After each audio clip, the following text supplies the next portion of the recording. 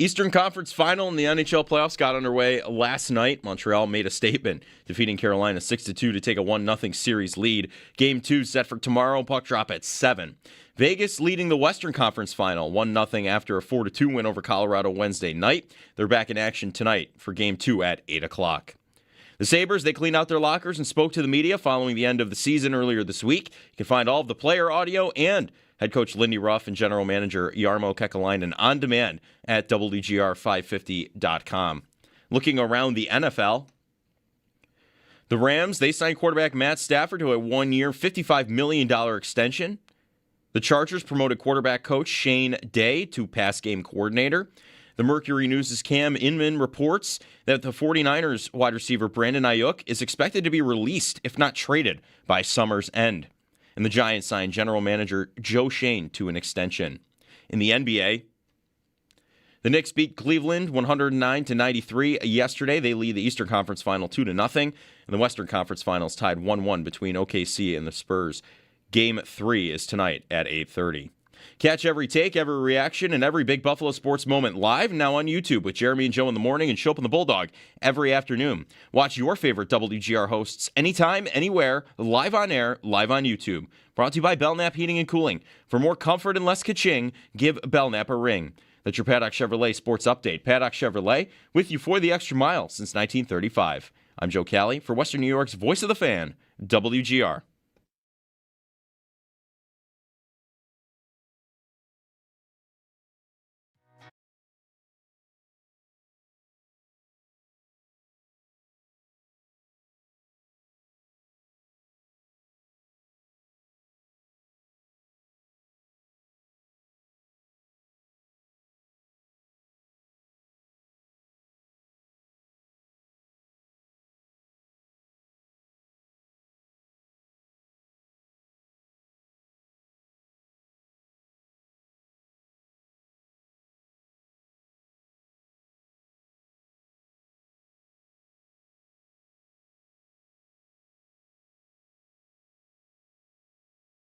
Jeremy and Joe, whole gang's here. Owen, Joe Cali. What's up? It's bright out. It was very bright out this morning. It is bright out. I was because I had been off also for a few weeks, and then, I don't know, this week was a little more overcasty. So I walk out, and it was that sunny, and I look down at my watch. I'm like, am I an hour late? Like, was the clock I was looking at this morning, like, not set during the clock change or something? Like, oh no, and it's actually 5:45. This is how bright it is now. Yeah. I thought it might have been 6:45 and you guys had begun the show already, but it was not. I walked out luckily. and thought, I started to do the daylight savings math. Like, should we be getting this hour of sunlight later? But then if we did that, it would be light until 10:30 at night. Right. Turns out there's But you don't need that. Right, and it's only May 22nd. We got another month until, like, days are going to continue to get longer for the next month. And yeah, when I walked outside, it is bright. So happy Friday. Sun is shining, and I don't know about you guys, I'm in a glass case of emotion. How are we supposed to feel about Montreal absolutely destroying Carolina in Game 1? You know, I didn't know how I would feel about it, and I still don't know how. I've got a lot going through my brain, and I don't like any of it. I think I feel good about it. I think I feel fine. Maybe not good. Maybe I feel fine about it because I had that game on in the background yesterday. I decided I'm going to turn a show on that I've never watched before instead of, like, putting hockey on the big screen. So we had Scrubs on the big screen. Oh, great show. I'd never seen Scrubs, so I'm like, let's throw that up. Are you going to binge that, like, in the early baby? Yeah. You're going to love it. It's a great show. I mean, I love every other Bill Lawrence show. I'm like, this is the Bill Lawrence show, I think. So, all right, let me throw Scrubs on. So I got the game on the laptop and just on in the background, and it's 4-2. And I don't even care that Montreal just beat the Sabres. I'm only thinking about how much I hate Carolina. And they had brought up on the broadcast 20 years since they won the Cup. And they gave up more goals last night than they had given up in a single series in the first 2 rounds. So, I don't know. I don't hate Montreal, I guess. I don't like them. I'm not rooting openly for them. I'm rooting against the Hurricanes. And I feel like I'm not having that much of an issue doing it. I don't want to see Carolina win. I think it's funny that they continue to hit their head on this ceiling. You want an early stat of the day? on the Hurricanes that is incredible, that if you hate them as much as I do from '06, you will love. Stat of the day.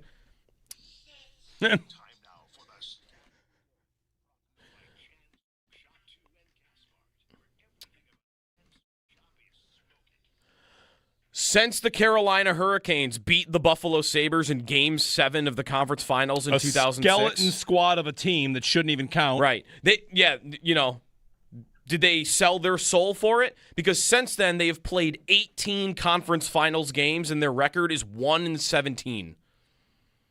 They are 1-17 in the conference finals since 06. Which means they've been swept, I think it's 4 times. Yeah. And they won their only game last year when they were down 3-0. So I guess that's how I feel. Yeah. My hate for Carolina has overwhelmed any distaste I have for the Canadiens. All right, that's a compelling case. I had a thought that was a little bit more dark and sad, and I'm sorry to bring it up at 6 a.m. Uh-oh. What? When the Bills lost in 13 seconds, we assumed that they would win the next round and go to the Super Bowl. That was part of the devastation. Of course, Cincinnati then beat Kansas City, which makes it weird.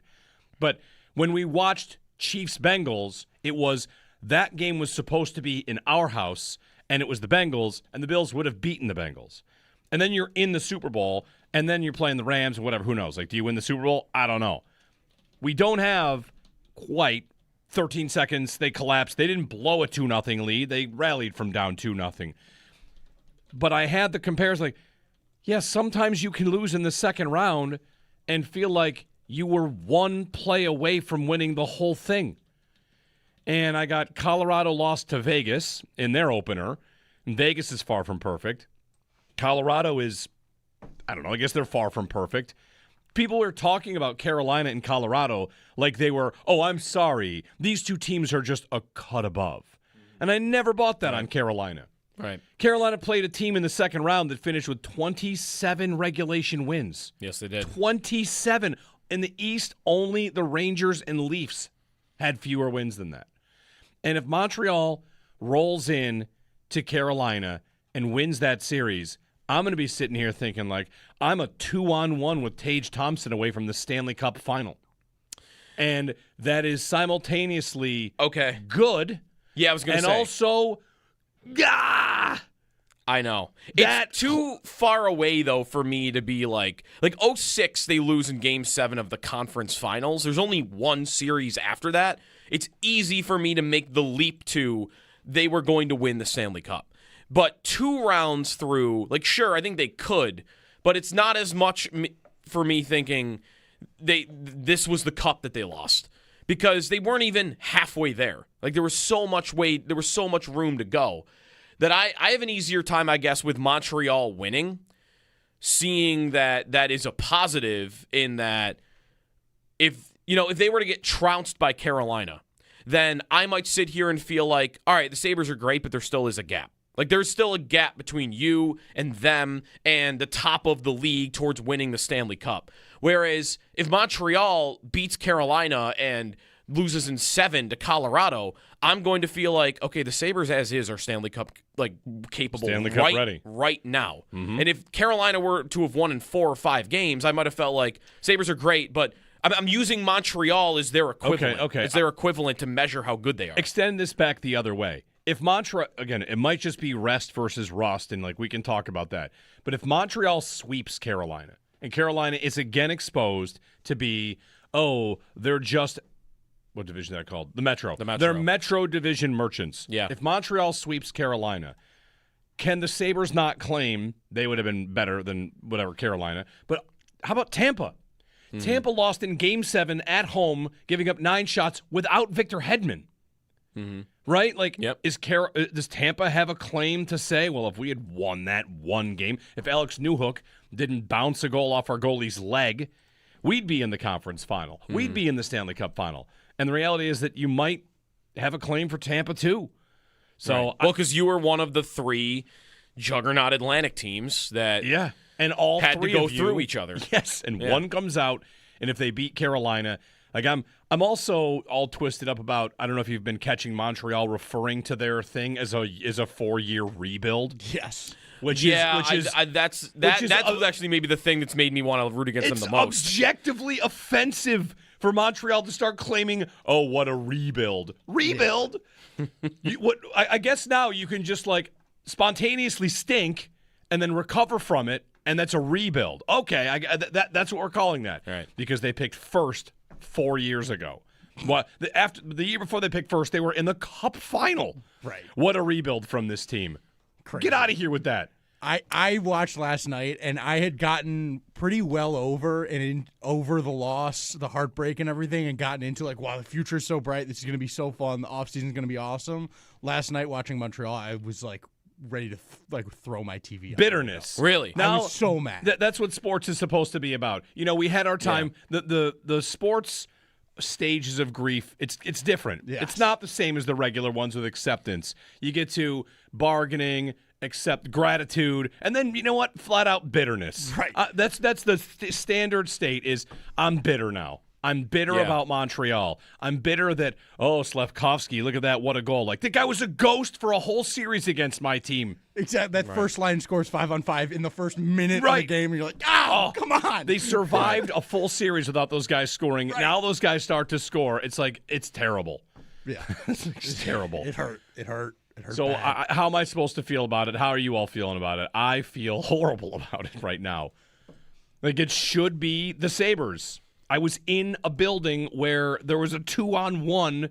Yeah. And I guess a 2-on-1 isn't as guaranteed as, there's X amount of time left or the guy's got to hit a 52-yard field goal. But I have my best player and my best playoff player going in to win the series at home, and they just got to score. Mm-hmm. I think that would be more easy for me to say they should be here if Tage had hit the post or something. Sure. Or if I don't know, Benson had hit the post and he had slided they didn't get a shot on goal on that 2-on-1. Right? I guess I'm kind of mad at Tage more than I feel like I got unlucky there. No, the guy was kind of making mistakes all series long like that. That kind of is I think right for what that series was, wasn't it? Probably, how much faith should have had that Tage was going to score on a 2-on-1, given the series he was having? I don't think a lot. And I guess that's kind of where I feel like I feel like what they got was appropriate. I feel like this is what you get for having the goalies you have. And this is what you get for having your star player play in the playoffs like he did in the second round. This is what you get for Alex Tuch going pointless in the second round. I think you are capable of being in the conference finals. Except Montreal didn't get that because they got through that in round 2. Their star player's not playing their goalie also was better. That's right. And that's half of that, I guess. Yep. Yeah, their goalie was better for me. And I their think power play was lethal. Yeah, I don't feel like the Sabres really got unlucky. I feel like they could have easily won. I think both Montreal and Buffalo were pretty close.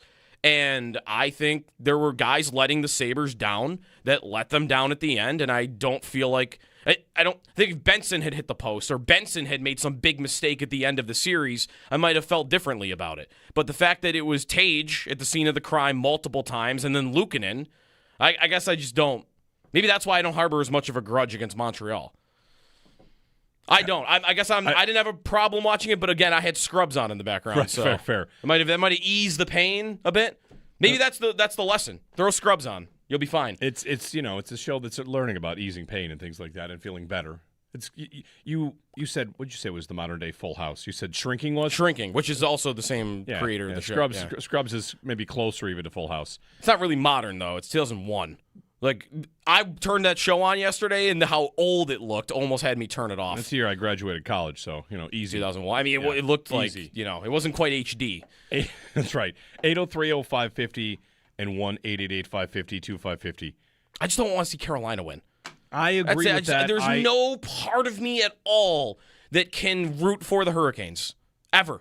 It can never happen. Right. And I think them being in the Metro and getting these free passes to the conference finals almost every year, I think now that we're a part of this playoff format, that's driving me crazy too. Right, because it's going to be the same next year. Right. Like, unless I feel like Philly or Pittsburgh gets better, it's going to be the same. Right. I saw Florida Panther fans, that there are a million of them out there, that they were dogging the Hurricanes yesterday. Like, yeah, this is the Hurricanes. Like, whenever we play them, it's like we know it's a free pass. If we get through the first 2 rounds, we're going to beat Carolina because Carolina's played nobody before they've played us. And here they are again doing the same exact thing. They're not even playing one of these blue blood, I guess historically they're blue blood, but not one of these Atlantic teams that's been a contender for a decade. Like, Montreal just got here, and game 1 they win 6-2 on their home ice. I mean, I guess a lot of it could be rest versus rust, right? Because there are the stats out there. The teams that wait 9+ days now have lost 8 of 9 game 1s. Saw that. So it's normal for the team that rested that long to lose. It's also normal, I saw, that the last 3 teams to have 9 days or more, 12 days of rest or more, the last 3 teams have lost the series, not just the game 1, but the series. And, what's to explain there? Could Carolina, if they go out, could they complain? And could the NHL's format get changed? Because now a team would say, it's a little bit wonky here. Built in are these weaker opponents, and because of that, we're building in these odd rest. Like, I'd do anything to change. If they try to complain that our path is too easy after the season, I am going to want to take a torch to them at the end of the year. They could, of course, still win. It's just game 1. But it's hard not to feel like the Sabres should be up 1-0 in the Eastern Conference Finals. Oh, I agree with that. Like, it's hard not to feel like I that. agree with that. I think that I would believe the Sabres would have done the same thing Montreal did last night. Right. Poured it on. The only difference is Buffalo had been scoring in the first minute, like right away, and Montreal had been giving it up. So I don't know how the beginning of the game would have gone, but yeah, I could have got there. The only other thing, though, is that the Sabres have not won in that building in 10 years. And would that have been a problem? Probably not. They've been winning on the road. A lot. So is Montreal. I didn't have that feeling about Montreal last night. I guess maybe that could change for me. Like, if they're in the finals, maybe that'll be different. If they win the Cup, I don't know. I don't know how I feel if they'll win the Cup. I'm not going to like it, but am I going to be distraught if Montreal wins the Stanley Cup? It's going to be tough. I feel like part of me is going to think, all right, I'm there. I'm on that level. This team, this was not any sort of a fluke year. Not that I think that, but that's confirmation that this team could win the Stanley Cup next year because the team that they went to Game 7 in overtime won the Stanley Cup. 803-0550. I have no idea how I'm going to react the rest of these playoffs. It's probably just going to be all extensions of disappointment that they're not in it. The Sabres, they're not in it. And usually it's easy to line up behind a team here or there, whoever that is. But I find it not that easy right now. Although I don't know who could have made it that I would have felt great. Like, Colorado feels soulless to root for them.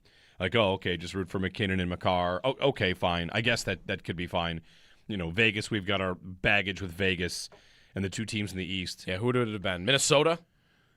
Sure. I wouldn't have any sort of What if they won? What if they won? Anaheim, I wouldn't have any sort of real. Philly, no. Utah? Not right, yeah. No? Maybe this is growth. Maybe it's growth when you... Pick a team in the league that you would have been into, rooting for if but the that's Sabres what I'm were saying. eliminated. Maybe the Sabres are actually close enough for the first time that the idea of picking another team and being happy for them feels wrong.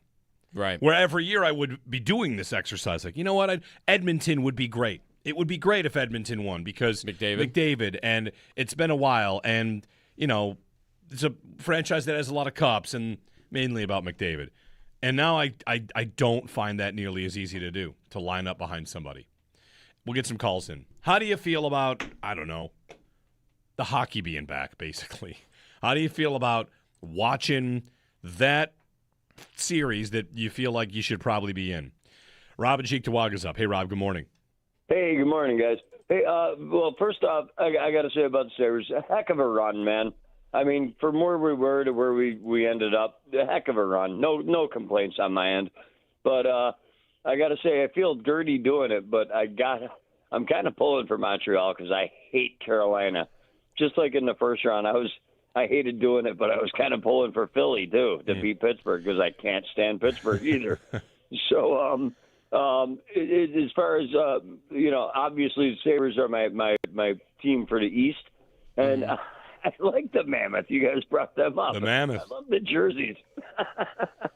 All right. But yeah, it's just hey, no complaints, man. I'm excited for what the future is going to hold for us. Yep.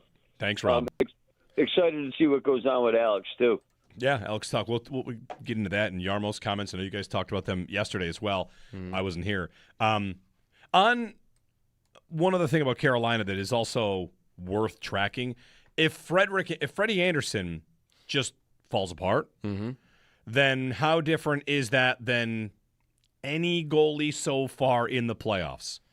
Are we getting to the guys that are left are coin tosses on whether they'll be good in a series or not, and that's not any different than what the Sabres have. And what the Sabres have also is that they lost the coin toss against Montreal.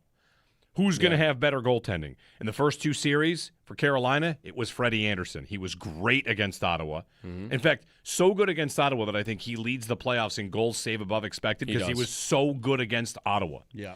Then they sweep Philadelphia, and he's never been this good this long. If all of a sudden he turns into the pumpkin and Montreal goes through, it's like, oh, okay, well, I guess Carolina's goaltending let them down again. Yes. And then I would have Dobesh, who I thought the Sabres should have beaten, into the Cup final. And I feel like what I'm doing with goaltending here is going to be talking about voodoo and finding magic and what could I possibly ask for? Who do you want? I don't know. Look into a crystal ball and tell me who's going to be good in May of next year. Well, these teams are all picking a guy, at least, aren't they? Maybe not Colorado. They're the one team that's kind of gone back and forth a little bit. A little bit. But all these teams that had multiple goalies, Montreal had a 3-goalie system this year. Dobish didn't really, kind of like Luukkonen. He was splitting time all year until like the final week of the season where he got a couple of games in a row, and they made a call. Like, we've got Fowler. Montembeault hadn't had a good year, so it wasn't going to be him. We're going to pick Dobish, and we're just going to run with him. And that was through periods where he gave up 3 easy ones to the Sabres and games where he gave up 7. Like, Dobish is our guy. We're sticking with him. And Carolina hasn't had any spot where they've had to think about turning to Brandon Bussey, but they had multiple goalies this year that stood out for them. And same thing, like, we're going to pick a guy, Anderson, who, by the way, has way better career playoff numbers than I thought he did. Yeah, like, he's got a 915 save percentage over like 50 games in Carolina, and like he had good numbers in Toronto. But whatever, they picked a guy, and I don't know, like, is that a lesson? Like, if you're the Sabres, pick a guy, and if he goes through a hiccup or two, just you pick him. You run with him all the way through. Right? Is that the game 2 Luukkonen thing? Like, should they have just gone back? That's what you're asking for there, I guess. Yeah. Right? Like that. And that's like, he gave up a goal from center. I brought that up. Like, should they have just stuck it out with that? Because they committed to Luukkonen at the end of the regular season as, like, we're going to give you the games and give you the run. And it took a game and a half before that went away. It's hard for me not to feel like that this is all just a roulette wheel, though. It is. Like, I think it is. Right. Like, if you had stuck with Luukkonen, I mean, Lyon went in and won Game 3 and 4 in Boston. Luukkonen might not have. Yeah, I mean, and sure, you might say like Luukkonen would have maintained his confidence throughout that, but he might have maintained confidence, and they're down 2-1 to the Bruins. Right. Yeah. I mean, Lyon went in there and had a 955 for like 5 games. Yeah. I mean, really, you could say it about either guy. I know, like, it would have been one change, but you could say, like, all right, like, Luukkonen gave up a goal from center. You keep going. You keep going and see if you can have him build momentum and his rhythm, and that goes better for him. Or you could say the same thing about Lyon. Like, all right, yeah, he gave up 9 goals in games 2 and 3, but did he play poorly? Lindy even said he didn't. Like, you keep going. You keep going. Like, I haven't hated his game. I know he gave up 5, but he's the guy that we had. He's our guy. We picked a guy, and now it's Lyon. And you keep rolling, and maybe he doesn't give up 3 goals in the beginning of Game 6 if that happens. Like, I don't know. It's the one difference that you have. Because otherwise, you're right. Like, the 4 goalies that are left are not guys, to me, that are any tier above what Luukkonen and Lyon are. No, and that's at all. That, to me, is why my theory on the goalie move is it's not worth making a move unless you are getting out of that muddy middle area of goaltending in the league. Yeah. Because you'll end up in the same position with a different set of guys. There's a big fat group in the NHL of goaltenders that are all, to me, replacement level. They are all, you got a 50-50 shot. This guy could hit, this guy could miss. He could be great for you in the could playoffs. get He hot. could struggle. Yeah. And there are a handful of guys that get you out of that zone. And to me, if you're going to make a move at that position, it is not worth doing unless you are getting out of that group. Because what are you doing then? You're just asking for the same roulette wheel that you're talking about, Jer, where you don't know. What are you asking? Like, Freddie Anderson's a guy that's a free agent. Like, that's a guy people will say, like, oh, maybe him. I don't need to do that. I could expect the same thing out of Luukkonen or Lyon next year that I would expect out of Anderson. So to me, it's not worth doing anything there unless you are getting way up in that realm, because it's just not a big enough difference to be worth the assets or the risk you take of moving off of the guys you had that worked this year. And I guess that's what I'm at. Like, part of what also distorts about Anderson again a little bit, I think, is the quality of team he's played. Right. Like, and you're never going to get that on this side. So, like, I think Dobish is the better comparison because Dobish had to run into a little bit of struggling. And would the Sabres ever get to treating either guy the way that Montreal's treated Dobish? And would that even be beneficial for them? To say it would have been better for Luukkonen if he just stayed in. It would have been better. Lyon would have given you better results if he had just stayed in. And will the Sabres ever do that? I guess it would depend, because I bet you if next year's regular season went by and Luukkonen repeated what he did and Lyon took a huge step back, like that would be a situation where I feel like Luukkonen would start the playoffs and he would just stay in, wouldn't it? Yeah. Like if Lyon had dropped down to like an 890 goalie in the regular season and Luukkonen maintained, like Luukkonen gets the playoffs no matter what happens, I think, if you get something like that. Yeah. 803-0550 our number. Freddie Anderson last night, according to Money Puck, minus 2.1 goals saved above expected. So, Tough. rough night for him. Montreal wins it. They win game 1, 6-2. Bleh. And now Dobish is they're still the top two, but Dobish is at 11 goals saved above expected in the playoffs, and Anderson's down to 10. He was number one before last night. Dobish is now the number one goalie in the playoffs. Yeah. Great. 803-0550 is our phone number if you want to join us on game 1 and how you're feeling about that. We'll continue to dig into some of Jarmo Kekalainen's comments, locker cleanup, Lindy Ruff's contract extension. I haven't had a chance to give you guys my thoughts on that. I was out yesterday. Some calls along the way. Jeff Merrick joins us at 9 o'clock. We've got a great story to tell you. Owen might have a great story to tell you. We're going to save that for an appropriate time today. Don't miss that. And, happy Friday. Jeremy and Joe here on WGR.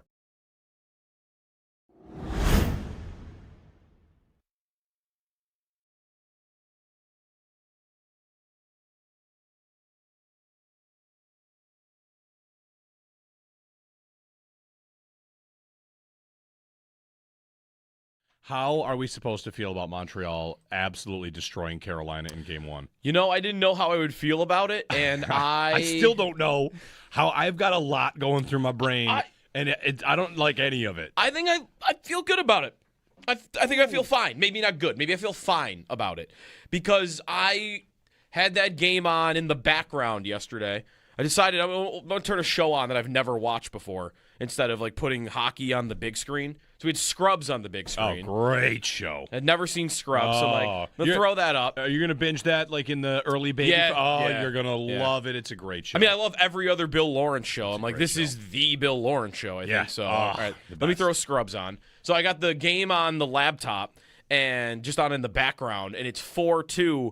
And I don't even care that Montreal just beat the Sabres. I'm only thinking about how much I hate Carolina. And they had brought up on the broadcast 20 years since they won the Cup. And they gave up more goals last night than they had given up in a single series in the first 2 rounds. So, I don't know. I don't hate Montreal, I guess. I don't like them. I'm not rooting openly for them. I'm rooting against the Hurricanes. And I feel like I'm not having that much of an issue doing it. I don't want to see Carolina win. I think it's funny that they continue to hit their head on this ceiling. You want an early stat of the day on the Hurricanes that is incredible, that if you hate them as much as I do from 06, you will love? Stat of the day.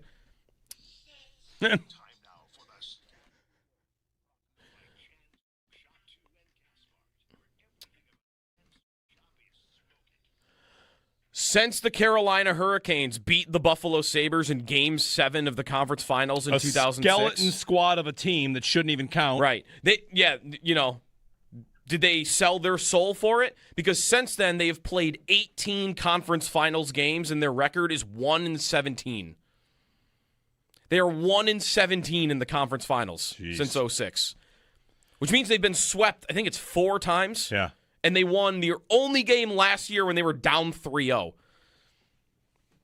So I guess that's how I feel. Yeah. My hate for Carolina has overwhelmed any distaste I have for the Canadiens. All right, that's a compelling case. I had a thought that was a little bit more dark and sad, and I'm sorry to bring it up at 6 a.m. Uh-oh. What? When the Bills lost in 13 seconds, we assumed that they would win the next round and go to the Super Bowl. That was part of the devastation. Of course, Cincinnati then beat Kansas City, which makes it weird. But when we watched Chiefs-Bengals, it was that game was supposed to be in our house, and it was the Bengals, and the Bills would have beaten the Bengals. And then you're in the Super Bowl, and then you're playing the Rams or whatever. Who knows? Like, do you win the Super Bowl? I don't know. We don't have quite 13 seconds. They collapsed. They didn't blow a 2-0 lead. They rallied from down 2-0. But I had the comparison, like, yes, sometimes you can lose in the second round and feel like you were one play away from winning the whole thing.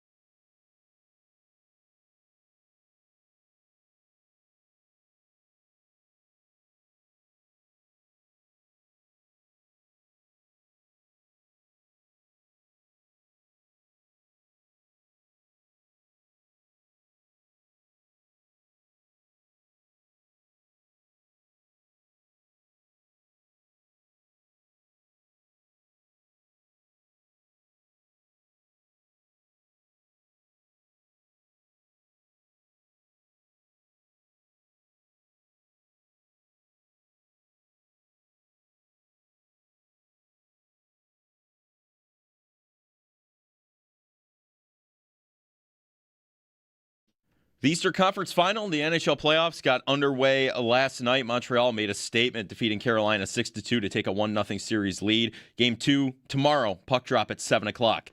Vegas leading the Western Conference Final 1-0 after their 4-2 win over Colorado on Wednesday night. They're back in action tonight for Game 2 at 8 o'clock. The Sabres, they cleaned out their lockers and spoke to the media following the end of the season earlier this week. You can find all of that player audio and Lindy Ruff and Jarmo Kekalainen on demand at WGR550.com in case you missed any of it. Looking around the NFL, the Rams signed quarterback Matt Stafford to a one-year $55 million extension through 2027. The Chargers promoted quarterback coach Shane Day to pass game coordinator. The Mercury News' Cam Inman reports that the 49ers wide receiver Brandon Ayuk is expected to be released if not traded by summer's end, and the Giants signed general manager Joe Shane to an extension. In the NBA, the Knicks beat Cleveland 109-93 yesterday. They lead the Eastern Conference Final 2-0. The Western Conference Final tied 1-1 between OKC and the Spurs. Game 3 tonight at 8:30. Catch every take, every reaction, and every Big Buffalo sports moment live now on YouTube with Jeremy and Joe in the morning and Show Up with the Bulldog every afternoon. Watch your favorite WGR hosts anytime, anywhere, live on air, live on YouTube. Brought to you by Belknap Heating and Cooling. For more comfort and less ka-ching, give Belknap a ring. That's your Paddock Chevrolet sports headlines. Paddock Chevrolet, with you for the extra mile since 1935. I'm Joe Cali for Western New York's Voice of the Fan, WGR.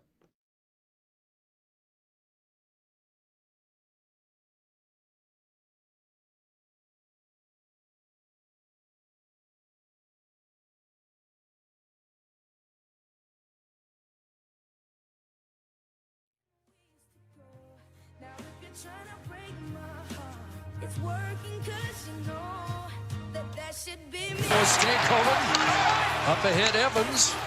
New hook, Davidoff, home free, Davidoff, ends. Does Anderson ever go? Red light on, and it's 4-1. This is dirty. That should be me. This is dirty from Joe Cali. Even Is that Gord Miller? Who's that play-by-play guy? Who is that? That's on Sportsnet. That's it's not Gord Miller. It's whatever. Owen's gonna find it. He's gonna get this.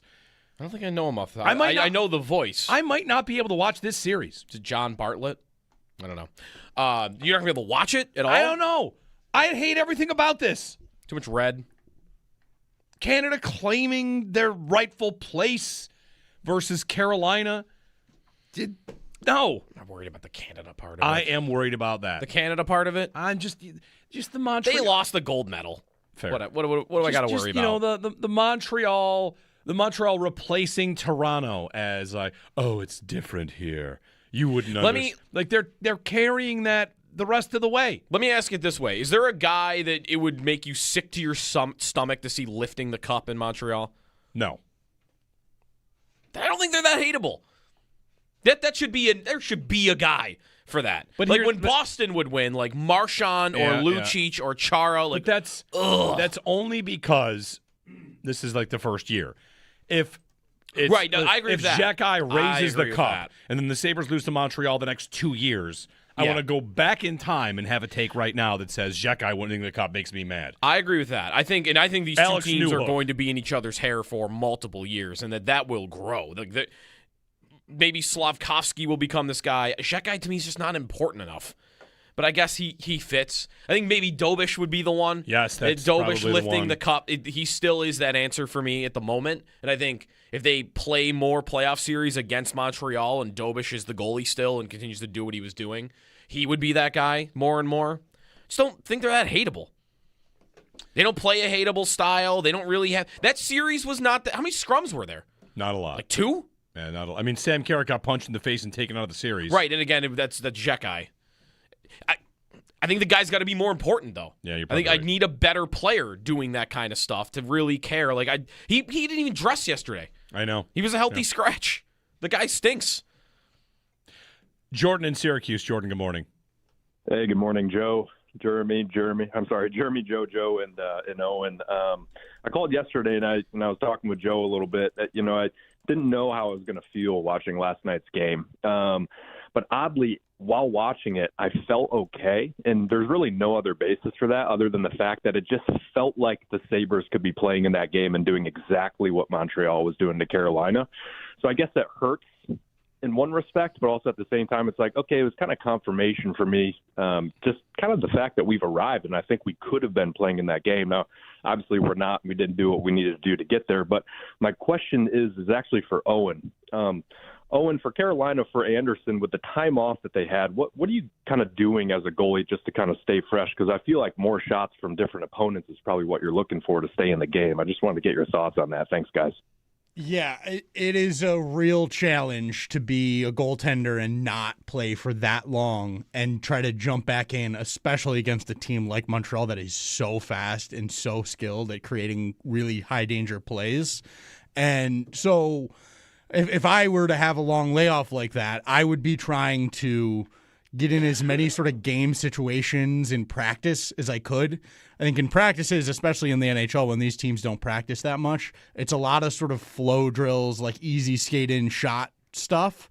And I would be trying to get my coaches like, give me a couple of like rushes here, give me some power play time. Like I need to look at some high level plays.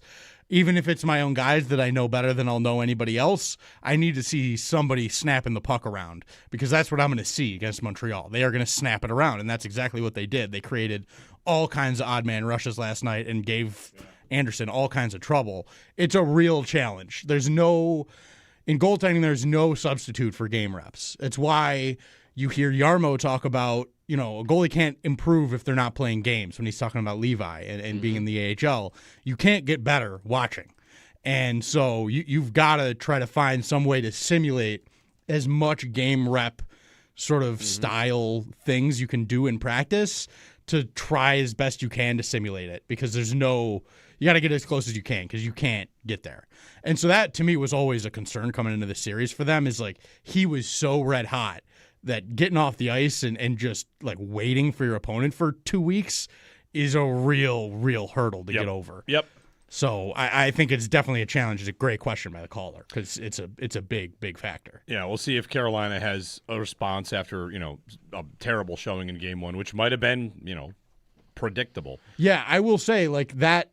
It is very common. I don't know the stat off the top of my head, but teams coming off that much rest in game one. I think it's 1-8 now. Yeah, really struggle. But it does, like, as they get their legs back, that rest comes to them later in the series. That's when it really becomes a factor to me, is once you've got Montreal playing their, 10th game in 15 days or whatever, or 20 days, they're going to be tired, and Montreal is going to be ready to go because they haven't played. They played like, I don't know, Joe, you had it like 8 games in 30-something days before this series started. Yep. And like that's going to help them later in series. 803-0550. Should the Sabres be operating any differently than the Bills kind of are right now? And by that I mean acting like it's our time to win now.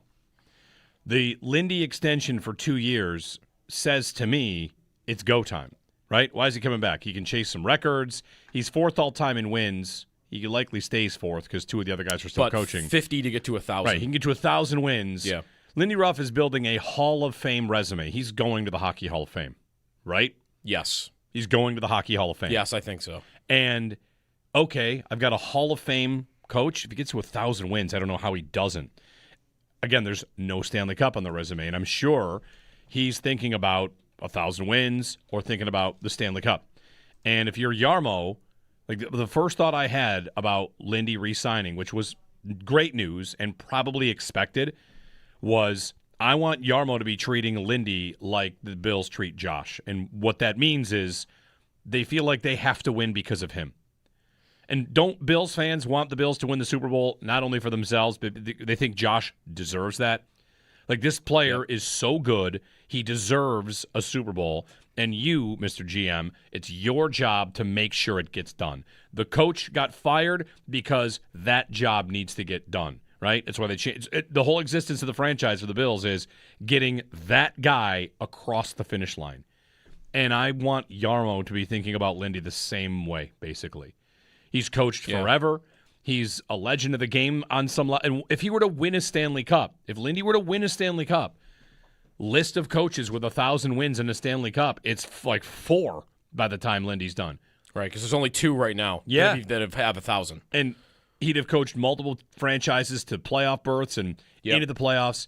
And I'm hoping that the GM of the team, which I think he is, he says this is just the beginning for us. I'm hoping he thinks we're going to win the Stanley Cup next year. If Alex Tuck says it in January, does Jarmo Kekalainen say it in October? Right. Shouldn't he? He should. I think he should think that way. He kind of sounded that way when he took the job, too, wasn't it? Like, kind of preaching how, I think it's worse when you lose, the further you get in, and he's mentioned this again this week, the further that you go and lose, then the worse I feel about it. I would imagine that he is treating it that way. I don't have a worry that Jarmo will just think I'm good to just sit on my hands and do nothing and just let this roll, and I'll win the cup that way. I think it actually is possible they could because the team is that deep and talented. But there's nothing about this dude's history that tells me that he's not going to act on what you're talking about. He's known for his aggressiveness. Right, and that he will think this team can win the Stanley Cup, and if there's a move out there that's aggressive and big that I think can put us over the top to do that, then I'm going to make it. The problem right now is just trying to picking out where that trade would be. And I think it's too early in the offseason maybe to know exactly like who that player would be also. Like who's worth it. The guy's got to be worth it, obviously. But in Columbus, when he didn't have a team, by the way, that probably was, you can win the Stanley Cup with this team. Like, who's Columbus at that point when he's the GM? And, Artemi Panarin is available. I'm going to go make that trade. Oh, Sergei Bobrovsky is available. Like, I'm going to go get that. He was going to go get these star players to help propel them to win a Stanley Cup and never came close there. And here, I just don't know why he would suddenly change his behavior. Because he's got a bunch of 20-year-olds that look pretty good. Like, I really think one of those guys is going to get traded in the name of I'm chasing a Stanley Cup, And I've got 3 really young, talented players around the age of 20, 21, and I think I could turn one of those guys into a guy in the middle of his prime at like 27 years old. We'll get to more calls, 803-0550, 1-888-550-2550. Jeff Merrick, he suggested the Sabres could maybe chase after Connor Hellebuck as an idea if he's, in fact, going to be moved. That's got some positives, some maybe negatives, depending on the deal. Also want to tell you about a tweet I got yesterday about Jarmo, his aggressiveness, and one potentially cautionary tale that we can revisit. Jeremy and Joe, good morning, everybody. It is WGR. It is Friday. That's good news, right? We like Fridays. Happy Friday. It's going to be nice outside. It's going to rain, but otherwise it's nice. We're getting a lot of rain the weekend. Rain today or the weekend? I think the weekend's going to be rain. Tomorrow, 100%. Sunday, 95%. Monday, 55%. Memorial Day is always nice. Theory from Mike Shope is going to be really challenged this weekend. Looks like rain there, too. It looks like there's a lot of rain coming in. Notice a rattle in your ducts or a rise in your heating and cooling bills? If you do, give Belknap a ring. 0% financing. The cost of upgrading to a high-efficiency dual-fuel heating system is a breeze. Learn more at belknapheating.com. That's belknapheating.com. Go green, save energy and money with Belknap. Schedule a free estimate on your new installation. Give Belknap a ring at 688-1728. For more comfort and less ka-ching, give Belknap a ring. I feel like what I'm doing with goaltending here is going to be talking about voodoo and finding magic and what could I possibly ask for? Who do you want? I don't know. Look into a crystal ball and tell me who's going to be good in May of next year. Mm-hmm. Well, these teams are all picking a guy, at least, aren't they? Maybe not Colorado. They're the one team that's kind of gone back and forth a little bit. A little bit. But all these teams that had multiple goalies, Montreal had a 3-goalie system this year. Dobish didn't really, kind of like Luukkonen. He was splitting time all year until like the final week of the season where he got a couple of games in a row. And they made a call. Like, we've got Fowler. Montembeault hadn't had a good year, so it wasn't going to be him. We're going to pick Dobish, and we're just going to run with him. And that was through periods where he gave up 3 easy ones to the Sabres and games where he gave up 7. Like, Dobish is our guy. We're sticking with him.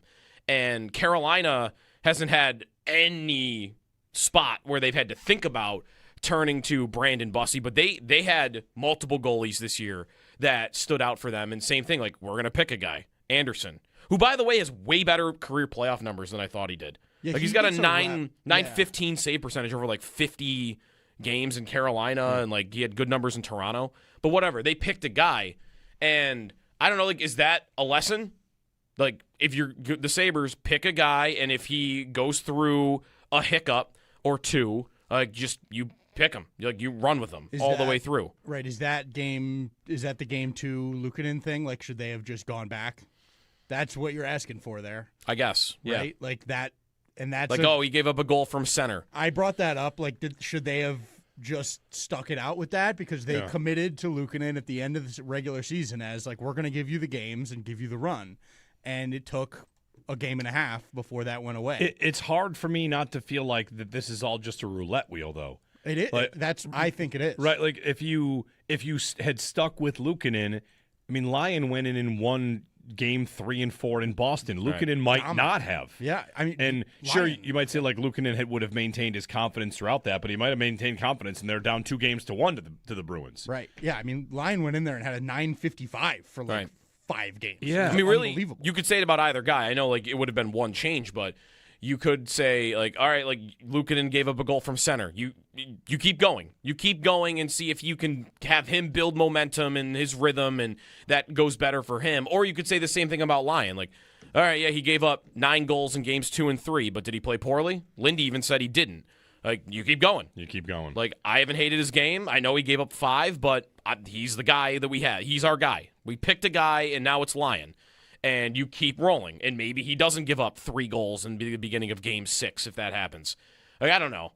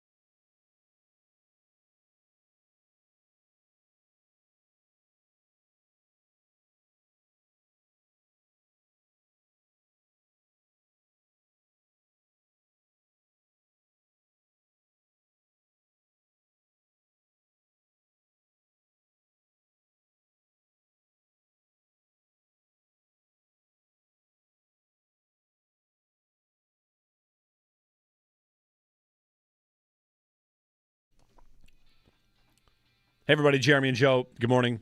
Owen and Joe here as well, hanging out on a nice, cool Friday, spring Friday. High today of 65. All right, fun fact for you. The Bills are favored in 14 of 17 games this year. Maybe you've seen that. Maybe you know that. Okay. You know the 3 games they are not favored in? Not yet. They could be by the time they come. At the Rams. Yep. Is the only one I know for sure. Are they underdogs in week 1? No. Not at Houston? Nope. At New England? Yep. Week 13. Are they underdogs against... Should have their schedule in front of me. How about not home Baltimore? No, it's another road game. At Denver? Nope. At Green Bay? Yes. Yeah. So the Bills are favored in 14 of 17 games. Okay. Do you know which NFL team is favored in 15 of 17 games? Seattle? Strap in for the darling, sexy pick of the year. Oh, boy. You will be inescapable, I should say. Inescapable. Darling, favored in 15 of 17 games this year. Who's the darling sexy? Chicago? No. Has a bit to do with... They seem to fit the qualification. Everyone's going to love Chicago this year. They're too good. It's hard. Like the Bills being favored... they're not as good as... No, the Bills being favored in 14 of 17 while playing a difficult schedule is impressive. This is more about... They don't play anybody? Well, coming into the season, you might think their schedule is favorable for them.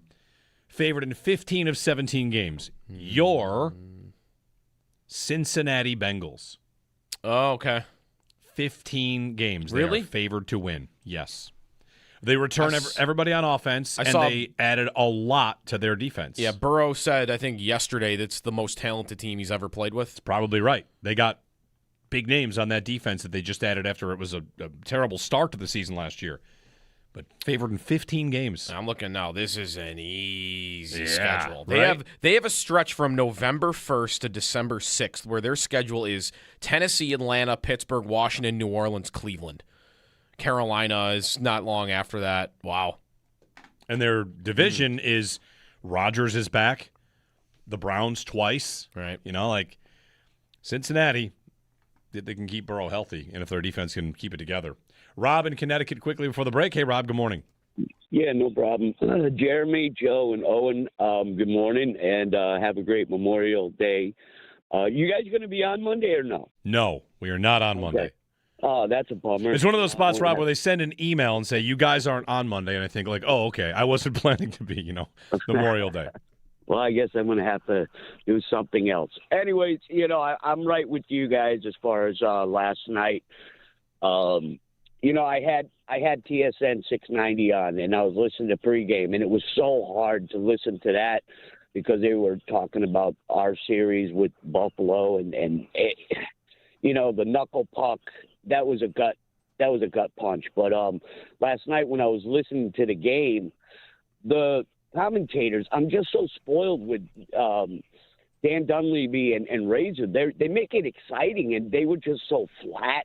I didn't even have any interest in listening to it after a while. I just turned it off, put Sons of Anarchy on, and then I would check from time to time, Alexa, what's the score of the game? And it was flat. But one of the things I did think about was Brenda Moore's not going to allow this to happen. This series is going to go a while. I just don't see one team outdoing another team. Brenda Moore is definitely somebody that's not going to allow this to happen. But whoever wins. It's no big deal to me. I just wish Buffalo was in it, just like you guys. And I love the game of hockey, but I don't really care. Yeah. So. Thanks, Rob. I don't know about Brenda Moore not allowing it to happen. I mean, he loses in 4 or 5 every time. He's this far. 803-0550 to join us, Jeremy and Joe. Jeff Merrick at 9 o'clock. Josh Allen now in his age 30 season. Happy birthday, Josh, yesterday. We'll take more of your phone calls. He is 30. He's 30. Yep. How do you feel about watching the Eastern Conference Finals right now? Give us a ring on that, and we'll chat about it and have fun on this fun Friday on WGR.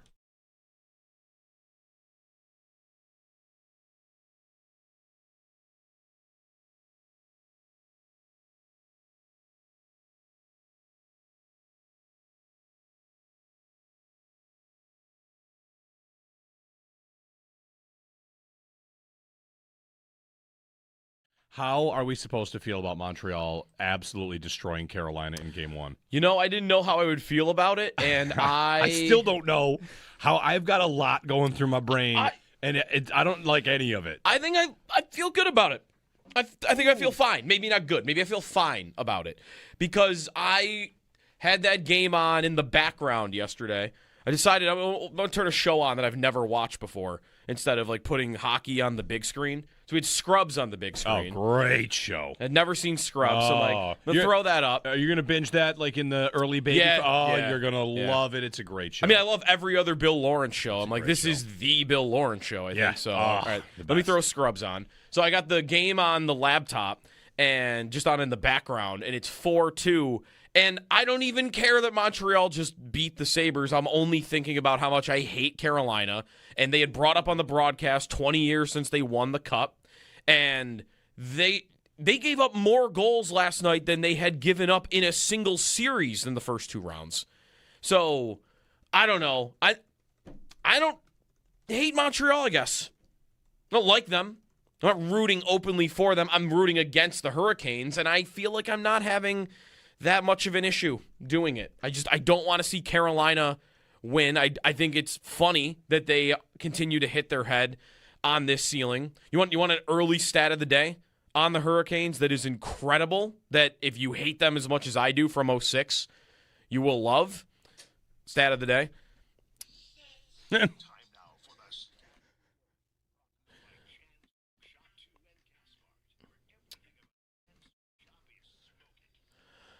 Since the Carolina Hurricanes beat the Buffalo Sabres in Game 7 of the conference finals in 2006. A skeleton squad of a team that shouldn't even count. Right. Did they sell their soul for it? Because since then, they have played 18 conference finals games, and their record is 1-17. They are 1-17 in the conference finals since 06. Which means they've been swept, I think it's 4 times. Yeah. And they won their only game last year when they were down 3-0. So I guess that's how I feel. Yeah. My hate for Carolina has overwhelmed any distaste I have for the Canadians. All right, that's a compelling case. I had a thought that was a little bit more dark and sad, and I'm sorry to bring it up at 6 a.m. Uh-oh. What?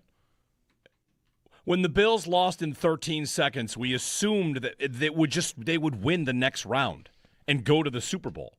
That was part of the devastation. Of course, Cincinnati then beat Kansas City, which makes it weird. But when we watched Chiefs-Bengals, it was that game was supposed to be in our house, and it was the Bengals, and the Bills would have beaten the Bengals. And then you're in the Super Bowl, and then you're playing the Rams and whatever. Who knows? Like, do you win the Super Bowl? I don't know. We don't have quite 13 seconds. They collapsed. They didn't blow a 2-0 lead. They rallied from down 2-0. But I had the comparison like, yes, sometimes you can lose in the second round and feel like you were one play away from winning the whole thing.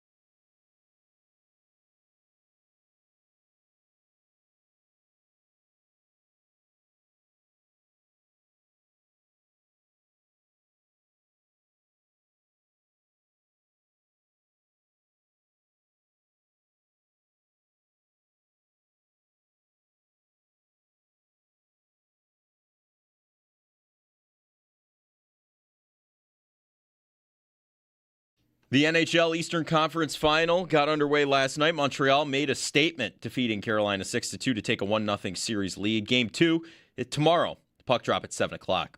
Vegas leading the Western Conference Final 1-0 after their 4-2 win over Colorado Wednesday night. They're back in action tonight for Game 2 at 8 o'clock. The Sabres cleaned out their lockers and spoke to the media following the end of the season earlier this week. You can find all of the player audio along with Lindy Ruff and Jarmo Kekalainen on demand at WGR550.com, just in case you missed any of it.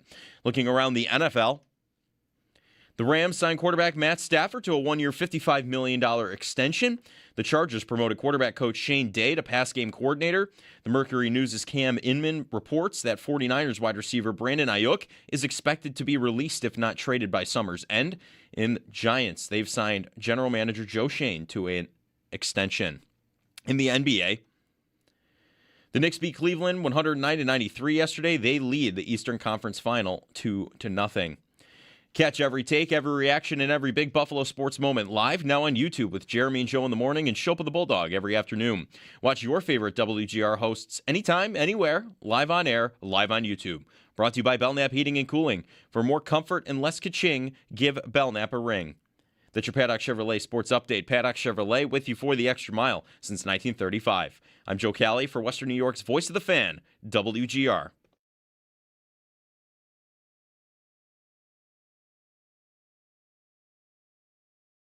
We've talked about it all season long when these questions arise, that he's been an important part of our success. He's always getting some of the most ice time for any of the forwards. Killing penalties, playing power play, he's a consistent goal scorer. He's a valuable part of our team. But just like I've told him and I tell everybody in the same situation, we make our decisions based on how can we make our team better. And we have to come to an agreement that this is the type of contract that we can still make our teteam better, and hopefully we can do that. Jarmo Kekalainen, Sabres GM, on Alex Tuck. The Sabres cap space by year over the next 4 years, $12.9 million, which would be tough, right? You want to give Tuck $10 million, and Benson's got to get a contract, and maybe Krebs and others. $12.9 million, then $54.7 million, and then $65 million are the following 2 years after that. A lot of which because the cap is going up about $20 million between next season and 3 years from now. So it kind of feels like a 1 year problem to really fit Tuck in, but it would be tough. Tuck saying he'll do what's best for his family. Jarmo saying we would love to have him back, but it's got to fit for this team. I don't think anybody wants to tie themselves to an outcome. Jarmo might not know. If Tuck wants to see the market just to see what it is, you'd probably think you would know by now what that market is. I remain convinced that term might be the toughest problem, the biggest problem. Maybe the Sabres want to offer 5, and he wants to see if someone will offer 8, because that could be, how many? 7. 25 million. That's right, sure. Yeah, only the Sabres. Could that be like $20 million difference just based on term? It could. So we'll see. It could be even more than that, because if the Sabres are up against the cap, and let's say they are looking at 5 years, they could still be lower on the money. Right. Like, free agency gets wild, and he is so far and away the number one free agent. Like, who is second? I've already asked you this. Unless you're counting Malkin or Ovechkin, but I don't think anybody thinks they're leaving. Right. Anthony Mantha maybe is the answer. Pat Kane. Like, you're getting into old guys pretty quickly. Right. So it's Tuck, and I wonder. It might sound like or feel like, well, wait a minute. They're willing to offer you 11, and we're at 9.7. Like, you can't take $1 million hometown discount. It could be more than that. What if a team is offering 7 years, $11 million, and the Sabres are offering 5 years at $9.75 million? Like, I do think the term would likely be a part of it. I'm just never afraid of the term.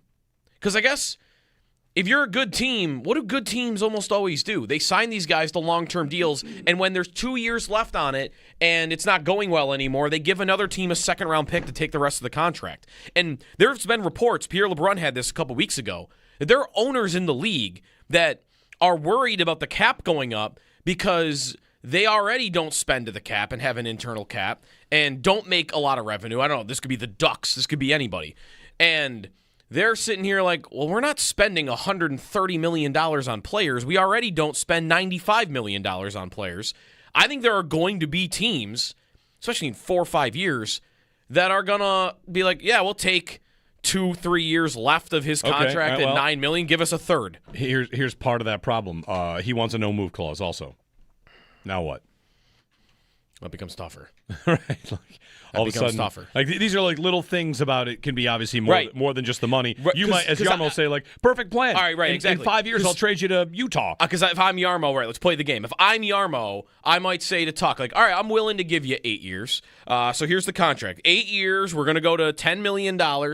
And here it is. There's the rest of it. And Tuck and his agent are looking over. He's like, I see the no movement clause ends after the 4th year. Mm-hmm. That's going to be a problem. Right. And I'm going to be like, well, yeah, you can't have that.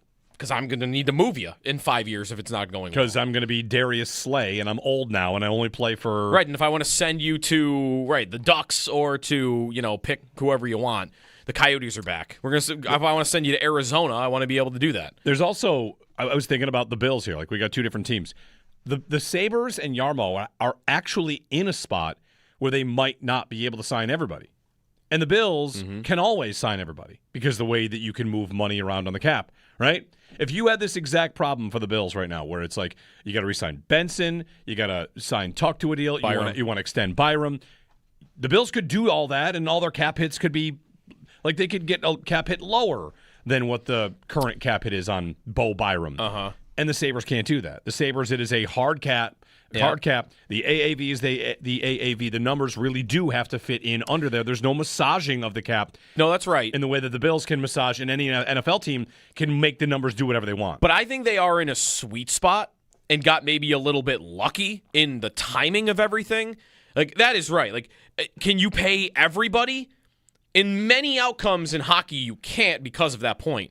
I think the Sabres might be lucky in that they're in a period here where they signed a lot of these guys when there was a flat cap, and now that the team got good, the cap is going up. Right. You're not going to have to pay the inflation on Dahlin or Thompson or Samuelson. Thompson at $7.1 million. I've got Samuelson at $4.2 million. I got Power at $8 million. I've got so many guys that are locked in already.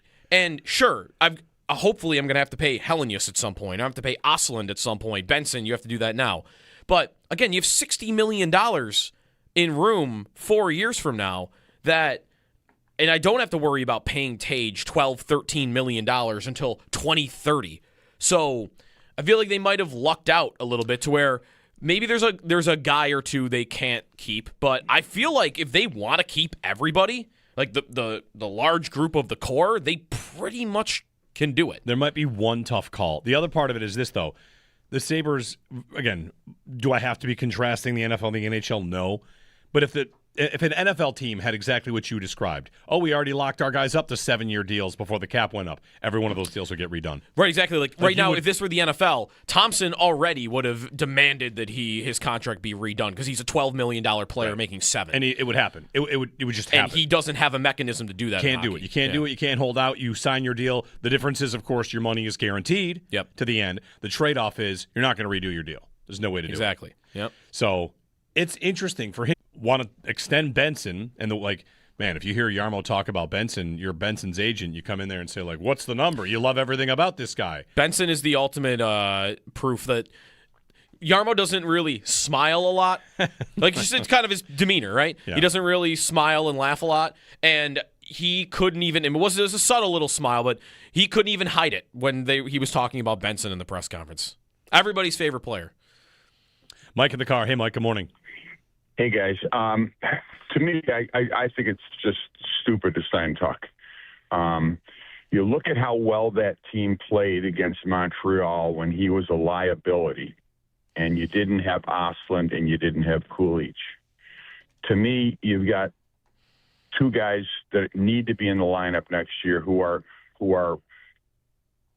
prospectively 25, 30-goal scorers, kind of doing a lot of what Tuck does for no money, and all that money that you're going to spend on Tuck, you could spend on defense, shoring up, your 5th defenseman, your backup goalie, things that we really need. I just don't see the.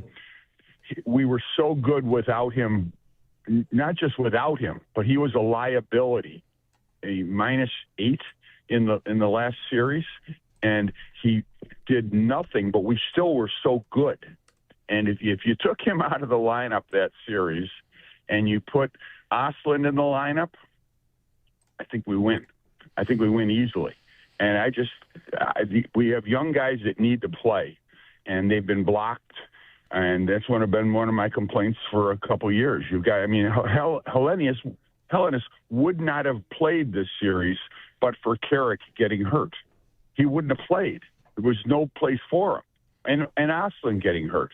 And he turned out to be one of our best forwards in the Montreal series because we gave him an opportunity to play. But he would not have played but for injuries. And we've got young guys that need to play that are really good, that look like they're really good. And I just see Tuck blocking them at $10 or $11 million a year that we can use elsewhere. Thanks, Mike. I don't know what the number will be. I mean, 11's big. 10's pretty big. If it comes in there, we'll talk about it at that point. I mean, liability is maybe strong for what he was. The score was 8-1 when he was on the ice at 5-on-5. Right. In the series. He didn't score goals in the Montreal series. What was the score? He's on the ice in the Boston series. Like that series better. That series counted too.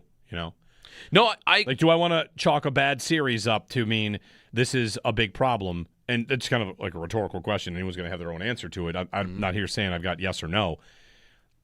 If you were going to take that, let's say it's $10 million, you say where else you could spend it. You're not spending it on your third pair, right? No. Like the two things. The two things the caller mentioned: fifth defenseman and backup goalie. I don't really feel like are strong needs. No, if you're going to spend, it was scored 6-0 in the Boston series. Let's say he leaves. The Sabres were prepared to pay him 10, but he leaves because another team has come in and he's like, "I'll take that," and I give you a coupon, $10 million. Go to the hockey store. Yep. What should Jarmo buy? One $10 million piece, 2 5s, a 7 and a 3. Let's play the game. Where do you want to spend that $10 million? I kind of want a blue chipper, almost to make another Bills comparison. I think they have so many good players. The only other thing I really feel like I would want is a great player. What's the best player that I can get my hands on this summer? It is possible that Alex Tuch is the best player that's available in the National Hockey League this summer. Unless you're willing to give up salary and players, picks. You're going to trade Helenius. You're going to trade Ostlund. Right. And is that $10 million coupon I gave you going to St. Louis? And I've got to give you pieces to use this coupon on Robert Thomas or whoever. Because that's not so easy. I got to give up one of those guys. I do think the best point, though, about why I don't need to pay Tuch or why I don't want to even pay him, is I'm totally comfortable with the young guys filling in that role. I think it's a big role. You could talk about how he's a liability in the Montreal series. Score was 6-0 in the Boston series when he was on the ice. He played more minutes than any forward on the team. He had 7 points in the series. And do they win the Boston series without him? Do they make the playoffs without him? Did they win the division?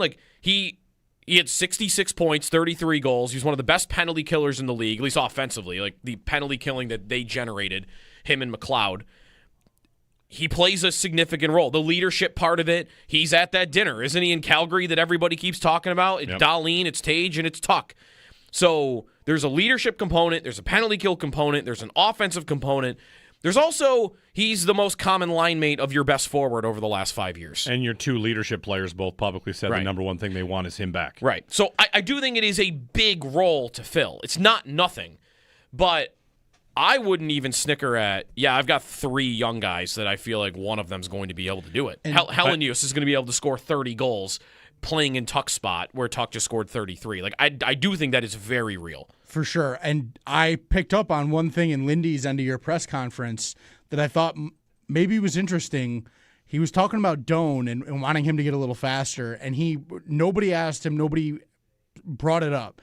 He out of his own volition said, I envision Doan becoming a penalty killer for us. Right. And to me that was a little put that in the back of my mind, because that could be, there you go, there's your penalty killer, because he's not played on that unit.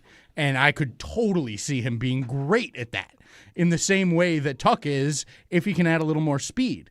If he could add this, he's never going to be as fast as Tuch, but if he can get close, then you've got a guy that's smart enough, good enough on the puck, and, talented enough to do everything that Tuch does on the kill.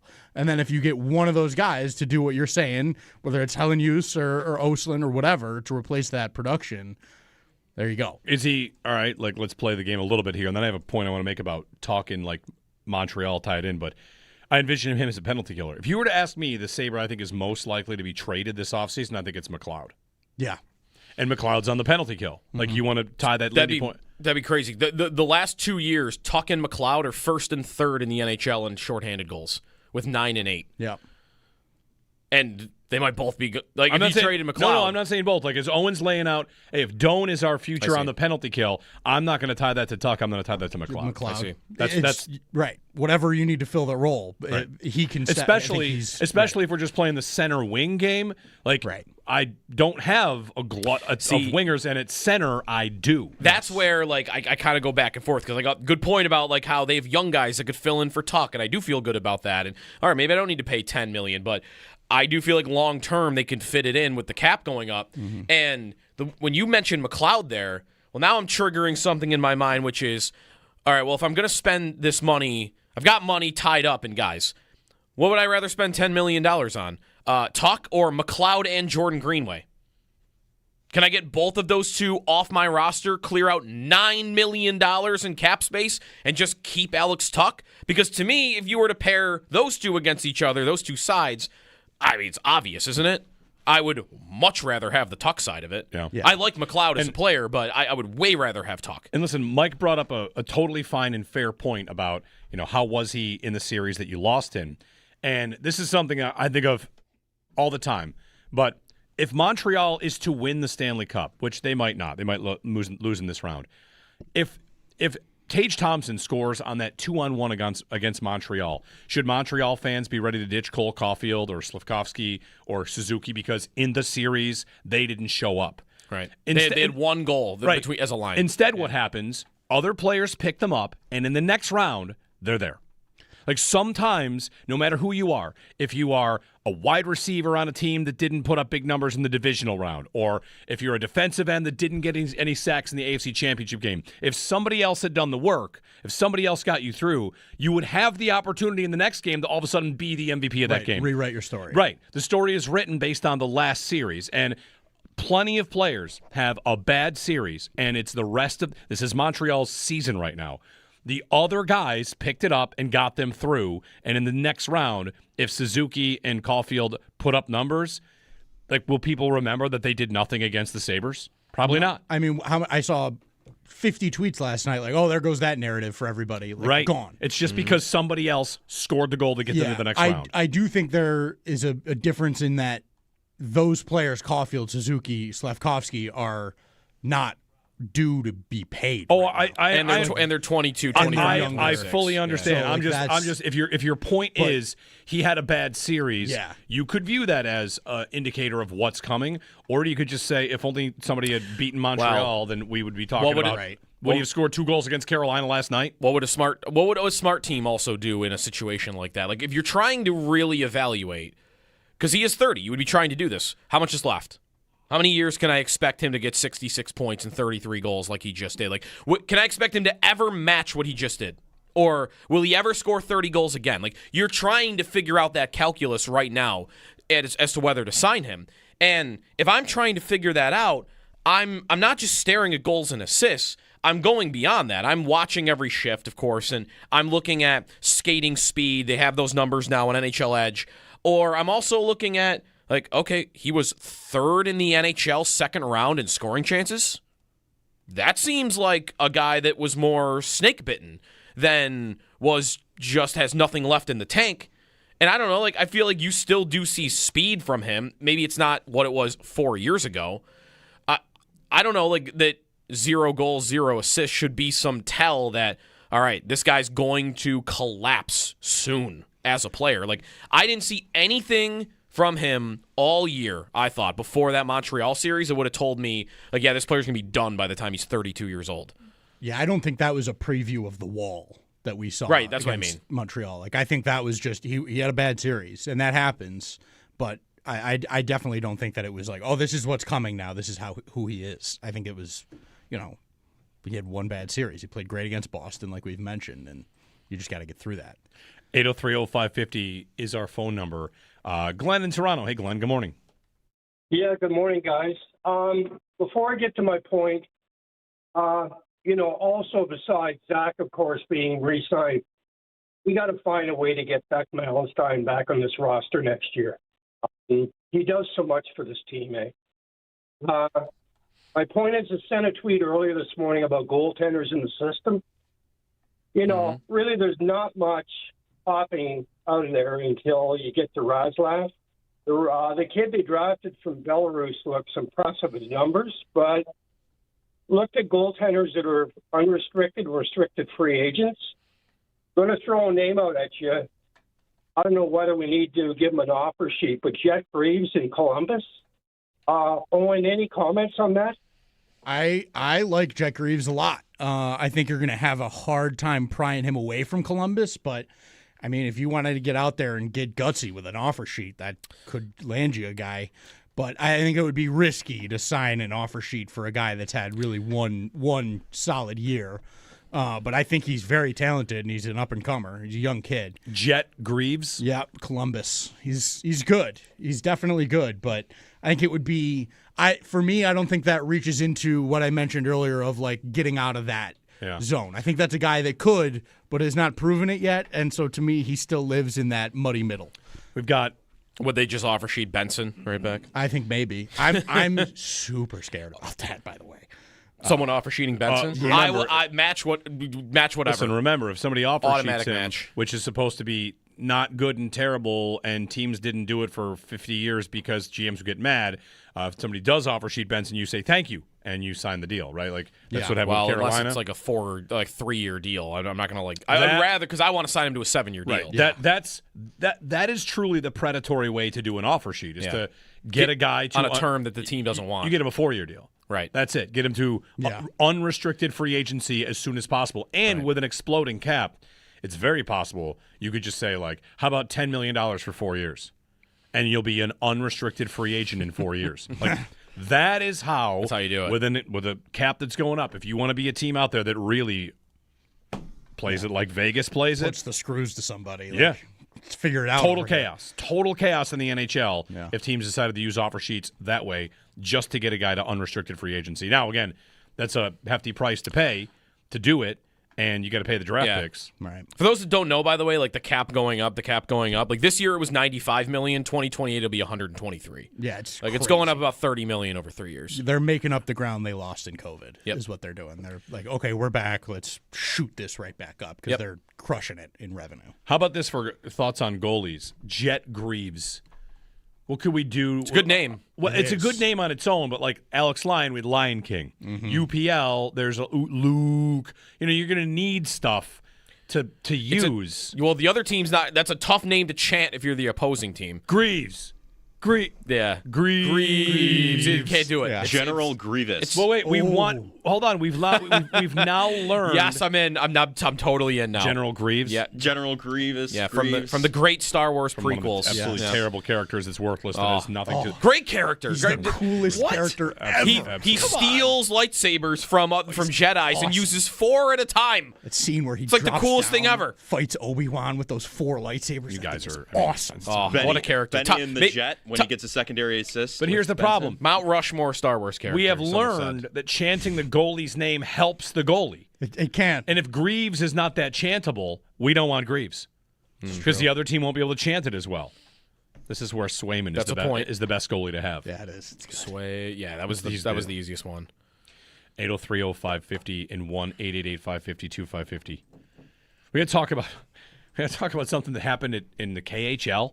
The KHL trophy was awarded, and the Gagarin Cup. The Gagarin Cup was awarded, and the guy dropped it and fell. So the goal, it was the backup goalie, I think. I think it was. Yeah. He tried to lift it, and it looked like he was having a little bit of an issue. Yeah, he gave it a couple pump fakes. So he had to go. He had to couple times, like he had to really swing it so that he could get it up. Then he lifted it.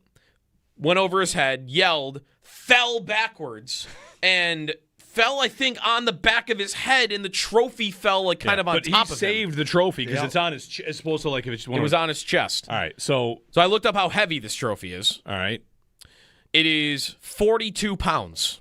If you can't lift 42 pounds above your head, come on. Yeah. I mean, there's some hockey players at that age that can't even do a pull-up, right? We know that from. Yeah, but I mean, 42 pounds over your head. Anyway, yeah, that's true. The Cup's All right. 34.5. The Cup's 34.5. You looked up and found the heaviest trophy in sports. I found the heavy. Right, hold I'm like, what's 42 pounds? What's heavier? The cup is lighter. 34. Yeah. Okay. So, I want to guess when we get back. I would take a break. Everybody think about it. What do you think the heaviest trophy is in sports? Well, to be fair though, also like little hint here. No, you already had the hint.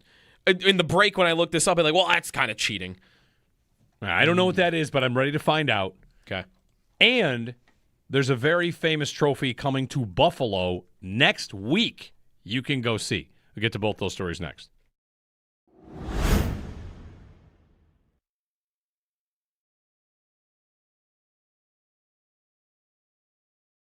How are we supposed to feel about Montreal absolutely destroying Carolina in Game 1? You know, I didn't know how I would feel about it, and I still don't know how. I've got a lot going through my brain, and I don't like any of it. I think I feel good about it.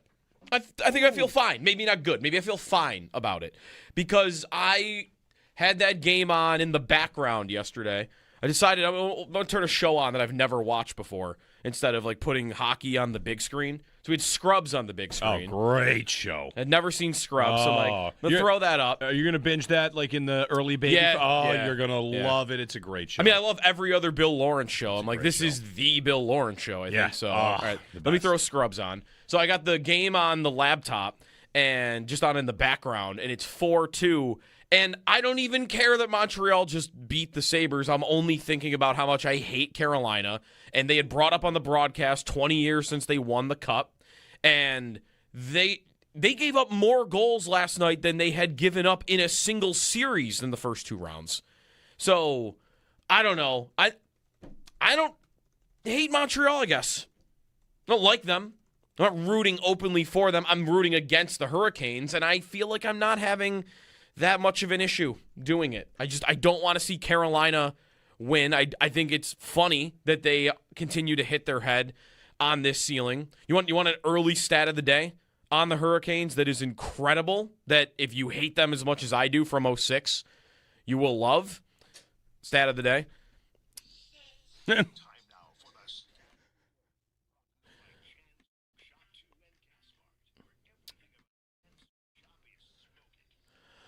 Since the Carolina Hurricanes beat the Buffalo Sabres in Game 7 of the conference finals in 2006. A skeleton squad of a team that shouldn't even count. Right. Did they sell their soul for it? Because since then, they have played 18 conference finals games, and their record is 1-17. They are 1-17 in the conference finals since 06. Which means they've been swept, I think it's 4 times. Yeah. And they won their only game last year when they were down 3-0. So I guess that's how I feel. Yeah. My hate for Carolina has overwhelmed any distaste I have for the Canadians. All right, that's a compelling case. I had a thought that was a little bit more dark and sad, and I'm sorry to bring it up at 6 a.m. Uh-oh. What? When the Bills lost in 13 seconds, we assumed that they would win the next round and go to the Super Bowl. That was part of the devastation. Of course, Cincinnati then beat Kansas City, which makes it weird. But when we watched Chiefs-Bengals, it was that game was supposed to be in our house, and it was the Bengals, and the Bills would have beaten the Bengals. And then you're in the Super Bowl, and then you're playing the Rams and whatever. Who knows? Like, do you win the Super Bowl? I don't know.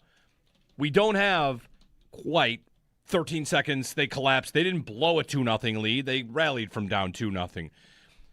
But I had the comparison, like, yes, sometimes you can lose in the second round and feel like you were one play away from winning the whole thing.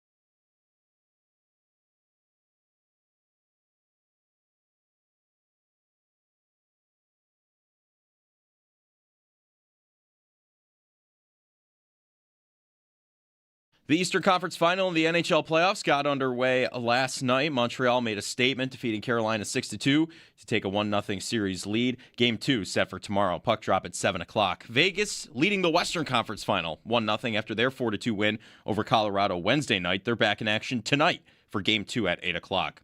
Sabres cleaned out their lockers and spoke to the media following the end of the season earlier this week. You can find all of the player audio along with Lindy Ruff and Jarmo Kekalainen on demand at WGR550.com, just in case you missed anything. Around the NFL, the Rams signed quarterback Matt Stafford to a one-year $55 million extension. The Chargers promoted quarterback coach Shane Day to pass game coordinator. The Mercury News' Cam Inman reports that the 49ers wide receiver Brandon Ayuk is expected to be released if not traded by summer's end. And the Giants, they signed general manager Joe Shane to an extension. In the NBA, the Knicks beat Cleveland 109-93. Yesterday, they lead the Eastern Conference Final Series 2-0. And in racing, Kyle Busch, two-time NASCAR Cup Series champion, passed away at the age of 41. Catch every take, every reaction, and every Big Buffalo sports moment live now on YouTube with Jeremy and Joe in the morning and Shope and the Bulldog every afternoon. Watch your favorite WGR hosts anytime, anywhere, live on Belknap Heating and Cooling. For more comfort and less ka-ching, give Belknap a ring. That's your Paddock Chevrolet Sports Headlines. Paddock Chevrolet with you for the extra mile since 1935. I'm Joe Cali for Western New York's Voice of the Fan, WGR.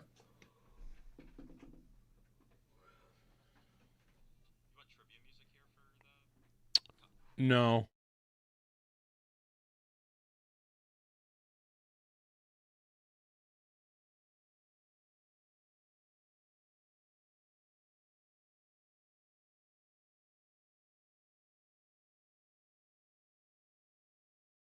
You look at that growth, you look at the important role, you look at the energy. I mean, he's a Buffalo Sabre. He's the type of guy you wrap your arms around. I think, you look at Benson's play in the playoffs, his fearless play and how dogged he was on the puck. And you have probably two of the best players that were on the puck all the time. I still think the goal of the playoffs was the Doan goal that he set Benson up in Boston. I think that kind of exemplifies what type of players they are and the work they put in on that goal. Some of the plays that Benson made down below the goal line that led to some of our goals. That's winning hockey. Sabres head coach Lindy Ruff. Love that goal. Statue for that goal, as far as I'm concerned. Jeremy and Joe, good morning, everybody. All right, so went to the break with a couple things on trophies. There's a video out there in the KHL. They won the trophy. It's 47 pounds. Goalie lifts it over his head. First, he struggles to get it up. Then he falls with it. Yes. And too heavy for him. Too heavy. All right. And it was like 50 pounds.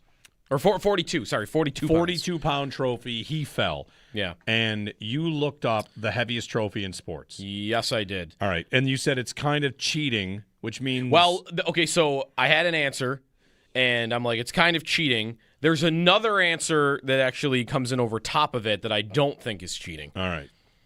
What's the heaviest trophy in sports? Also, how much do you think the heaviest trophy in sports is? I don't know. The fact that you said it was maybe cheating, to me, made me think it was a car. The heaviest trophy that I think you care about, like major sport, trophy sport, that's not the one I was going to give you. The Premier League trophy would be that answer. And that trophy is 56 pounds. Okay. We're going well beyond that with these couple. All right, so the Premier League trophy 56, they do lift that. They do lift on the sides. That's big. Do. There's handles. That's right, there's handles. I'm going to watch that get raised this weekend. I'm very excited about that. Before the game they'll do that? That's a great question. I think they do it before the game. I think it's after the game because before the game, there's a tradition where you walk out with some banner. Crystal Palace will walk out and hand Arsenal some banner as champions, which is great. All right, so what's the heavy trophy? Oh, should I have this, Joe Cali? Owen, should I? I don't think you should have this. I don't know. The FedEx Cup is 100 pounds. Like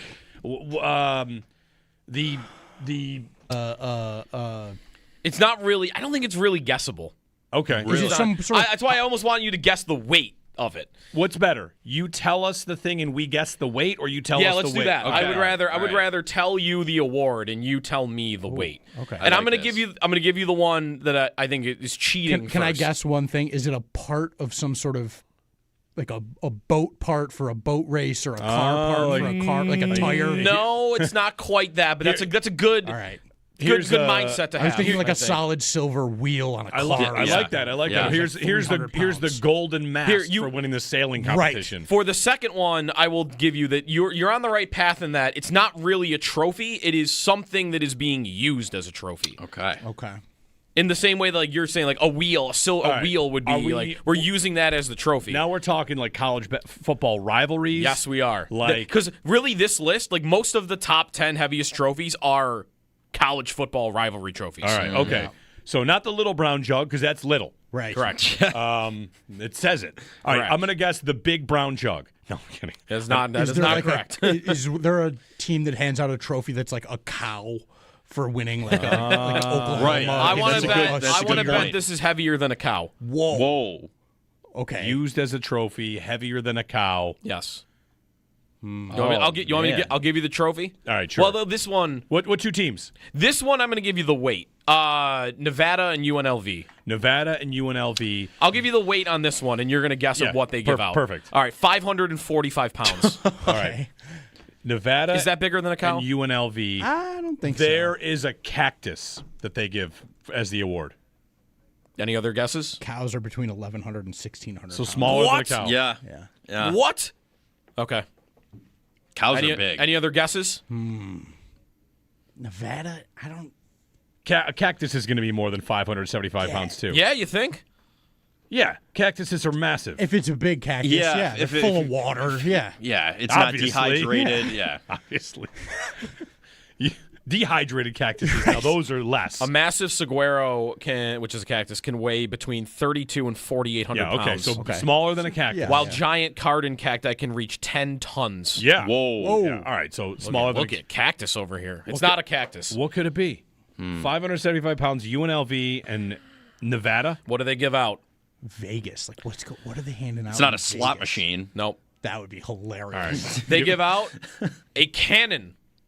The Fremont Cannon, which is a functional replica of a 1900 howitzer cannon. Functional. Right, Why do we need the replica cannon to be functional? Why do we need to fire Maybe they want to fire it off after they win. Couldn't take the firing pin out of that bad boy? There is a trophy that comes in over top of 545 pounds. All right. I'm going to give you the award, and you're going to guess the weight on this one. All right. The Joe Moore Award, which is the college football award awarded nationally to the nation's best offensive line unit. Oh, yeah. This is a massive bronze statue featuring 5 full-sized offensive linemen locked in their blocking stances. It was intentionally designed to be so heavy that no single player could ever lift it alone, requiring the entire offensive line just to move it. Love it. That's awesome. Love that mindset. This is the coolest O-line trophy I'm going to go with 1,500 pounds. 5 linemen, 300 pounds across the board. Like, how much would an Iowa offensive line weigh? That's what I'm guessing. 1,500 pounds. I'll go 1,800. We'll raise it a little bit. Give me a ton. I think you guys should be right. It's 800 pounds. Okay. Oh, wow. It should be bigger than that. An 800 It pound requires a team of people to move it and ship it from school to school every year. Ship it. Well, maybe ship it means like they just put it in on a truck. I was Yeah. going to say, imagine you're driving down the highway like, what's that? Like, oh, it's 5 offensive linemen in bronze. Obviously. It's one of those oversized load trucks that has a whole escort. There's like 4 vans. It's all in front of canted. it. Yeah, the suspension's just dying. The bed's going to snap in half at any moment. Look, honey, it's the Joe Moore Award. We got to go drive behind it. Other trophies that rank highly here: the Victory Bell, UCLA and USC. Okay, Yes. Yeah. 300 pounds. The Davis Cup in tennis is 231 pounds. Wow. Nobody's lifting that. No. Holy cow. The Bjorg Warner Trophy for the Indy 500. That's 110. So, And then everything else is pretty much under 100 pounds. also tease this. Speaking of famous trophies, next week, Tuesday, you can see the World Cup trophy at KeyBank Center. The FIFA World Cup, the golden ball held up by, that's going to be at KeyBank Center. It's on its world tour. Tickets are free, but they're limited. You can claim tickets. And speaking of, trophy chatter, you can just go to KeyBank Center and see the FIFA World Cup trophy. Should that appeal to me? I asked myself the same question. Like, should we want to go see that? How many trophies are there that I would want to go down and see more than that? It's a pretty historical Maybe one. just the cup. The cup is the one. Like, I would go to the Hall of Fame to see the cup. Past that, is that like the next most prestigious trophy in sports? I don't know. Is it? I think it might be. It's solid. Yeah, I think it might be. It's solid gold. That's pretty cool. That's Whoa. pretty good, yeah. You're not allowed to touch it. I mean, you can look at it if you want to. It'll be a KeyBank Center. How big is it? Because the cup is obviously big, tall, but the World Cup trophy is like it's a little guy, right? It's not that big. Yeah, like players can hold it. It's I mean, if it's solid gold, it can't be that. It weighs 13 pounds. Oh, okay. All right. It's 14 inches tall. Little so guy. just a heavy thing of gold. Little guy. Yep. So if you want to go see it, all right. Tuesday. It's Have you free. guys- Really? Free. FIFA. Not charging $1,600 to come down and see the. It's just free. Wow. Yep. Crazy. Have you guys seen the cup in person? Yes. Yes. What? That made me emotional seeing Yeah. it in person. It was crazy. I didn't think it would make me feel like that, but it was wild. I've If seen you- it a couple times. If you could touch the cup, would you? Like if you were allowed to? You're not a player. I could have when I was younger. Did you? And I did not. But Wait, I was wait a minute. still, Would you touch the World Cup trophy if you could? Sure. Same. Why? I don't think wouldn't. I'd I ever would. touch- For some reason, I wouldn't touch the cup. need- But if they you can grab the World Cup trophy. Like, all right. You would need do the it. sensory input on your hand. I don't know if I would ever touch a No, I just historical trophy like that. any of them. I don't think so. I got no problem grabbing the World Cup trophy. On the cup, I have a picture. I mean, I probably can't find this picture anymore. I have a cup. I have a picture of me at the Hall of Fame giving double birds to the Carolina Hurricanes names on the cup. That's awesome. It's not exactly the most respectful thing to have done at the Hall of Fame. I was young. It happens. But I definitely. You can't touch it. You can go take your pic. You can take your picture with it. Oh yeah. Yeah. And they tell Yeah, you I've not done to that. touch it. I don't know if they I do think in they the tell hall. you. Well, You when can- it's on, when the cup is like on tour, I think When they the tell cup you is not on, to touch no, it. but when the cup's on display at the Hockey Hall of Fame, I feel like they let you get pretty darn close to Oh, it for to sure. not be allowed to touch it. I don't know that I they don't know can't either. in the Hall of Fame. I know that I saw it one year at Canal Side, I think, and they were letting people touch it, and I didn't. I think you can touch it. Yeah. You know, there also might be a point that the cup that you get to see is the traveling cup, Right. and I should be able to touch the traveling cup because that's not the one that they win anyway. Right.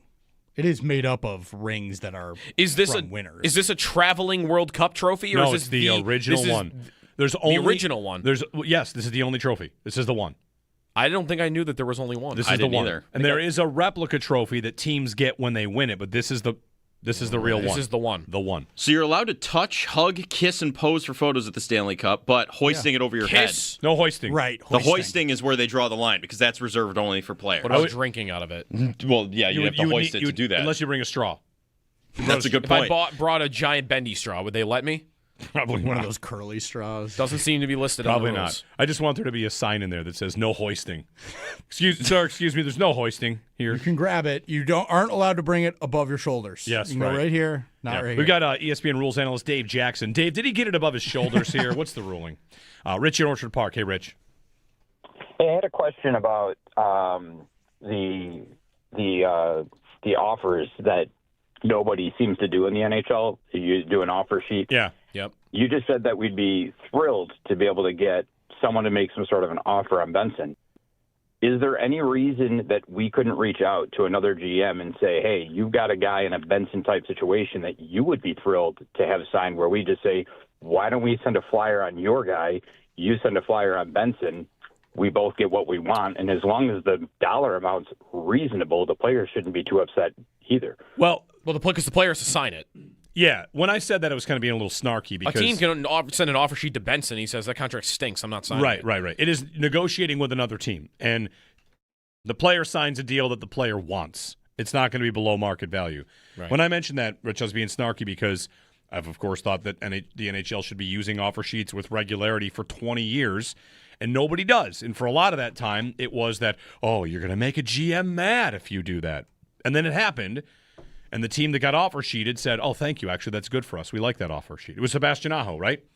Was it Aho or Kotkaniemi? It was because Carolina and Montreal did it to each other. It was a couple of between times. these two teams. Yeah. Yes, it was, and it was a big. It went from a GM would be so mad about it to actually that's good. Yes. Like okay, figure it out, hockey. Right. Like which is it? Yeah. So no, you probably wouldn't want anybody to offer sheet Benson, especially if you're going to match whatever it is. Again, this is the spot where a GM will say publicly, or at least leak out there, we'll match any offer, as if that's going to scare teams away.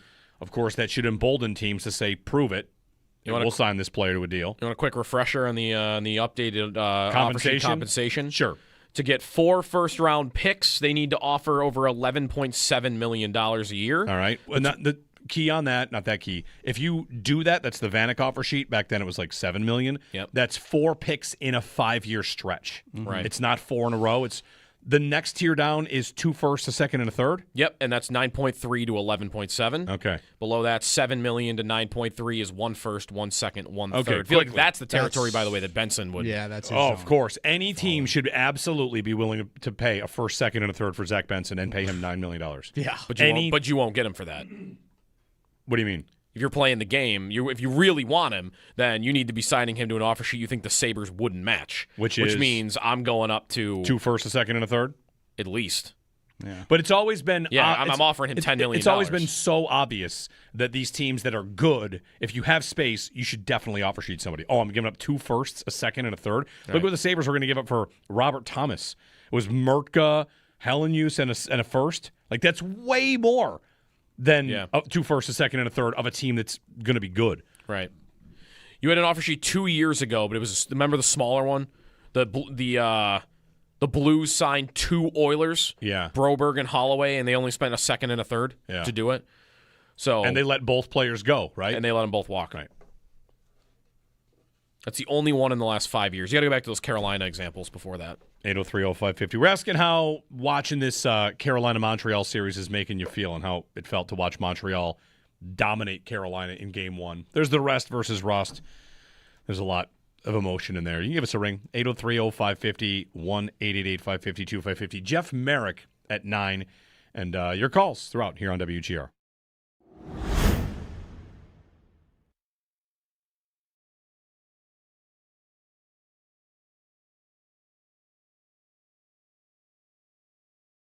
Jeremy White here.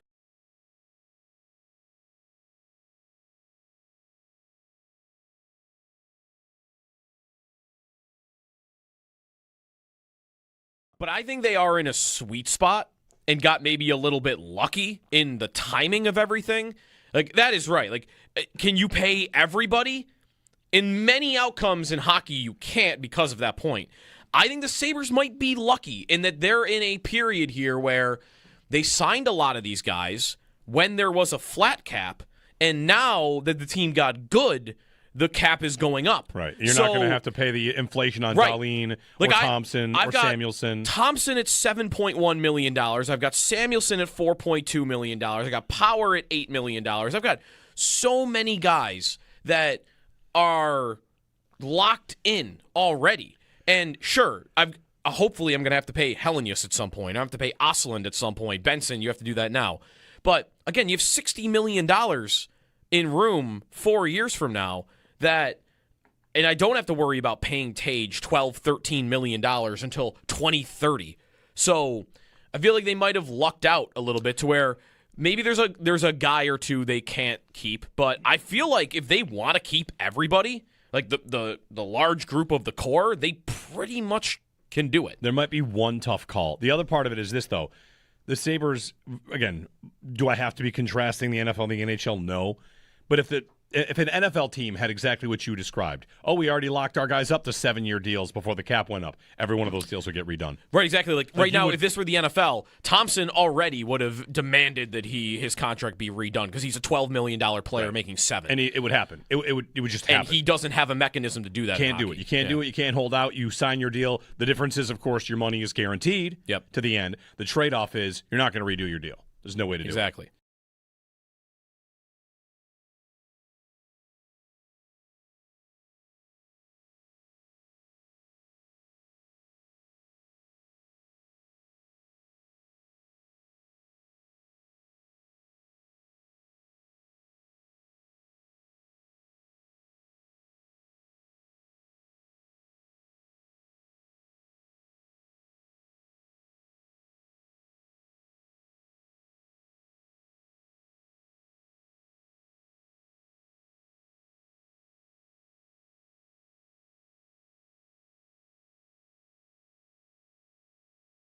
My theory on the goalie move is it's not worth making a move unless you are getting out of that muddy middle area of goaltending in the league. Yeah. Because you'll end up in the same position with a different set of guys. There's a big fat group in the NHL of goaltenders that are all, to me, replacement level. They are all, you got a 50-50 shot. This guy could hit, this guy could miss. He could be great for you in the playoffs. Get he hot. could struggle. Yeah. And there are a handful of guys that get you out of that zone. And to me, if you're going to make a move at that position, it is not worth doing unless you are getting out of that group. Because what are you doing then? You're just asking for the same roulette wheel that you're talking about, Jer, where you don't know. What are you asking? Like, Freddie Anderson's a guy that's a free agent. Like, that's a guy people will say, like, oh, maybe him. I don't need to do that. I could expect the same thing out of Luukkonen or Lyon next year that I would expect out of Anderson. So to me, it's not worth doing anything there unless you are getting way up in that realm, because it's just not a big enough difference to be worth the assets or the risk you take of moving off of the guys you had that worked this year.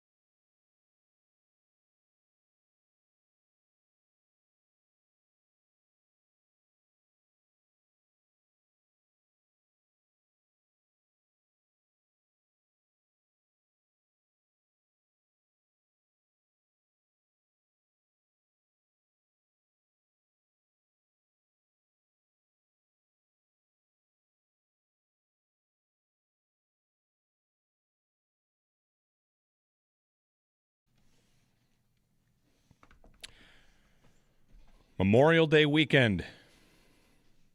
Love a long weekend, right? Who doesn't love a long weekend? Somebody. Always the best. Always the best. Maybe people that actually don't get the long weekend don't necessarily love it. It's just a regular, kind of weekend. But Monday, Memorial Day, the earliest it can be. Yeah? Yeah, I think so. Is that the Really? By a day, maybe? I mean, like, I'm trying to, in my head, I'm moving the days on the calendar. Just pretend I didn't say it. Let's just pretend I didn't say it. It's always the last Monday in May, so I guess. This is the earliest it can couldn't be. Couldn't it be the 20? No, you're right. No, it's all right, yeah. I stand by it. It holds up. All right. I'm taking that small victory. Jeremy and Joe, 803-0550. We talked a little about the game last night, Carolina and Montreal, and, what's it got you feeling? A lot of feelings, Should be us. Good for Montreal. We'll talk about it with you. Also dig more into the Alex Tuch thing, Alex Tuch contract and where that might stand. Jarmo and Zach Benson, what to do in goal. We're still talking about that. So you can join us, 803-0550. Jeff Merrick coming up at 9.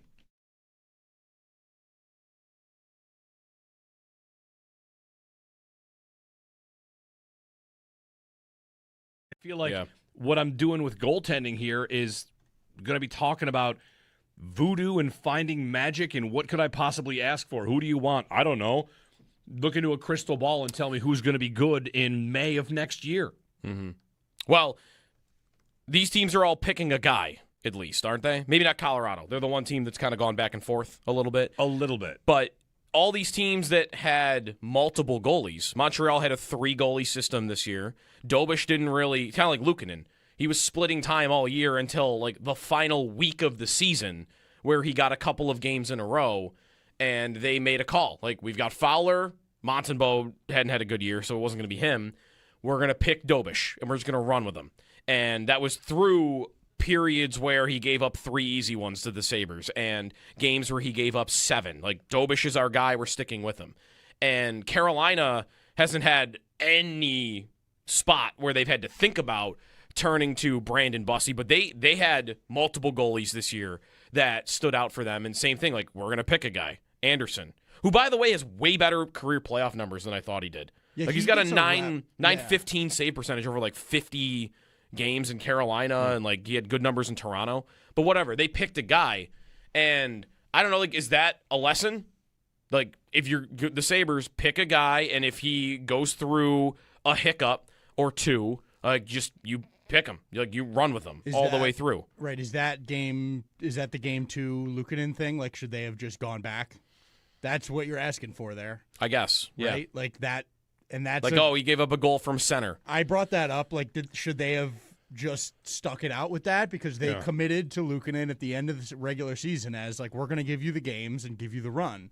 And it took a game and a half before that went away. It's hard for me not to feel like that this is all just a roulette wheel, though. It is. Like, I think it is. Right. Like, if you had stuck with Luukkonen, I mean, Lyon went in and won Game 3 and 4 in Boston. Luukkonen might not have. Yeah, I mean, and sure, you might say like Luukkonen would have maintained his confidence throughout that, but he might have maintained confidence, and they're down 2-1 to the Bruins. Right. Yeah. I mean, Lyon went in there and had a 955 for like 5 games. Yeah. I mean, really, you could say it about either guy. I know, like, it would have been one change, but you could say, like, all right, like, Luukkonen gave up a goal from center. You keep going. You keep going and see if you can have him build momentum and his rhythm, and that goes better for him. Or you could say the same thing about Lyon. Like, all right, yeah, he gave up 9 goals in games 2 and 3, but did he play poorly? Lindy even said he didn't. Like, you keep going. You keep going. Like, I haven't hated his game. I know he gave up 5, but he's the guy that we had. He's our guy. We picked a guy, and now it's Lyon. And you keep rolling. And maybe he doesn't give up 3 goals in the beginning of Game 6 if that happens. Like, I don't know.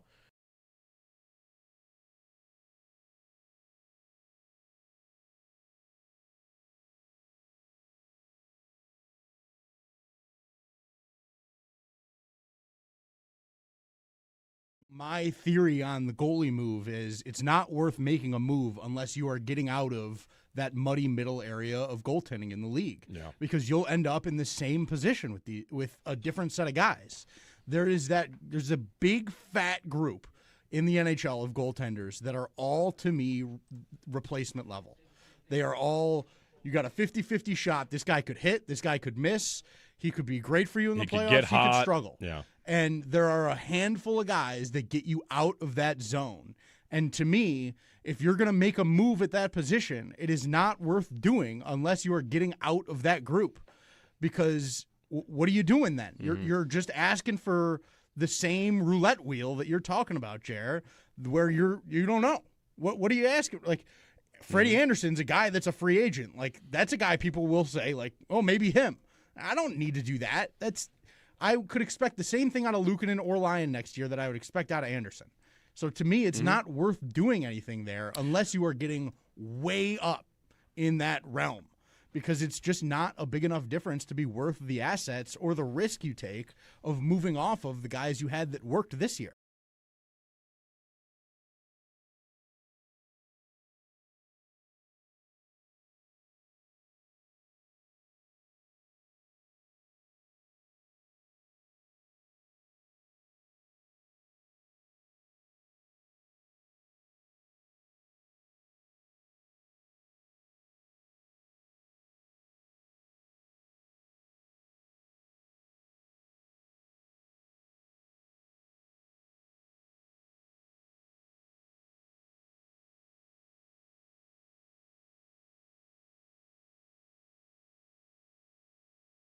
Eastern Conference Final of the NHL got underway last night. Montreal made a statement defeating Carolina 6-2 to take a 1-0 series lead. Game 2 set for tomorrow. Puck drop at 7 o'clock. Vegas leading the Western Conference Final 1-0 after their 4-2 win over Colorado Wednesday night. They're back in action tonight for Game 2 at 8 o'clock. Sabres cleaned out their lockers and spoke to the media following the end of the season earlier this week. You can find all of the player audio along with Lindy Ruff and Jarmo Kekalainen as well on demand at WGR550.com, just in case you missed that. Around the NFL, The Rams signed quarterback Matthew Stafford to a one-year, $55 million extension. The Chargers promoted quarterbacks coach Shane Day to pass game coordinator. And the Mercury News' Cam Inman reports that 49ers wide receiver Brandon Ayuk is expected to be released if not traded by summer's end. And the Giants, they signed general manager Joe Shane to an extension. In the NBA, the Knicks beat Cleveland 109-93 yesterday. They lead the Eastern Conference Final Series there 2-0. And in racing, Kyle Busch, two-time NASCAR Cup Series champion, passes away at the age of 41. Catch every take, every reaction, and every big Buffalo sports moment live now on YouTube with Jeremy and Joe in the morning and Show Up in the Bulldog every afternoon. Watch your favorite WGR hosts anytime, anywhere, live on air, live on YouTube. Brought to you by Belknap Heating and Cooling. For more comfort and less ka-ching, give Belknap a ring. That's your Paddock Chevrolet Sports Update. Paddock Chevrolet, with you for the extra mile since 1935. I'm Joe Cali for Western New York's Voice of the Fan, WGR.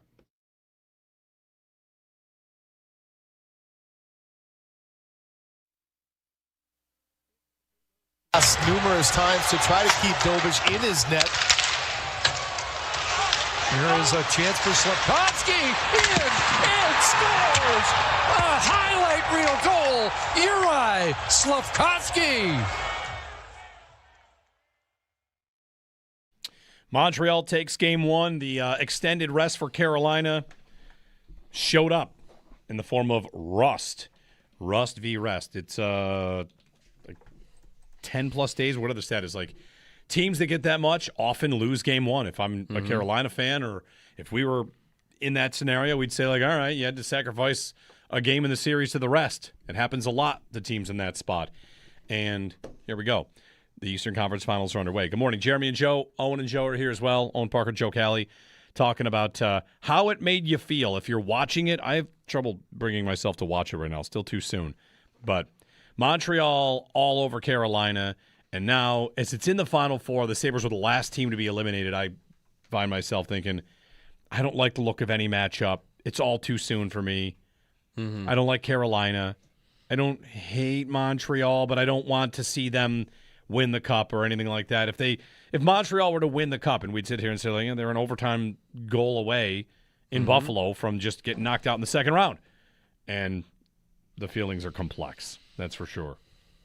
It's Colorado by default for me in the West. The least offensive? The least offensive. I don't know if they can. I mean, Makar didn't play game one, and he's playing through injury probably even when he comes back. So I don't know if that's going to kill them against Vegas in this series.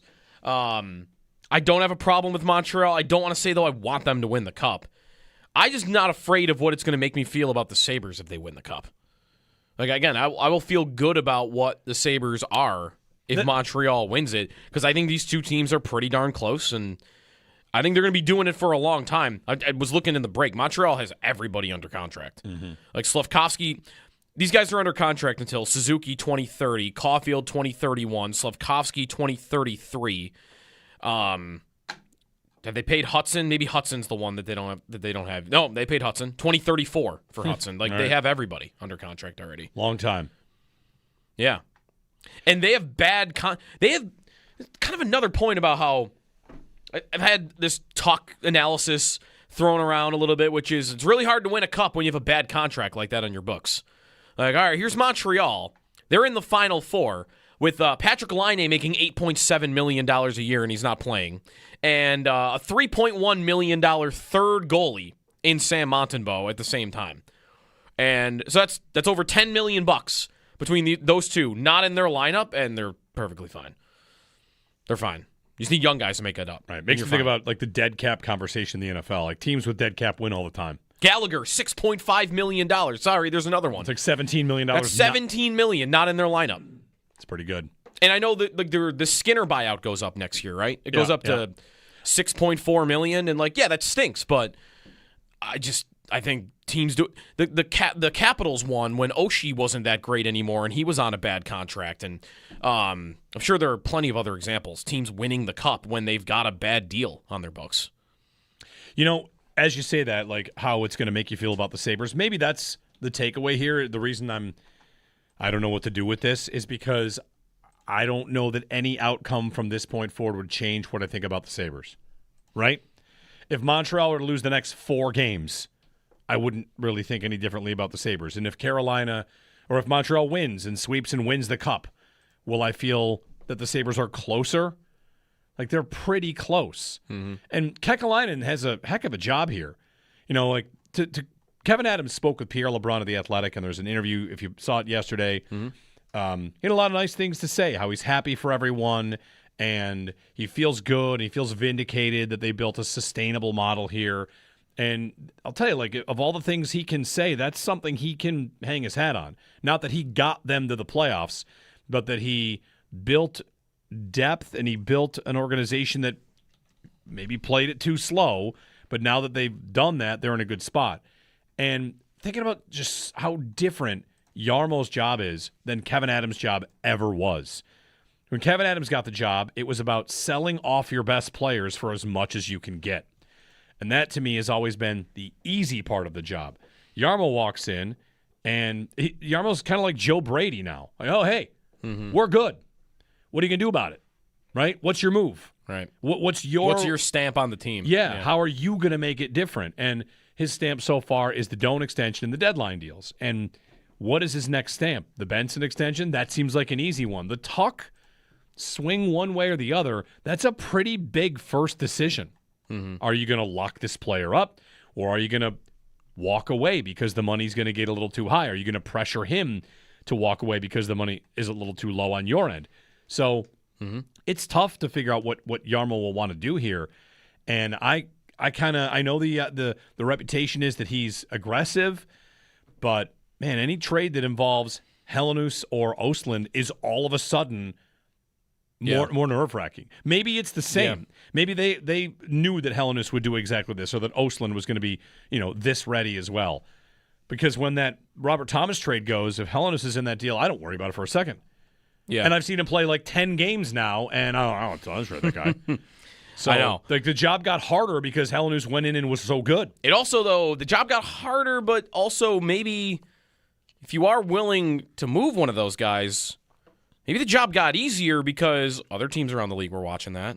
And maybe there was a team out there that, maybe St. Louis, just to use them again, but like maybe they were thinking, yeah, we like these prospects, but I don't know, like not sure things for sure, but I don't know that I want to part with this 80-point center for a guy. I don't know how good he's going to be. And then they watch Helenius in the playoffs, and they're like, I'd like to do that deal now. Right, that kid looks good. Right, that's truly showcasing a player. Right. As opposed to all the times we think, like, are they showcasing this guy? Like, right. No, this is real showcasing. Yeah, it's just him playing well. And that could have happened. I mean, there would be teams in the league that weren't as interested in Östlund or Helenius in the middle of the season that would be more inclined to make a deal now. And I kind of want to expect something because Jarmo came in with that reputation. And then what was the week like of deadline week? The first time it was time to do something. I know he didn't actually get the guy here, but the whole week was filled with Buffalo is in on Robert Thomas, and it might be getting close. And then, they've traded for Colton Parayko. Like, the second that it was time that you can do something, he was out there swinging big. As if the team could win the cup. At two different positions, right, as if they could win the cup. So why should I really expect him to be any different in the summer? Yeah. I had one person write to me yesterday, you got to be careful not to do what Tim Murray did. Don't go down the Murray road. And I love having this conversation about Murray because I would say, wouldn't the Tim Murray road be exactly what to do right now? The problem with the Murray idea, the aggressiveness of Murray, was people, if you want to say it was a bad plan, it wasn't the time to do it. He should have waited a little longer before packaging picks and prospects for O'Reilly or Kane or going to try and upgrade your goaltending. It wasn't time yet. But is that not the mindset that Jarmo's probably going to bring with a team where it looks like you are ready to make those kind of moves? What was Murray's big sin? He didn't go out and get players that were bad. The players were good. The players were accomplished. It was betting on Leonard.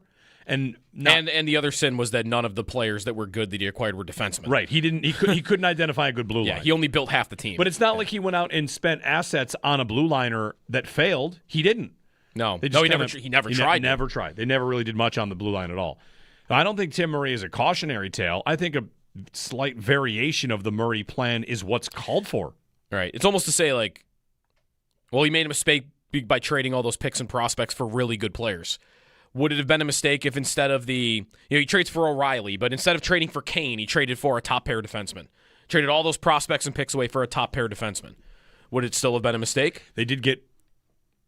Maybe not. Like, maybe it would have gone well. He did get Bogosian. Like, did he think Bogosian... Trust me, I know.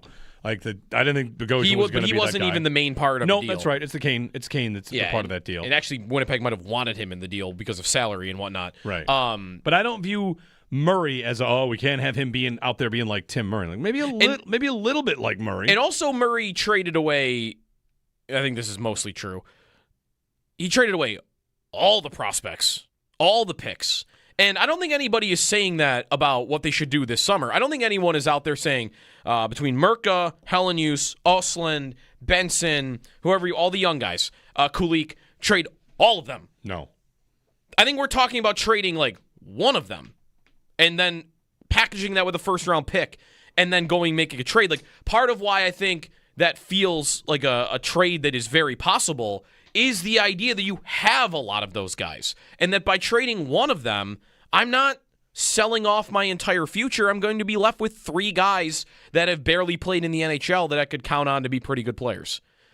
And also, it is also worth pointing out that the guy that it sounded like Jarmo was trying to trade, of any of them, was Mertka, who is the one who is not here and is not probably going to be here next year. No, right. He was the name that was in the Parayko trade, not Helenius, not Osland.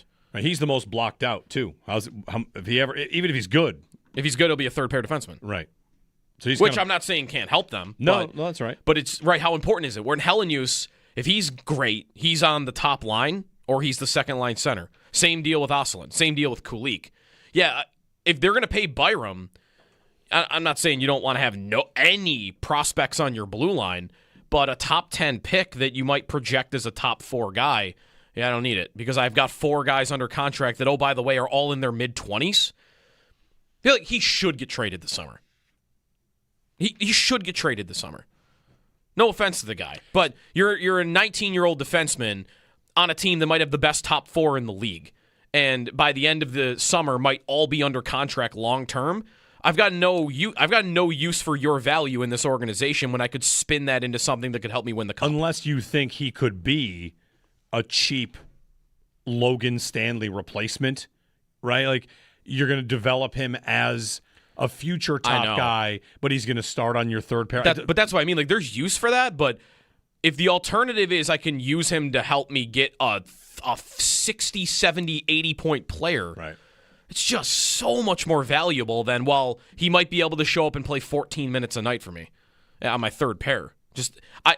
I'd like them to have a good third pair. I don't feel like I need them to have a good third pair. How good was their third pair this year? They were constantly subbing guys in and out. For most of the year, it was Bryson was in there, and right. He got traded. And by Stanley third pair, I recognize that their third pair never played together. Like their third pair was rotating with the top 4 guys, and it just never. I don't know. It never felt like it was a massive problem that was going to harm them. Like Stanley played playoff games, and it went okay. Schenn played playoff games. Like They didn't lose because those guys that were out there 8-9 minutes a night were really killing them. I don't think you have to be so obsessed going forward with who's playing 10 minutes a night on my third pair. I think if Metsä just continues to do it, they're going to be perfectly fine. 803-0550 and 1-888-550-2550. If you want to throw a thought our way on the Sabres and where they go from here. I had something I was going to say. It was about the third pair stuff. I don't remember what it was. Kesselring, maybe? Yes, it was that. It was exactly that. Kesselring? Elliot Friedman's 32 thoughts. He says if the Sabres do want to move Kesselring, they'll have no problem doing it. I mean, he's a guy that... As in he'll have value? Yeah, it's like the league still thinks he can play, and if he's odd man out in Buffalo, they'll have no problem finding a home for him. And, maybe he could be part of a trade. So...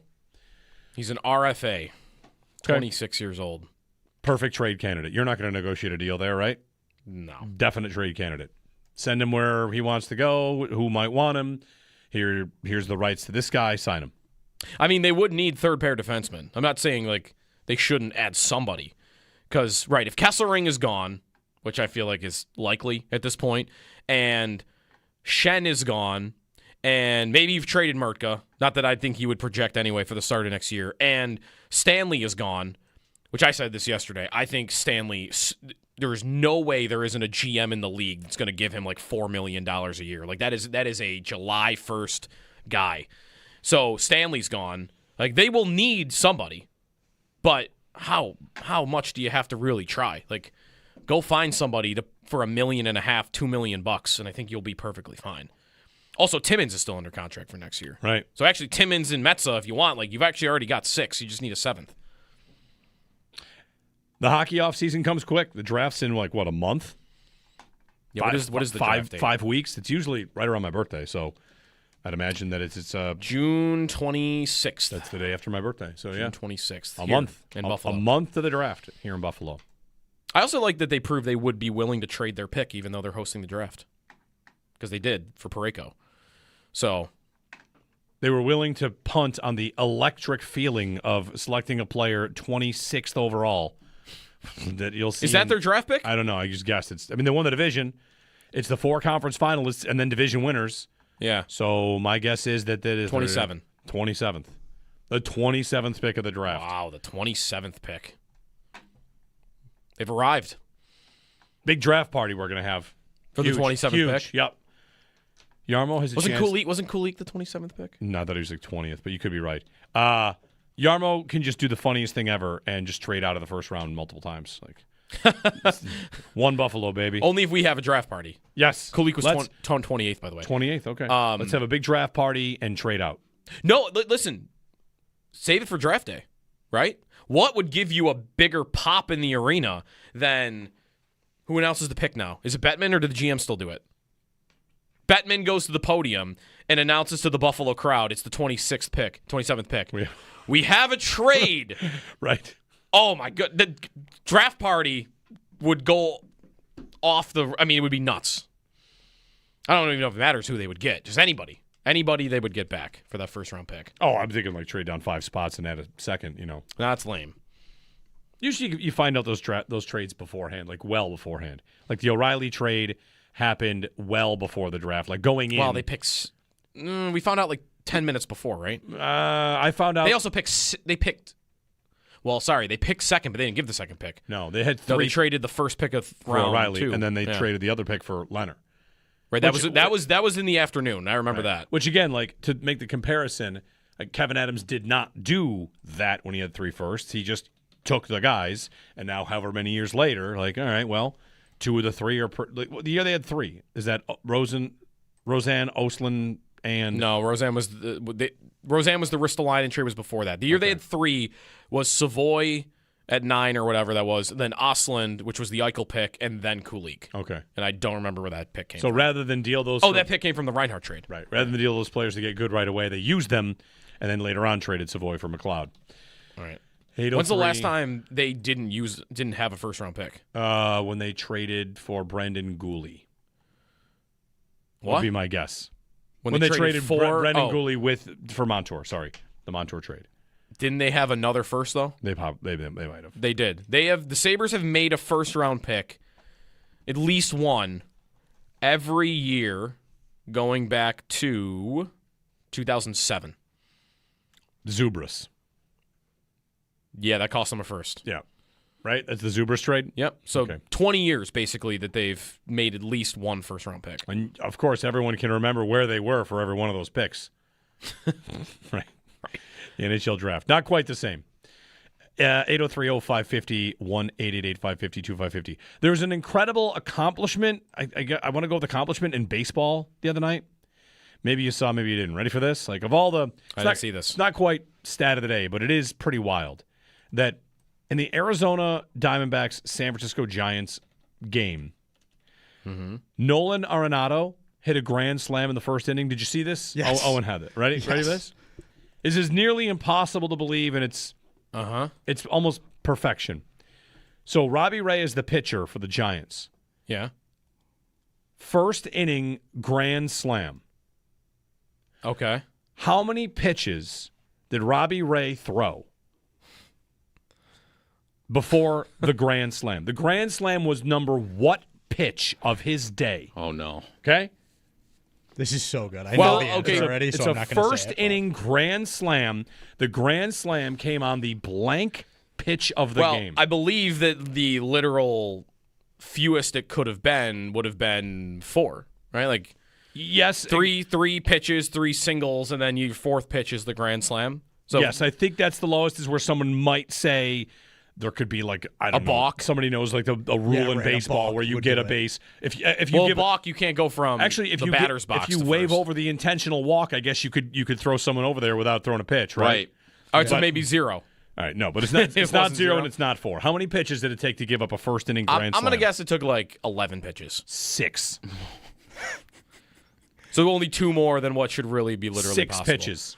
It's one of those. It's one of those accomplishments Yikes. where did he get pulled? That I don't know. Probably should have been pulled. It's only 6 pitches. He's just getting warmed up. That's one of those spots where it's like, actually, if you went in if it was a Joe DiBiase, you're on the mound against the Arizona Diamondbacks, you would do better than that guy. You wouldn't possibly give up a grand slam in 6 pitches. You wouldn't even throw 6 strikes. It would be better than what that guy did. I think that's right. I don't think you could throw 6 pitches even if you were trying to give up a first inning grand slam on 6 pitches, you could never do it. Because you think they'd foul them off or something? Yeah, your speed's all off. You're not a major ball league would pitcher. be in the dirt. No. Mm-hmm. Yeah. Mix in a ball. Mm-hmm. Right. Like the fair radar gun, like 10 years ago, said I could throw like 73. Oh, I don't know what that okay. number would Look be at now. you. What's up, Gas? I don't know what that number would be now. Not 73. Also, I don't know how accurate a fair gun is. That's a good point. Radar gun. You got the dad strength now, though. You got to factor that those in. things are probably designed to juice it by like at least 10 miles per hour You to make think so? everyone feel good. Maybe. Don't they want to scam everybody, though? Like, don't you know what I mean? That is the scam. I'm saying that they're enticing you, like, because if you throw 50 miles per hour, you might not want to do it again. Whereas if I throw 70, I'm like, let me see if can I get 75? Interesting. Yeah, Let me go see how grab high my I can buddy. go here. Yeah. Let me go grab Look my at buddy me. and show him. I Yeah. gotta Yeah. show him how hard I can throw. It's a good point. Yeah. Yeah. And then you'll remember it 10 years later. Right, you are. Because I couldn't believe that was the number. 6 pitches? 6 pitches. That is they're well, they're not going to get a grand slam on me because there's going to be no one on base because they've hit 3 home runs. That's what I mean. Oh, right. Okay, It's yeah, almost duh. so Yeah, of course. specifically Yeah. impossible to give up a grand Exactly. slam on 6 pitches. Right, I'm not keeping 3 guys on base. There's no way yeah. to 3 singles. Steal home on you. Yeah, there's 0 chance of a grand slam. Nuts. It's crazy. Totally nuts. It's like going into the game as a goaltender and like the first 7 shots go in. I mean, we had something close to that the other It was day. close, yeah, that's true. That's right.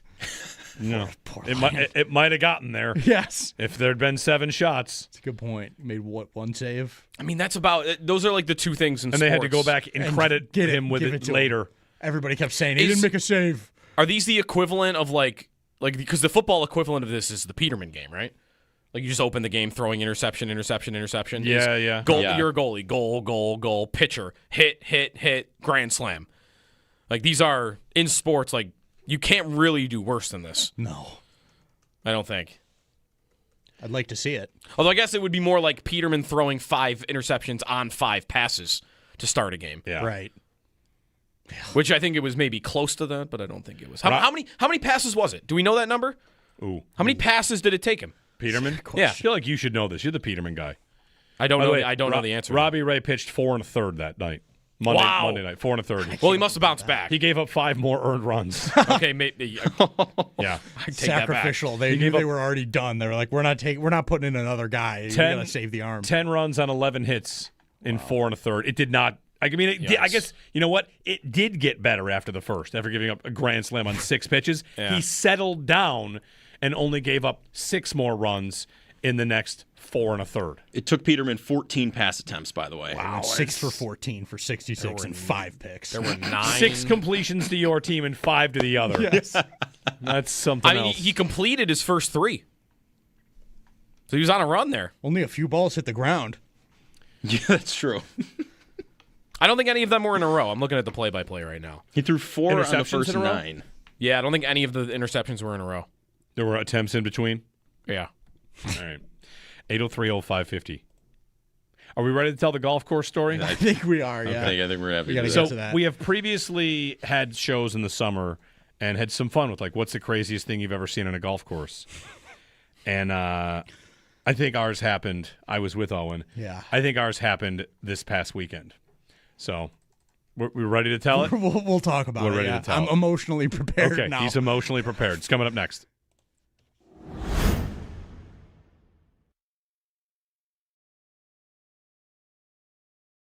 I feel like what I'm doing with goaltending here is going to be talking about voodoo and finding magic and what could I possibly ask for? Who do you want? I don't know. Look into a crystal ball and tell me who's going to be good in May of next year. Mm-hmm. Well, these teams are all picking a guy, at least, aren't they? Maybe not Colorado. They're the one team that's kind of gone back and forth a little bit. A little bit. But all these teams that had multiple goalies, Montreal had a 3-goalie system this year. Dobish didn't really, kind of like Luukkonen.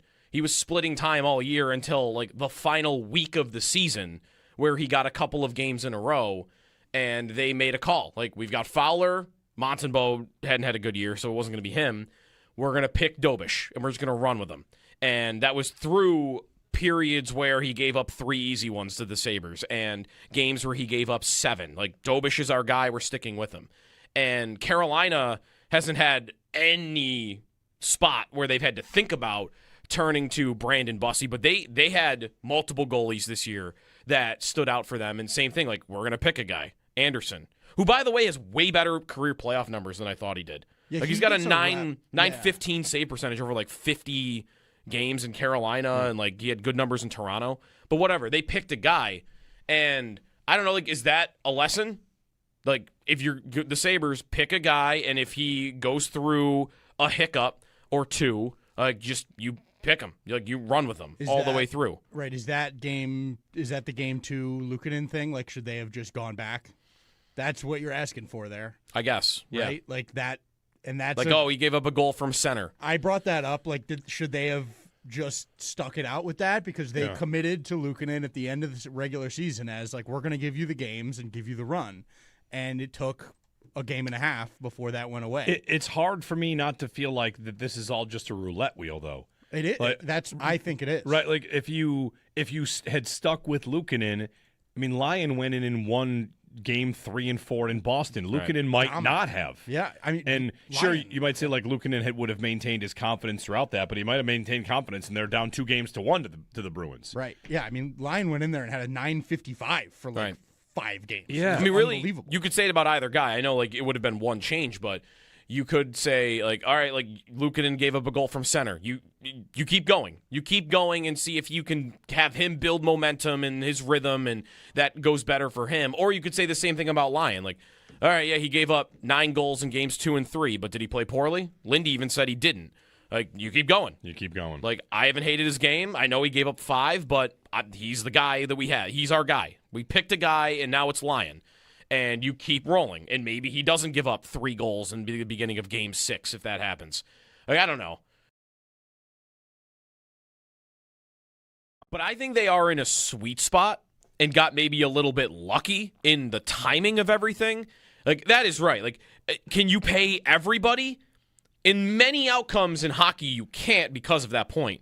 I think the Sabres might be lucky in that they're in a period here where they signed a lot of these guys when there was a flat cap, and now that the team got good, the cap is going up. Right. You're not going to have to pay the inflation on Dahlin or Thompson or Samuelsson. Thompson at $7.1 million. I've got Samuelsson at $4.2 million. I got Power at $8 million. I've got so many guys that are locked in already. And sure, hopefully I'm going to have to pay Helenius at some point. I have to pay Ostlund at some point. Benson, you have to do that now. But again, you have $60 million in room 4 years from now that, and I don't have to worry about paying Tage $12, $13 million until 2030. So I feel like they might have lucked out a little bit to where maybe there's a guy or two they can't keep. But I feel like if they want to keep everybody, like the large group of the core, they pretty much can do it. There might be one tough call. The other part of it is this, though. The Sabres, again, do I have to be contrasting the NFL and the NHL? No. But if if an NFL team had exactly what you described, we already locked our guys up to 7-year deals before the cap went up, every one of those deals would get redone. Right, exactly. Like right now, if this were the NFL, Thompson already would have demanded that his contract be redone because he's a $12 million player making $7. And it would happen. It would just happen. And he doesn't have a mechanism to do that. Can't do it. You can't do it. You can't hold out. You sign your deal. The difference is, of course, your money is guaranteed to the end. The trade-off is you're not going to redo your deal. There's no way to do it. Exactly.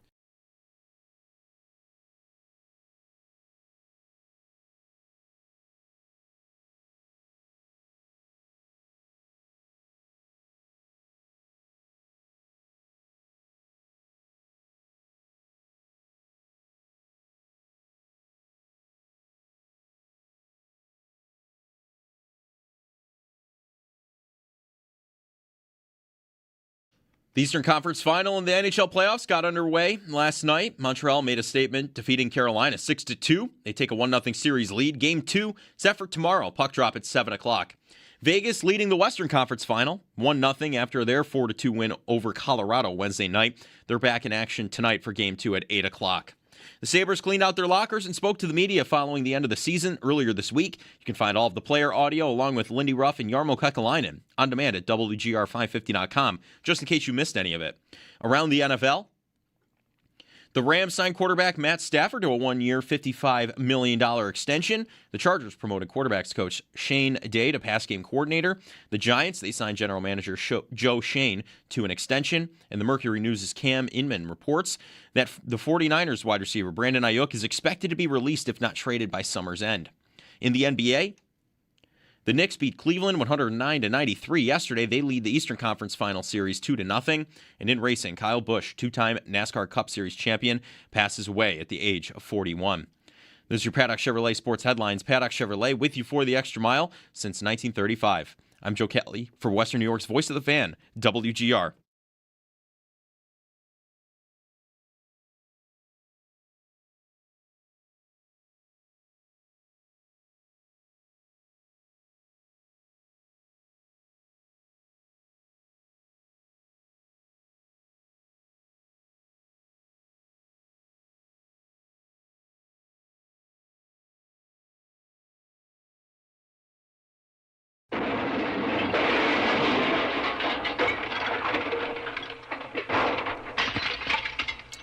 We've got a story to tell you from the golf course, and maybe you've had something similar happen to you. One quick Sabres note I wanted to mention. I had someone write to me on Twitter and make this point. I thought it was great. Like, all the things we got this season, more than just a playoff berth, a playoff series win, all the jokes and the memes and the shirts and the flags. And this person wrote in and said, it was great to hear the chants of Sabres on the warpath for the first time in 15 years. We can only pray we don't have to wait 15 more. Let's make sure that that's a regular arena chant, right? We always knew about it. I always knew about it, but it wasn't exactly the kind of thing that was routinely chanted in the bowl, and that came back this year. Right. The JFG chant was also awesome in Game 7. Game 7. That was pretty cool. That was great. It was great. Yeah. All right, 803-0550. You want to throw us a thought on the Hurricanes and Canadiens? We're talking about that a little bit this morning, and we'll take your phone calls. Craziest thing you've ever seen on a golf course? What was my answer before this past Sunday? Was it Dawson Knox hitting a deer with a drive? Because that might be mine. It was that, and it was Jake Kummerow busting out a fishing pole from his bag and fishing in a pond. Respect. Yeah, that he had in his bag, ready to go. Those were on the list. Yep. The new number one contender for craziest thing I've ever seen on a golf course is Owen Parker getting taken out by a golf cart. Absolutely demolished. So we're he and Bulldog are in one cart. I'm over here with their buddy Dan in another cart, and I just hear a commotion, and I turn my head, and Owen is not to be seen. He's down. MIA. He is down, and there are two carts that have come together, and there are shouts. Oh, yes. There are shouts. Oh, yeah. Of pain? Agony. Yeah. Like, I'm thinking immediately, there are broken bones here. The man went down. Oh, yeah. Now, Owen's a big guy. very big It's guy. going to take force to take Owen down. Yeah. And he's down. I got taken out. So we were on. This is the 17th hole, so we are 4 hours into we're deep a into our round round. of golf. Yeah. We had a great time. It was awesome, and I hit my shot over to like the right of the cart path, and so we're driving along on the cart path, and we pull off to the left so that I can hit my shot on the right, and I hopped out of my golf cart. And I'm standing sort of half behind and half next to the cart, grabbing my next club. Yep. Like, all right, how far am I? 170. I'm going to grab 8, 9 iron or whatever. Not 9 iron, 7 iron, whatever. And I grab my club and I turn around to like just go turn and like walk to my ball. And as I turn, I see a fellow golfer that we were with in our party, who I will not name because I love him and he feels horrible about this. And he really shouldn't. It was a mistake. It happens. But I see our friend. I turn around and he is driving full speed. He's about 4 feet away from me. And I'm like, oh, this isn't going to be good. You have enough time to think exactly that? Right. And not enough time to jump out of the way or do anything. I turn and I go, oh, no, this is bad. And I got hit straight on the hip, and the carts were sort of passing, like the cart that was on the path, and we were off to the left. So there was like sort of a gap in between, and I got drilled in between the two carts. My left leg got stuck out behind my cart. My right leg went the opposite direction, dragged with my body between the two carts, shot the other way underneath the cart that hit me and ran me over, and I was down, pinned, body up, but full split, like crotch in the gravel. I'm down. I was yelling in pain. I popped my groin, like my groin's all jacked up. I can barely walk. Oh my god! And I got absolutely taken out by a golf cart. In this moment, being a former goalie helped you? Absolutely. Because you have, I was going to say, you right, have like flexibility. there's a flexibility there that I don't have. Even if it's maybe like not in game shape, you still have some. There's some residual, Right. It was if that was me, like my leg would have been torn off. I thought about if it was my dad. Oh. Because he was in the cart with me. Like, if that had been my dad, there would be an ambulance and a stretcher, like, on the 17th green. Yeah. And it would have been catastrophic. So I got pretty lucky. I got scraped up. You know, my knees all bloodied up. But the only real bad thing was I tore my groin. So that's tough. I'm out of golf commission for a little while. I'm probably going to miss the 11-day, which stinks. But it was pretty hilarious. Like, even as I was, like, crawling on my hands and knees back into the cart, I was like, okay, this is hilarious that this just happened. It was unbelievable. Walter in the chat says you wanted to move out of the way, but hockey goalie sense prevented that. That's true. I got to stand my ground. Stop this cart. Stop this cart. Yes, and I did. It stopped, not far after it had struck me. Listen, like, it was quite a scene. Everybody's got a cart story, right? About someone maybe driving into a ravine or losing. I've got one where someone drove on to the top of a tree stump. Going down a hill, bouncing onto the tree stump somehow, and the cart, Nice. Your Bulldog has a story. I think is it him? Someone's got a story. I think from Elma Meadows about someone getting a cart stuck in a tree. Does Brad have and that story? And there's a picture of it in the clubhouse, maybe. Brad. Someone's told that story. I think that's the best one I've ever heard, but it's been so long I don't remember it. I think that's a Brad story. I think Brad's got a story about a cart in a tree. Someone got a cart stuck in a tree somehow. That's unbelievable. Which is not easy to do. Yeah. No, not remembering the details. I don't remember how it was done. Right. So this a ramp of some sort. Right. This all happens in we're on the 17th. If we were on the 4th hole, maybe we cancel our round. We're on the 17th. You got to finish. Got to finish the round. That's the thing. So well, if you're having a good round. It was not the best If you're having a bad round, that's a good excuse to be like, we got to get out of here. It is. But, yeah, so, a minute or two passes. Like, he's up. He's back in the cart. And it's one of those moments where internally you're like, I guess I'm going to go hit my ball. I told you guys. I was like, just go play. Just go. Leave me alone. I feel like that's a Curb Your Enthusiasm. I was like, I'm gonna hit my ball while he's in agony in the background. Like you're getting a helicopter ride out of here because while we're waiting for it, I should probably just play 18. Right. I'm over there in a heap. Just, oh, God. Everybody's got a cart story. Ron in Alden has a cart story. Hey, Ron. And I'm a non-golfer, but I did it for charity once a year. It's the golf course after going on Broadway, Pat, toward Darien, like there's 77. I think it's called Cherry Tree or Chestnut Cherry Hill? Hill, maybe. Chestnut Hill? Yes, Chestnut Hill. Well, we were doing a charity event, and I just can imagine he parked our cart at the top of the hill after like the first round of 9, I guess, and we were going to get food, and we come out, and I see him start running, and our car's just going and going down this hill, and it's going toward that pot, and he's running, and he falls flat on his face. He's sliding like a first baseman into second base. It was the most hilarious thing just to watch, and we're all laughing, and the cart goes right into the pond. And we're like, oh, my gosh. We were not invited back for any more charity events, I'll say that much. Yeah. But that, right. Almost like a movie, like I couldn't believe it happened, but that's my only golf story in the world. Thanks, guys. All these like, search engine AI things. Like, I should be able to search how many golf carts go into ponds per year in America. Should have numbers on that. I want that. It's enough where there's a local course where like there's a little card on their golf cart. Oh yeah, about like what if you break the cart, this is what it costs. And the very last one, I think, is you drive it into the pond. This is what it costs. Yeah. Nice. So I think that means someone's done it there.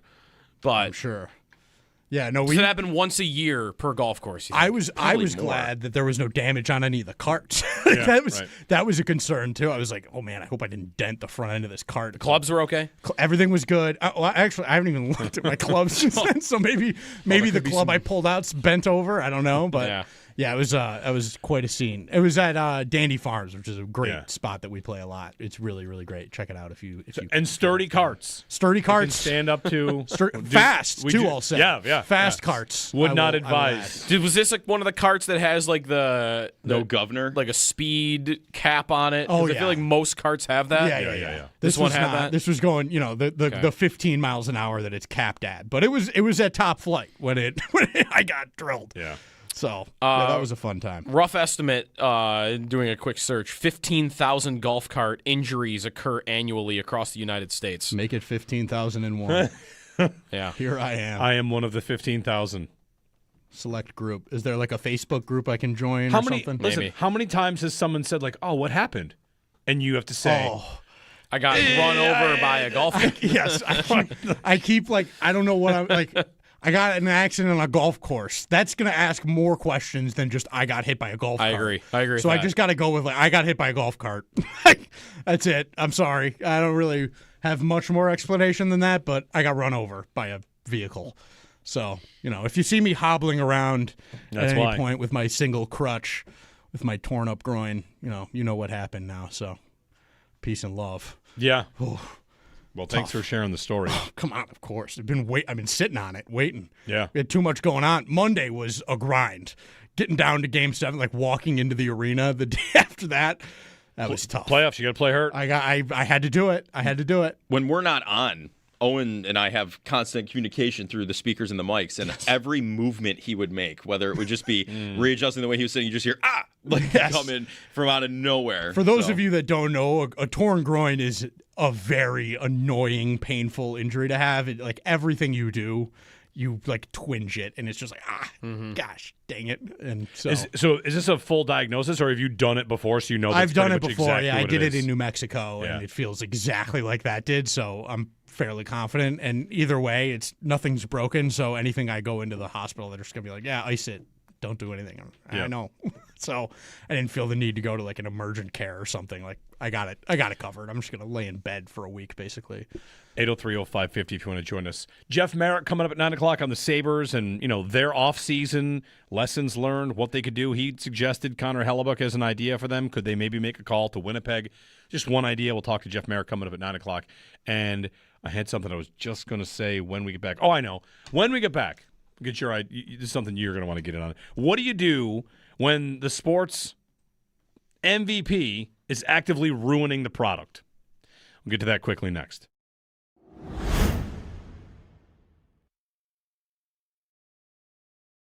But I think they are in a sweet spot and got maybe a little bit lucky in the timing of everything.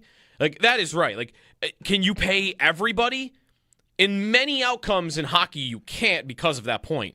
I think the Sabres might be lucky in that they're in a period here where they signed a lot of these guys when there was a flat cap, and now that the team got good, the cap is going up. Right. You're not going to have to pay the inflation on Dahlin or Thompson or Samuelsson. Thompson at $7.1 million. I've got Samuelsson at $4.2 million. I got Power at $8 million. I've got so many guys that are locked in already. And sure, hopefully I'm going to have to pay Helenius at some point. I have to pay Osland at some point. Benson, you have to do that now. But again, you have $60 million in room 4 years from now and I don't have to worry about paying Tage $12, $13 million until 2030. So I feel like they might have lucked out a little bit to where maybe there's a guy or two they can't keep. But I feel like if they want to keep everybody, like the large group of the core, they pretty much can do it. There might be one tough call. The other part of it is this, though. The Sabres, again, do I have to be contrasting the NFL and the NHL? No. But if an NFL team had exactly what you described, we already locked our guys up to 7-year deals before the cap went up, every one of those deals would get redone. Right, exactly. Like right now, if this were the NFL, Thompson already would have demanded that his contract be redone because he's a $12 million player making $7 million. And it would happen. It would just happen. And he doesn't have a mechanism to do that. You can't do it. You can't do it. You can't hold out. You sign your deal. The difference is, of course, your money is guaranteed to the end. The trade-off is you're not going to redo your deal. There's no way to do it. Exactly.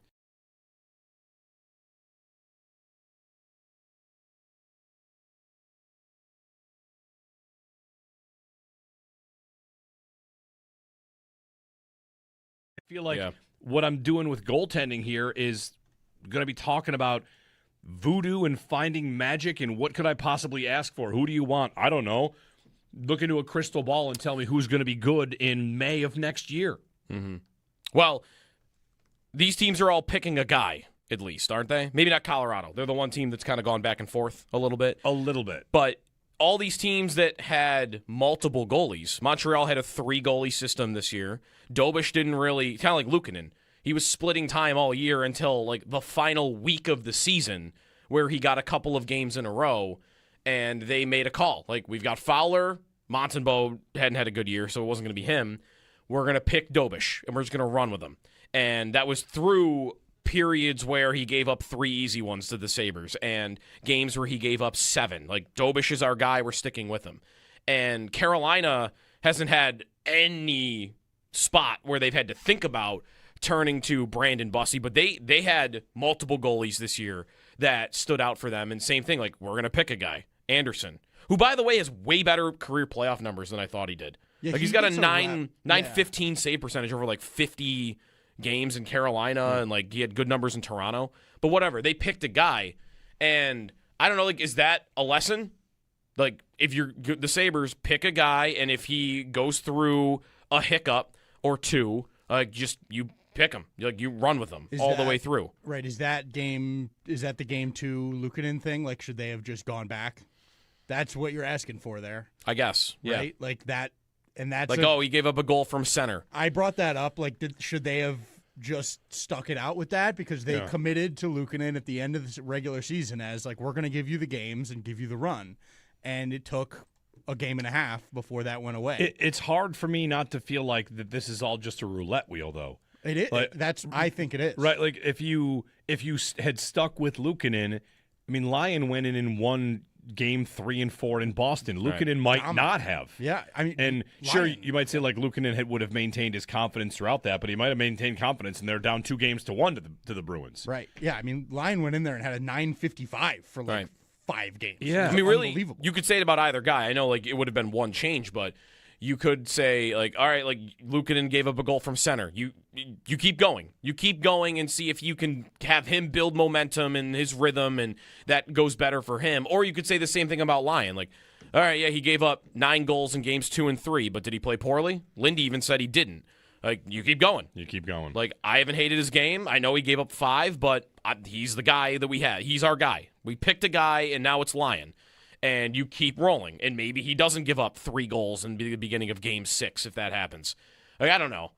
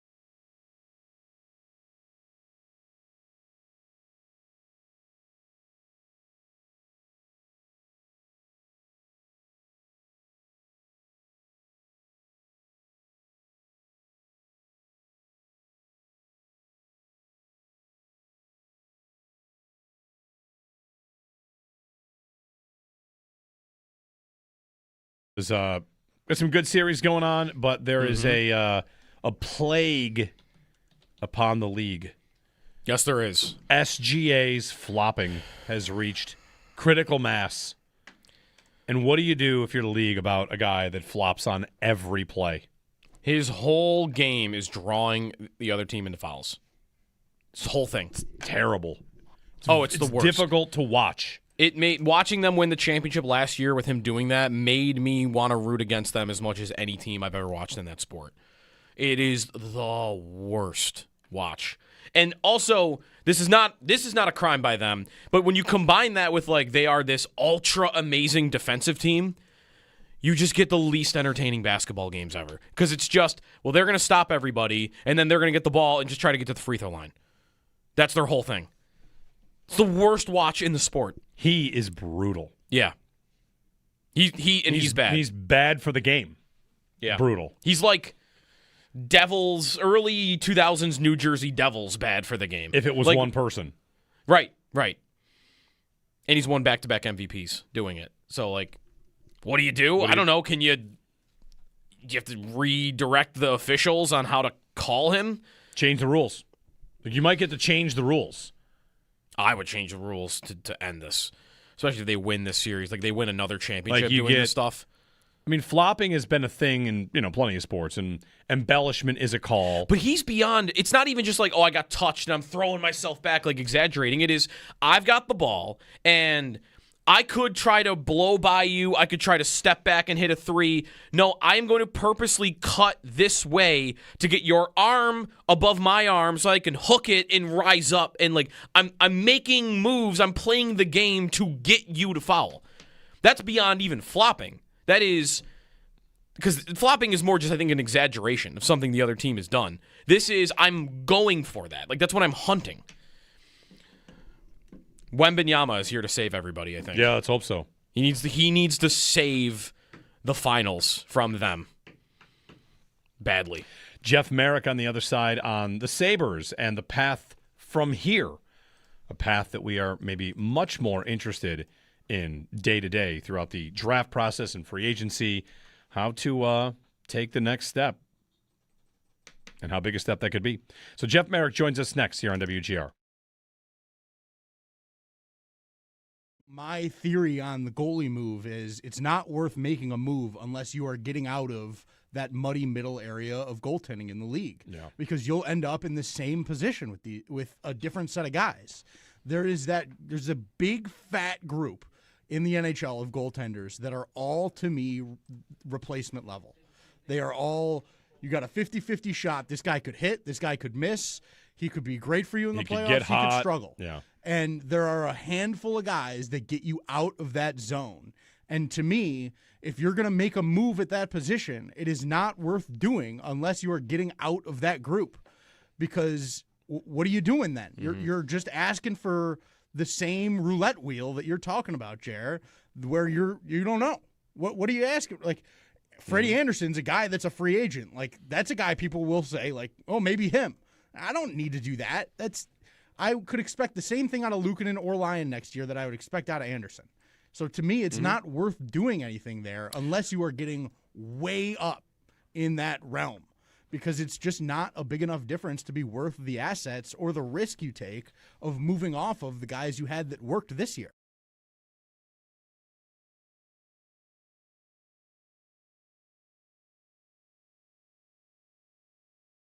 I feel like what I'm doing with goaltending here is going to be talking about voodoo and finding magic and what could I possibly ask for? Who do you want? I don't know. Look into a crystal ball and tell me who's going to be good in May of next year. Mm-hmm. Well, these teams are all picking a guy, at least, aren't they? Maybe not Colorado. They're the one team that's kind of gone back and forth a little bit. A little bit. But all these teams that had multiple goalies, Montreal had a 3-goalie system this year. Dobish didn't really, kind of like Luukkonen. He was splitting time all year until like the final week of the season where he got a couple of games in a row and they made a call. Like, we've got Fowler. Montembeault hadn't had a good year, so it wasn't going to be him. We're going to pick Dobish, and we're just going to run with him. And that was through periods where he gave up 3 easy ones to the Sabres and games where he gave up 7. Like, Dobish is our guy. We're sticking with him.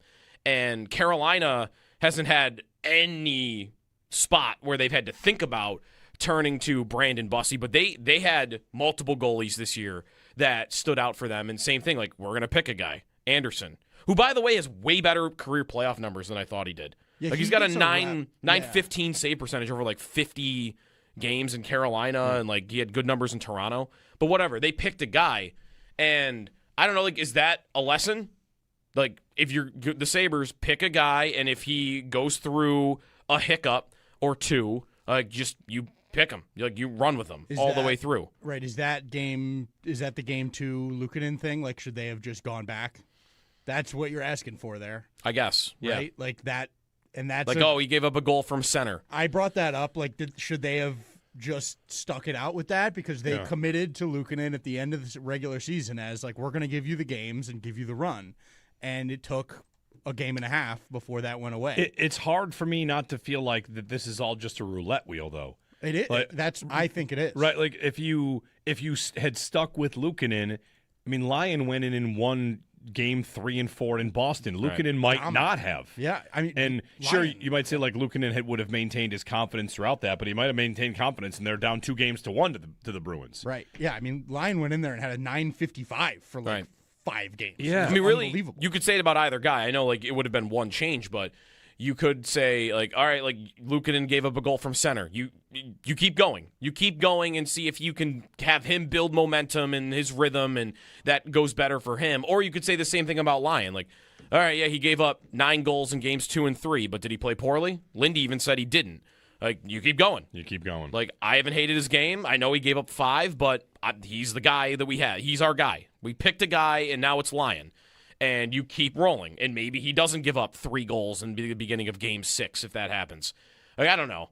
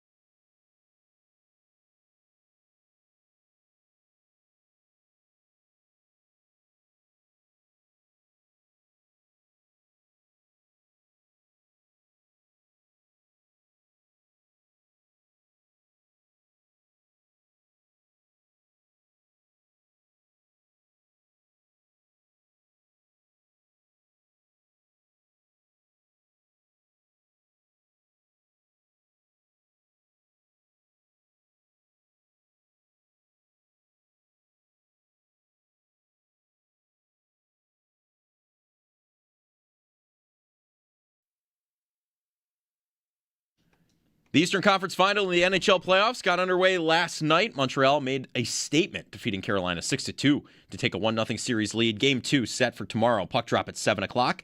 Vegas taking the Western Conference Final 1-0 after their 4-2 win over Colorado Wednesday night. They're back in action tonight for Game 2 at 8 o'clock.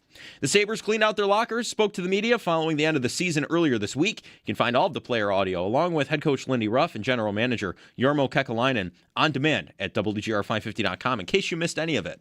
Looking around the NFL, the Rams signed quarterback Matthew Stafford to a 1-year, $55 million extension through 2027. The Chargers promoted quarterback coach Shane Day to pass game coordinator. The Giants signed general manager Joe Shane to an extension, and the Mercury News' Cam Inman reports that 49ers wide receiver Brandon Ayuk is expected to be released, if not traded, by summer's end.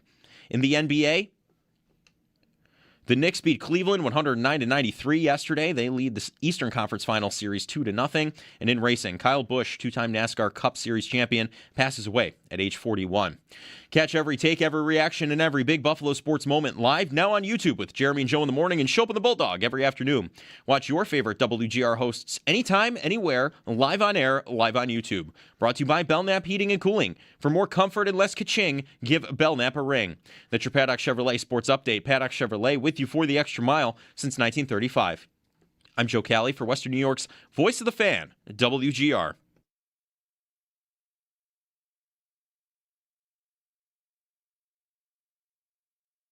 We had Colton Ellis go in a few times and play incredible games. Alex Lyon and UP, they played the most of the games, and you had good seasons. I think the best season Ukko-Pekka Luukkonen has ever had, numbers-wise, his save percentage and goals against average, both of them. And Alex Lyon's been a great mentor to our young goalies, so I think we're in a good spot.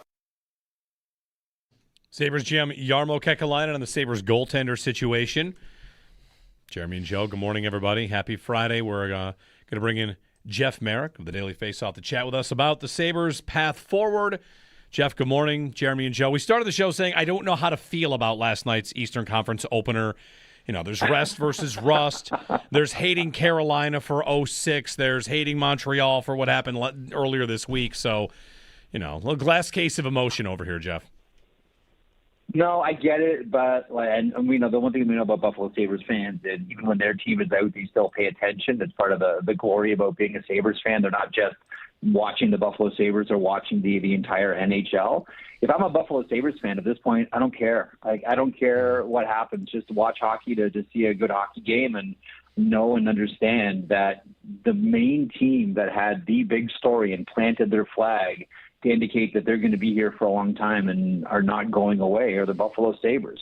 At this point, I just put away the pom-poms and just say to myself, I just want to watch a good hockey game, and that's all. Yeah, that. And it's also the struggle of what would make you feel better anyway. Would Montreal getting bounced easily, which maybe won't happen here, make you feel better because you might think that would have happened to you anyway? Or would Montreal winning the Cup make you feel better because then it's, I can win the Stanley Cup as currently constructed because, look, I was a goal away from beating the team that did it.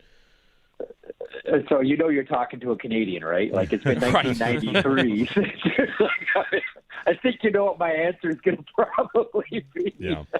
And even if you're a Swords fan too, like keep the Cup in the division, right? Like if you're a Buffalo Sabres fan, keep the Cup in the Atlantic here. Like it's been with the Florida Panthers for a couple of seasons. Let's keep this thing in the Atlantic if you're a Swords fan. Well, Jeff, one of the things we've talked about today, Jarmo Kekalainen had his end-of-season presser. He says this is just the beginning. It's like, all right, are we looking at a go-for-it mode? Are we looking at a, trust the process kind of mode? Like, what's the right tone? What's the right speed, I guess, to push down on the gas pedal for the Sabres, given how far they got, given how good they might be sustainably? Great question. And you're always looking for a team, and when they find that moment where it's time for them to take the big swing. And normally you would look at a team that just makes it, for the first time in 14 years, makes it into the playoffs, and you'd say, okay, I don't know whether it's the time right now to take the big swing. But I think at the same time, you have to look at the marketplace as well. And with the Buffalo Sabres, it's such a unique situation because it's not as if they just squeaked into the playoffs, right? Like this isn't, the Ottawa Senators from last year that get in and get bounced in the first round by the Maple Leafs. This is a team that made a massive statement here and took an incredible development leap. And where normally I would say, preach patience and caution, right now, if I'm Jarmo Kekalainen, I'm looking at big swings. I'm not looking at just complementary pieces. I'm not looking at, maybe we'll swap out something on our third pair or bottom six. I mean, that's probably going to happen anyhow. But I'm looking for a big swing here, especially if you can't come to an arrangement with Alex Tuch and he ends up leaving. I think that Buffalo's in a position where, they've already showed who they are and what they can do. I think it's get up to the plate with the bases loaded and try to send one out of the ballpark. I really do. How do you think of Kekalainen for that specifically? Because he kind of had a reputation coming into this job for some of the things he did in Columbus. And then really it was the first test of, what do you want to do was deadline week. And I know that they didn't get here and they didn't get the deals done, but he was right there sniffing around on Thomas and Parayko. So. Yes, 100%. So this in the back of his mind, right? I look at a team like Seattle, for example. They took a massive swing trying to get Artemi Panarin. I don't think the desire for another massive swing has gone away from former Buffalo Sabres general manager Jason Botterill now, of course, with Seattle. So I don't think that that Jarmo is just thinking, color around the edges here. At trade deadline, he was ready to swing for the fences, and I don't think that that's changed. And the one thing that I had suggested a couple of days ago was, if I'm the Buffalo Sabres, I'm looking at Winnipeg for Connor Hellebuck. I know we could talk about how, Luukkonen had some great games along the way this year. Ditto for Alex Lyon, Colton Ellis. Injury was certainly a factor there, but looks really good. But all of them were leaky at times. And even though it was a knuckle puck, it's going to be tough to get, that new hook goal out of fans' heads for a long time. And it wasn't as if, it was a command performance. Now, Luukkonen was better this year than he was last season. But if you're looking at this team and you're trying to find areas to shore up, I always think back to the great saying by Boston Bruins general manager and sometimes coach Harry Sinden, who would always say, goaltending is like oxygen. I only think about it when I don't have it. And Buffalo Sabres fans know that all too well. So if I'm Jarmo Kekalainen, I'm thinking big swing, and you've already done deals with Winnipeg, and Kevin Cheveldayoff, right? And we know that, the goaltender there hasn't exactly said that he's thrilled to be coming back next season. And it's, full steam ahead for the Winnipeg Jets. I would be looking at Connor Hellebuck all day long if I'm the Buffalo Sabres. To that point, Jeff, the state of goaltending versus, you got a couple of years where it's going to be Bobrovsky or Vasilevsky, and those guys are blue bloods of the position. And this is a year where you're not seeing that. Yeah. Is that a one-off? Sometimes we talk about the position like it's voodoo or it's coin tosses. Freddie Anderson red hot in the first 2 rounds. Dolbash, not exactly the plan for Montreal at the start of the season for the Sabres. Wedgwood, Hellebuck is older and has a great body of work. You got to kind of decide if that's the position that is the one you should be, kind of placing your bets on. I think you look at a couple of different positions, certainly. But I think front and center to me is net mining. Carter Hart's been outstanding for the Vegas Golden Knights. And there were times, specifically in that Anaheim series, where Vegas was getting the barn doors blown open, and it was Carter Hart that salvaged a win. Scott Wedgwood has had himself a dynamic season for the Colorado Avalanche. You're right. Jakub Dobish, we've seen incredible rookie goaltending performances in Montreal. We think of Ken Dryden, we think of Patrick Waugh. Holy smokes, are we really putting Jakub Dobish in that rarefied air? But what he's done with Montreal so far is spectacular. Freddie Anderson, outside of last night, was probably at the top of everybody's Conn Smythe trophy list after 2 rounds of the playoffs. So I don't know. I have such a positional bias for netminders and defensemen. I just think if you have a chance to grab an elite level netminder, you do it, especially if you're trading from a position of strength, where the Buffalo Sabres have positional strength on the back end and they have positional strength up front too. It's a really envious position the Sabres are in, because right now it's a lot of prospects, a lot of picks, a lot of established players too, and they're totally out of the green banana business.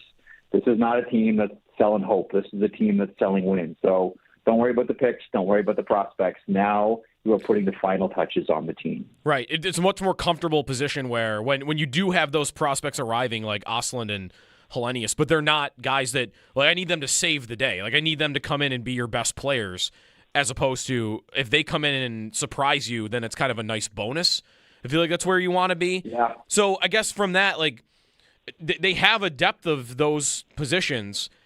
What should they feel like they have here? Forward-wise, defenseman-wise, we've gone through the goaltending a little bit. Do you feel like they have a roster overall right now that is capable of winning a Stanley Cup as presently constructed, or do you think they need that big move to get them over the top? I still think they need one move, and I know I keep focusing on the goaltending here. I still think that they need to make a big move. Put it this way, there are some players that are just going to naturally get better, just internal development. We're only scratching the surface on Zach Benson. To me, he's the next Brad Marchand in the NHL. Josh Stone has emerged as this new age power forward that all teams sort of drool about here. Constantinius, as you just mentioned, that was one of the names that, put it this way, when teams call the Buffalo Sabres to make deals, that is one of the names that they always ask for. You mentioned Noah Ostlund, and I still think, even though he's not Tage Thompson and he's not Josh Norris, he's he's a player and that injury really hurt the Buffalo Sabres when they needed to rely on their depth.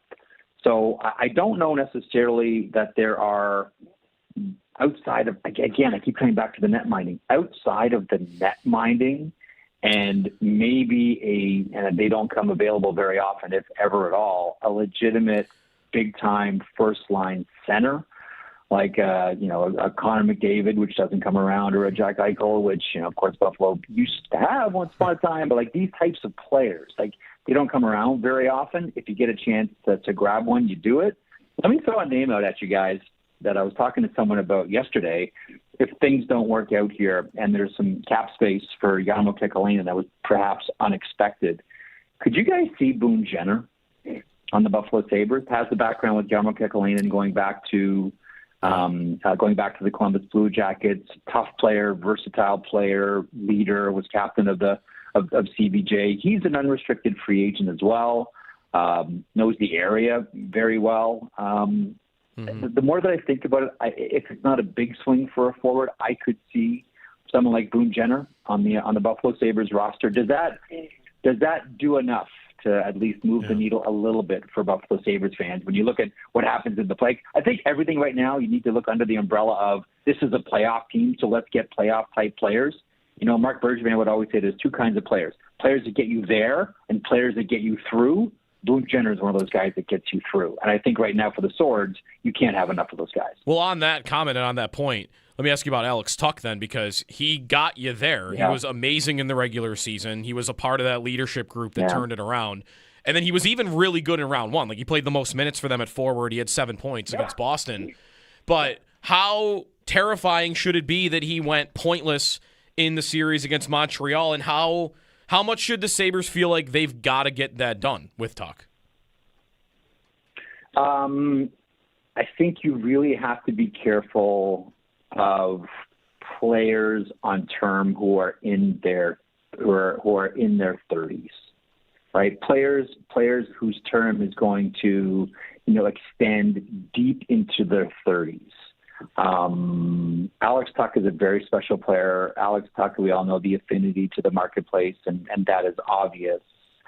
I don't know that I put all my decision on that Montreal series because that's the exception, not the norm, right? That's just one of those series where you couldn't find it, and the dashes started piling up, and the production wasn't there. So I know we like to look at that series and say, hold on a second here, pump the brakes. This has to be advantage Jarmo Kekalainen. I think you've probably already made your mind up on the value of Alex Tuch, and you probably have a line past which you're not going to go. And the question then becomes, if you're Jarmo Kekalainen or if you're a Sabres fan looking at this, how much discipline does our team have now? Teams that, I look at the Carolina Hurricanes and I look at the Colorado Avalanche. Those are two teams that are so incredibly disciplined and smart about how they do business, and they make a lot of safe bets, and they also have lines in the sand. Look, Colorado let Mikko Rantanen go. They traded Mikko Rantanen over $500,000. One of the best players in the league, full stop, last call, good night, over $500,000. There's a discipline to that might be awkward and painful at the time, but long term, when you have financial discipline like that, that's how you put together cup winners and cup contenders. So Kekalainen's got his line. It might move slightly, but they'll be curious to see how much discipline Buffalo has here, because I think the natural knee-jerk is just local guy, love him, he's productive, don't worry about the Montreal series, and give him essentially the Adrian Kempe contract. I don't think that even going into these playoffs that's what Jarmo Kekalainen was thinking, or he would have already been extended. On discipline, what do you expect the market to be like for Tuch, and I guess for other free agents, but he seems to be the top guy. Big. Given that the cap's going up $30 million, are we going to see teams give numbers that are going to be sticker shock for fans, or do you think teams will kind of keep it in check? No, it's going to be sticker shock because of the point you just made. The cap is going up, so you look at someone, you may look at him and say, oh, there's a $7 million hockey player. How did he get a 9.5? Wow, that's wild. But you can't base it. You can't base it on the quote-unquote old salary cap. Like, we're about to enter this bizarre world, right, where the cap now jumps, almost $10 million to $104 million. And then it's going to have another leap to 113 and then 123. So I think we're all going to have to do ourselves a favor here and recalibrate our thinking about how much each player should cost, because we're about to enter a whole new universe. And as much as we may look at, the example that we're just talking about here is Alex Tuch. As much as we're looking at Alex Tuch right now and trying to figure out his value is going to be based on a brand new environment where you might look at him and say, oh, you know what, we can't give him the Adrian Kempe contract. Why not? That's what the market is going to say, because all of a sudden we're heading into a massive lift, and we need to recalibrate, I think, what a $10 million hockey player is. And is Alex Tuch going to be that guy if he hits the market? I think the answer is probably. Jeff Merrick with us on the West Her Hotline. Jeff, last on the Sabres for me, like going forward, like on their style, how do you feel like they're looked at around the league? Because they got called river hockey at one point in the season. We had our fun with that. Their four defensemen are so aggressive in the play, and even like Marty St. Louis talked about how much different it is than when they played Tampa, how much more space there is. Like, do they play a style that you think can work long term? They can keep doing this and have it be successful? First of all, before I answer, my real answer is I hope so. Like, do you remember when Lindy Ruff coached the Dallas Stars? And it was just like wide open and so much fun. And I think everybody in the NHL was looking at, because at the same time, Bruce Boudreau was coaching the Washington Capitals. And they were the same. They were wide open, fun hockey. It's 1987 again with 6-5 and 7-4 and 8-6 games. Like, this is awesome. Dallas was doing it. Washington was doing it. And we know that it's a copycat league. And we were all saying to ourselves, I really hope this is successful. I really want this to work. I want these two teams in the Stanley Cup final. I don't want them to change, because if so, everybody's going to put the premium on offense and wide open hockey. Neither team made it to the final.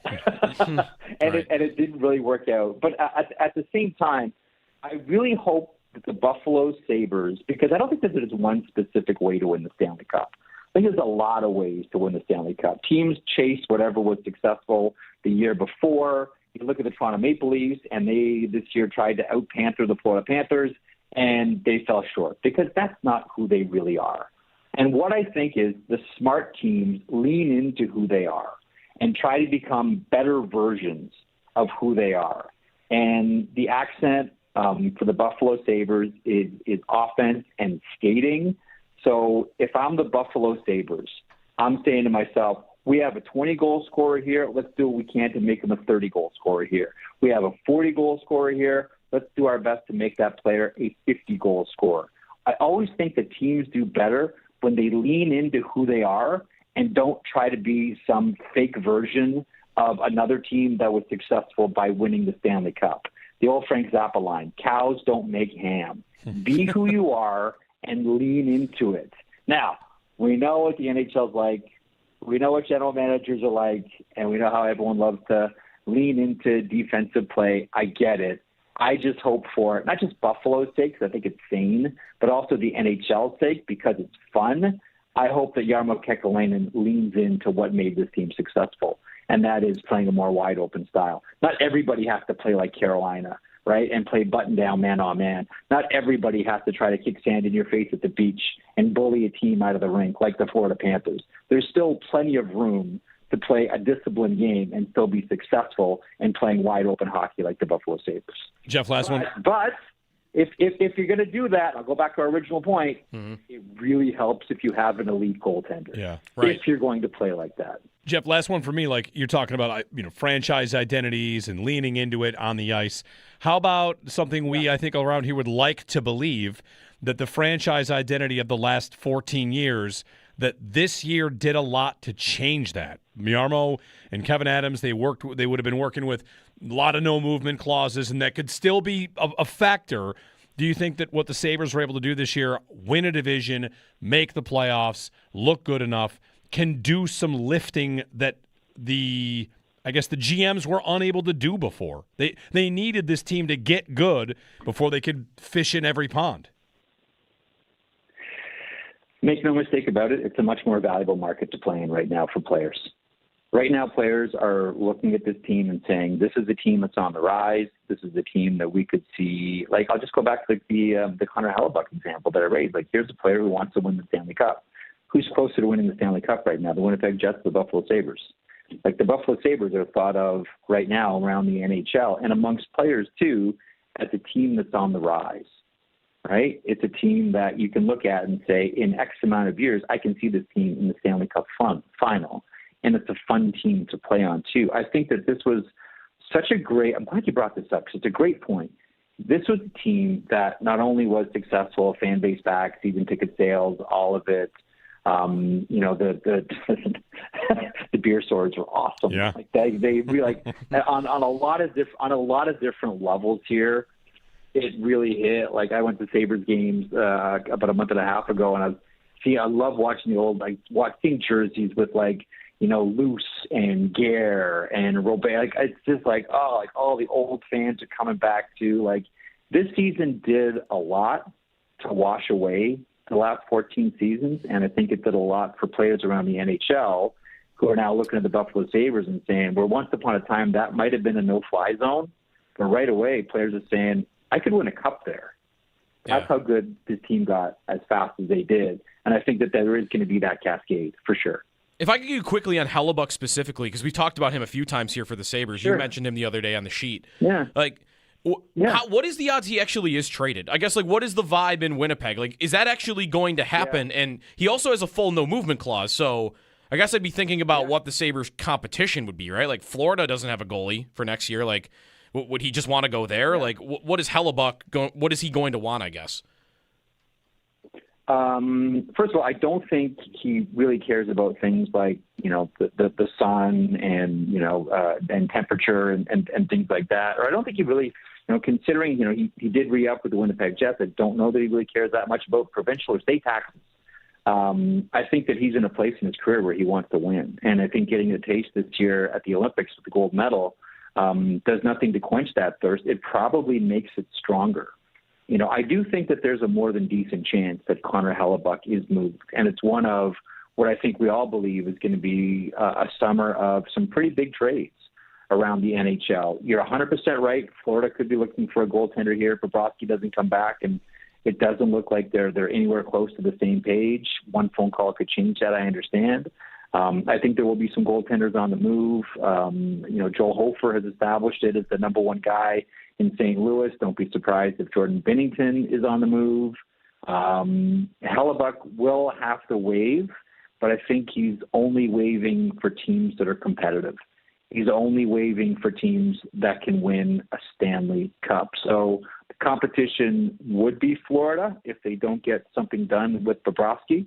But I would never now, given what we've seen from the Buffalo Sabres, disqualify Buffalo from being in that position.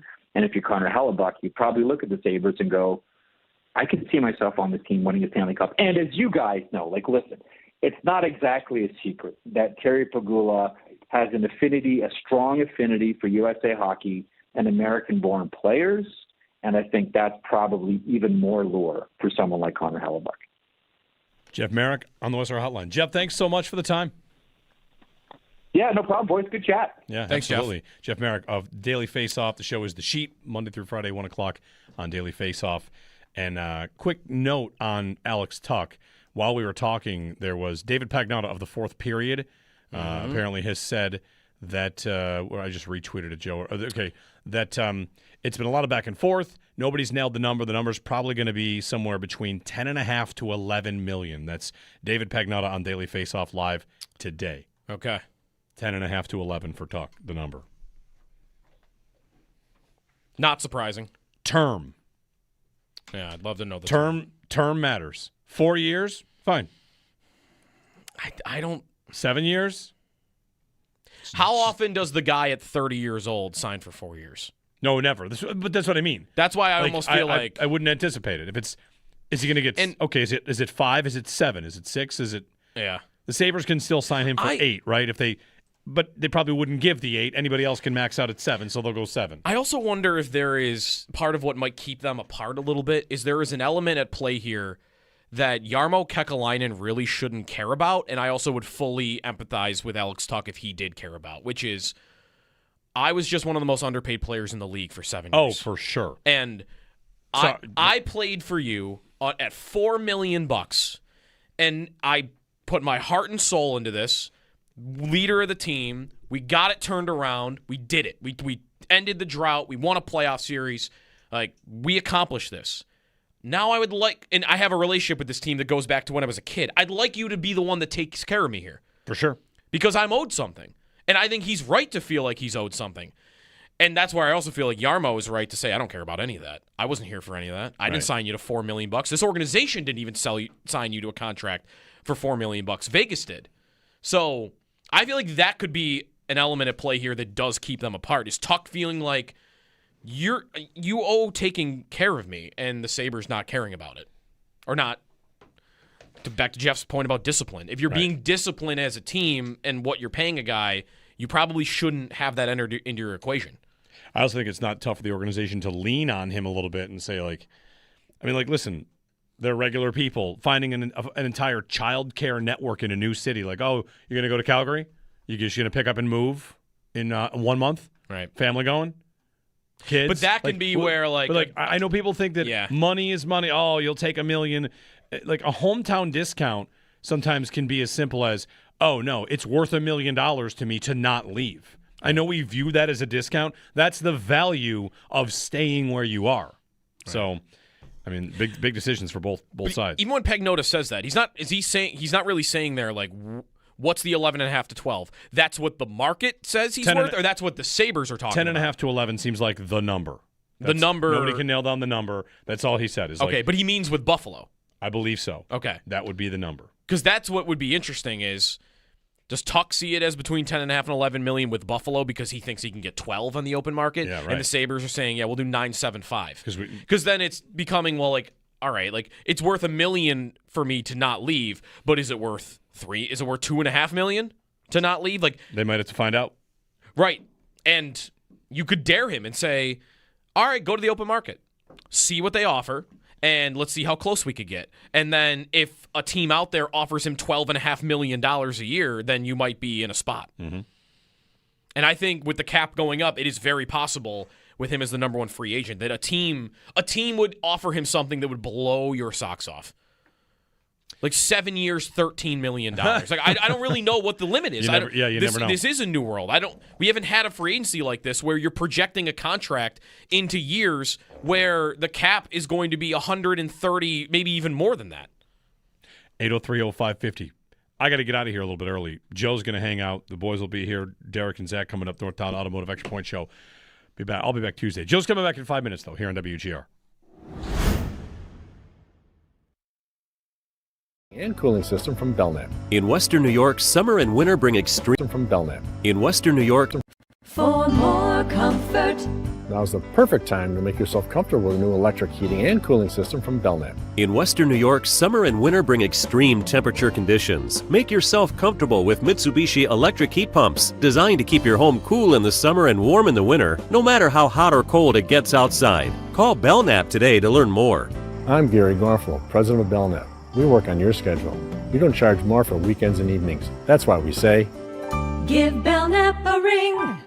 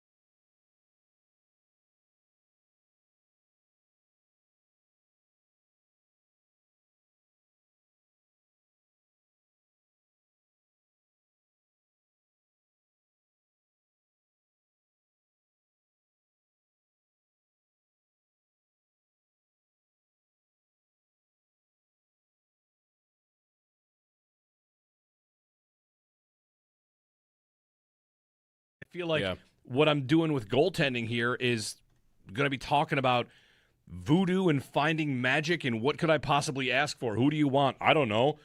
Look into a crystal ball and tell me who's going to be good in May of next year. Mm-hmm.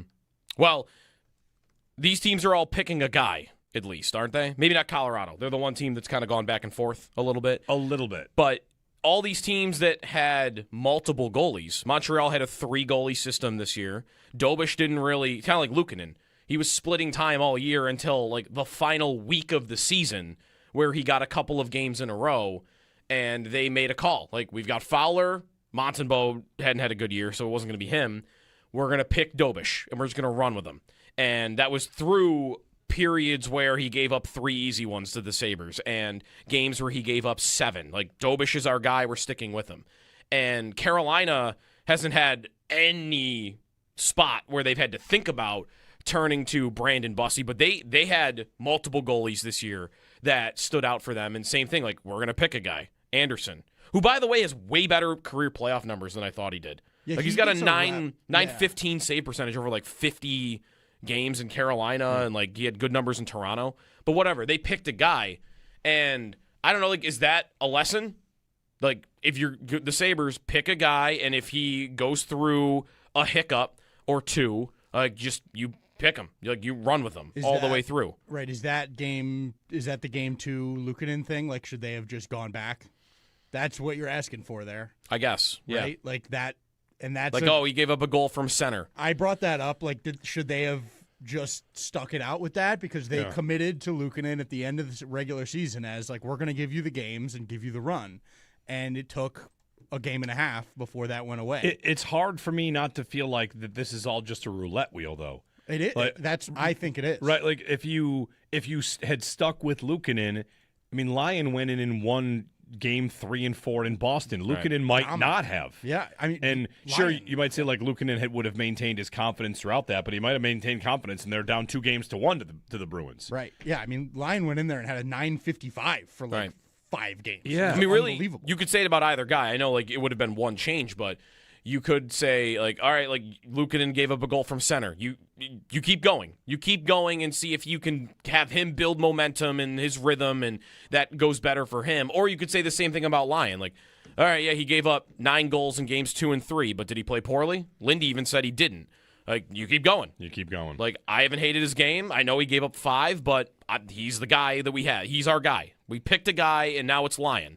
And you keep rolling, and maybe he doesn't give up 3 goals in the beginning of Game 6 if that happens. Like, I don't know.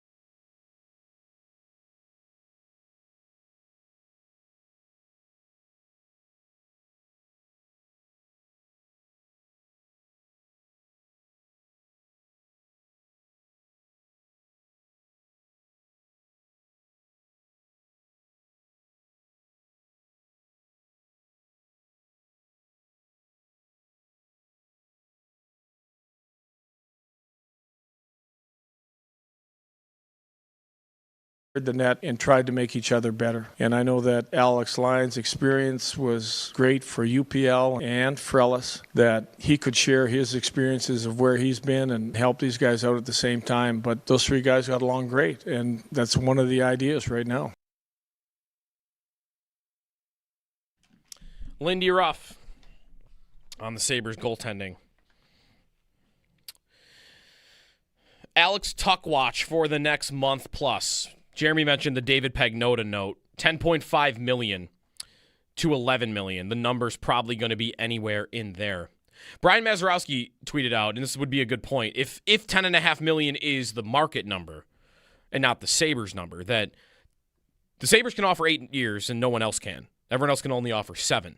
That $10.5 million over 7 years is only $1.5 million more in total than $9 million over 8 years on the length of the contract. However, I don't know. Like, I feel like Dave Pagnotta, when he's saying that, is saying 10.5 to 11 is the number for the Sabres. And that the market number, I don't know what the market number is. Like, I don't even know that I want to guess at it. We've seen some reports that Seattle would be willing to go above 11. Yeah. But what's above 11? Is that 11.25? Is that 11.5? Is it 12? Right. Yeah. And that's just one team. Like, him being the number one free agent. And let me look. Like, how many teams have a ton of cap space? Like, because of the cap going up, the Sabres are not one of them. Like, the Sabres have $12 million in space. Like, they can't really. Right. They can't do a ton. They could do a little because you got to pay Benson and there's others. But when you look at where teams are at going into the offseason, the Sabres with their $12.9 million in space have more cap space than only 7 teams. That's it. And you have 1, 2, 3, 4, 5, 6, 7, 8, 9, 10, 11, 12, 13. Like more than half the league has more than $20 million. And you have good teams like, let's look at Pittsburgh. Mm-hmm. Pittsburgh has $43 million in cap space. How about San Jose? They were almost in the playoffs, right? And they're trying to turn a corner here. They have $41.5 million in cap space. Anaheim, who was in the playoffs, have $40.5 million in cap space. Philly, who was in the playoffs, has $38.4 million in cap space. Columbus, who almost made it, has $34. Detroit, who almost made it, has $32. Seattle almost made it, has $28. Like, these aren't even bad teams. Yeah. And I know they have guys to pay. So, like, I'm not accounting for that right here, right now, but you have good teams in the league that have a ton of room to do things if they wanted to because of the cap going so far up. Right. So what?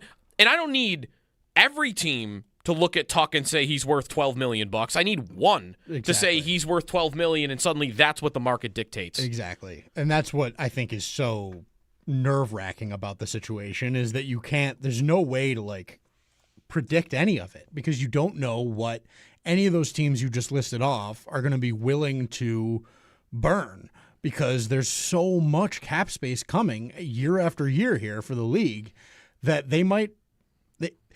teams might be willing to overpay even now for that player because they know, listen, we're going to have more and more wiggle room and it's going to get easier and easier to bury that or move it or do whatever we got to do to get rid of it. Mm-hmm. And if we're a desperate team like Seattle, who is the number one team I think of for him, just because they're so desperate for a goal scorer and a playmaker and like a guy that can make a difference. Yep. They offered $1 bajillion to Artemi Panarin, and he said, kick rocks. Right. And they're like, that is money they are desperate to spend right now. And I'm looking, they really have nobody that they need to pay. No. Not this year. This year they have they have $28 million in space, and their free agents are Jaden Schwartz, who's 33, that's over, and Bobby McMahon at 29. Like that's their list.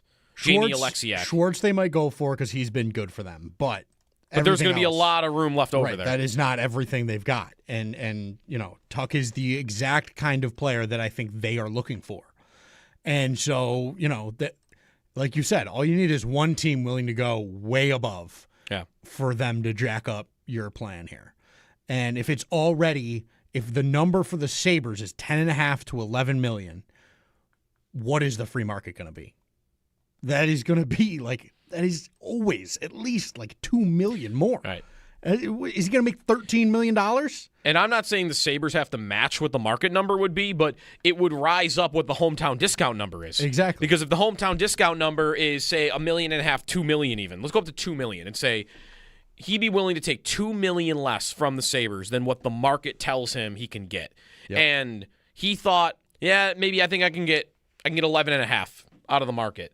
And all right, so Buffalo, I want 10. I want 10 from you. That's $1.5 million disc. That's $1.5 million per year discount that I will take to stay here. And then somebody like Seattle comes in and says, we'll do 13. Right. Like, well, now I'm at 11.5. I want to change my number a little bit with Buffalo because I think you could make this mistake on your own, and the team could, that you don't properly predict what your own market is. Yeah. And this point holds true for not just the AAV number, but the term too. If the Sabres are hoping to get him on a 4-year deal, all it takes is one team to go, we'll double it and give him 8 or 7. And we'll go all right, we'll bite the bullet and know that we're going to eat it for a few years here. And like, there you go. There's your there. All right, now we're not taking your 4. Sorry, Buffalo. Smell ya. Like Right. that's it. That it's just not gonna work. And so it's a very dicey game right now. And that's, I mean, to me, I am at, unless you can get him at 10 or under, I am really hesitant to do this with him. It is scary to me. I know that, and that is even just removing Montreal series entirely from it for me. And it is just, we heard Merrick say it, that guy is 30 already, and you're going to give him 8 more years at a double-digit AAV. I know that you can bury stuff, and I know the cap's going up, and I know all that. But do you think you need to shoot yourself in the foot in the future that way? Or do you think that it would be more prudent to let him walk and go like, we can replace this? Whether that be with a move, which I think is entirely possible, or internally, which I think is also pretty possible. Mm-hmm. Like, really, I don't know that it's the smartest thing for them to do. I love the player. I love him. He is awesome. Mm-hmm. He represents such a massive emotional thing for all of the fans. Mm-hmm. And that is significant. And he's significant in the locker room. But that should never outweigh the team's future. It just shouldn't. And so if that's where you're at, and he is like, I'm sorry, I'm not doing 10. I need 11. I need 11.5. I don't see it happening. I really don't. That's the kind of ruthless thing like that teams do. He could be just playing the game. Of course. He could be thinking all along, I'm staying, but I gotta play hardball as long as I can to get every penny I can. Yeah, you gotta milk it. That's like it's kind of what Chris Godwin did in the NFL with Tampa. Mm-hmm. And he took a massive hometown discount. Remember the reports of when Chris Godwin hit free agency last year, there were reports about what New England was offering him. Yeah. And it was like $20+ million total on the contract that he passed on from New England to stay in Tampa. But he waited right until the day he could hit the market. Yep. Like, he didn't sign early. And I don't know enough about that situation to know like if it got ugly like in the media, or if there was ever like reporting like, oh, he's probably going to leave. He's going to leave. Stamkos was this in Tampa Stamkos, many years ago. Like, took meetings. He was in Toronto. Right. And then they I'm going to stay. Yep. And like, how much of that was just like, I got to try and get as much as I can out of these guys because I know this team is ruthless. Right. And will not pay me a cent more than they think they have to or should. And that's like, because you can't really predict what Tuck would be thinking and doing and what the Sabres are at, because we don't know any of the numbers. What I try to do in like these types of conversations is I just want to put myself in the player's shoes. Mm-hmm. And if I put myself in the player's shoes, what would my game be? Because if I'm Alex Tuck and I grew up a Sabre fan and I'm an important part of this team, and I also if I'm Alex Tuck, I'm geared. I would not want my lasting memory to be that Montreal series. No. I do not want that to be how I go out here. So I'm going to stay. Yep. But I'm not letting anybody know that. I'm going to be. I will even make it ugly. But I want to play hardball because I want to stay. But I just made $4.7 million for how long as an underpaid player. And I want to make them pay for it as much as they will pay for it. And if I can't really get them to budge, then maybe at the end of the day, I'll just say, fine. I tried, and I couldn't get them to budge, so I'm just going to sign. I did as best as I could to get as much money for everybody, and like whatever. It didn't work out. But if I can bump them up an extra $1 million, and now I can pay my grandkids' college funds instead of just my kids' college funds, then I feel like I won. Exactly. I feel like I did a good. It was worth it. That's the responsibility of like we always think about these things in like without realizing or necessarily considering. Like, he feels a duty to his family. I've got a family here that I've got to get as well off as I can. Isn't that what we all think about? Like, so there is that factor of like I've got to do everything I can here. And whatever that may look like, whether it's the most money or staying here or living in a whatever, I need to make sure I'm not doing a disservice to my family. Right, and that's part of the game too. Yeah. Like, I think it's the game. I think it is very likely he will stay. And the number for maybe not everybody will love it, but that there was a much bigger number out there. Yeah. I'm staring at Seattle's Puckpedia page right now, and I'm just. Especially with, I don't want to say especially with Botterill. Because Botterill, while he's desperate to save his job, We know that guy. Yeah, I mean, he was And desperate enough to offer Panarin $14 million a year. Like, that's what they tried If to he get was him willing to give Panarin $14 million a year on top of what they were going to give up to get him in a trade, would he not be willing to give Tuch without trade compensation $13 million? Right. I want to know their number. That's what I'm more interested in right now. And maybe there's other teams out there that fit for Tuch as well. But there's been reports about Seattle. You look at their page, you look at what they're doing cap-wise, they can easily offer him $13 million. They can go above that if they really wanted to, but I don't want to go nuts here. Like, would they offer him $13 million? Like, what is the number? Yeah. It's so interesting because of all the moving parts cap-wise, the market, what else is there in free agency. Like, Anthony Mantha's a 30-goal scorer from this past year, but he hasn't been consistently. Mm-hmm. So what's his number? And how does that drive Tuch? Hey, I just found out Mantha can get $9.5 million. I've done what he did last year 5 times. So guess what? I'm worth more than $500,000 more than that guy. For sure. There's so many things that I think could really affect what he's going to get. Really interesting. Well, we'll look for more reports and rumors, which I'm sure we'll get over the next month. Extendo Sports, when we come back, we'll wrap things up, get you off to the Northtown Automotive Extra Point Show coming up on WGR.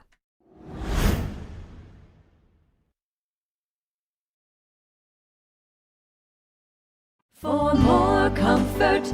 Now's the perfect time to make yourself comfortable with a new electric heating and cooling system from Belknap. In Western New York, summer and winter bring extreme temperature conditions. Make yourself comfortable with Mitsubishi electric heat pumps, designed to keep your home cool in the summer and warm in the winter, no matter how hot or cold it gets outside. Call Belknap today to learn more. I'm Gary Garfalo, president of Belknap. We work on your schedule. We don't charge more for weekends and evenings. That's why we say, Give Belknap a ring.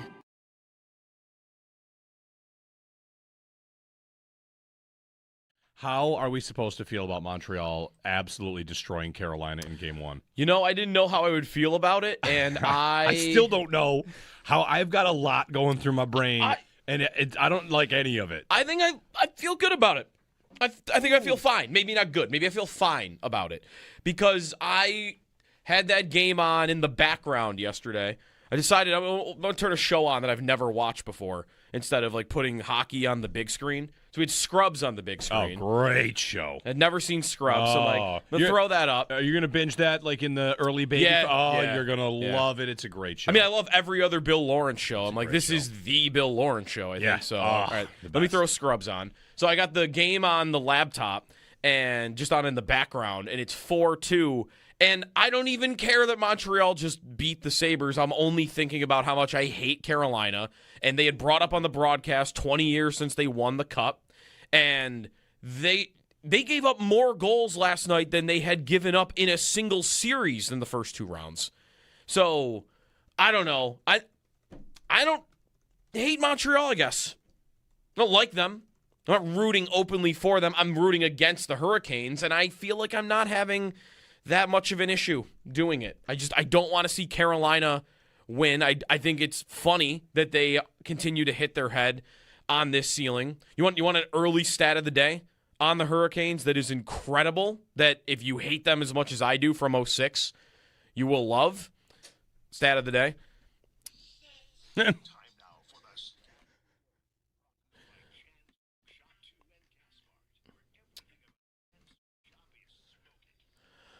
Since the Carolina Hurricanes beat the Buffalo Sabres in Game 7 of the conference finals in 2006. A skeleton squad of a team that shouldn't even count. Right. Did they sell their soul for it? Because since then, they have played 18 conference finals games, and their record is 1-17. They are 1-17 in the conference finals since 06. Which means they've been swept, I think it's 4 times. Yeah.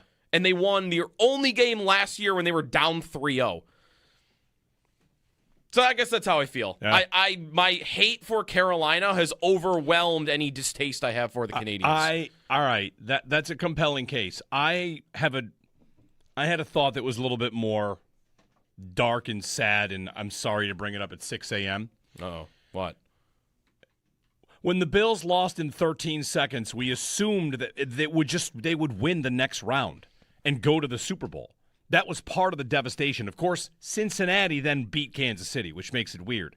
But when we watched Chiefs-Bengals, it was that game was supposed to be in our house, and it was the Bengals, and the Bills would have beaten the Bengals. And then you're in the Super Bowl, and then you're playing the Rams and whatever. Who knows? Like, do you win the Super Bowl? I don't know. We don't have quite 13 seconds. They collapsed. They didn't blow a 2-0 lead. They rallied from down 2-0.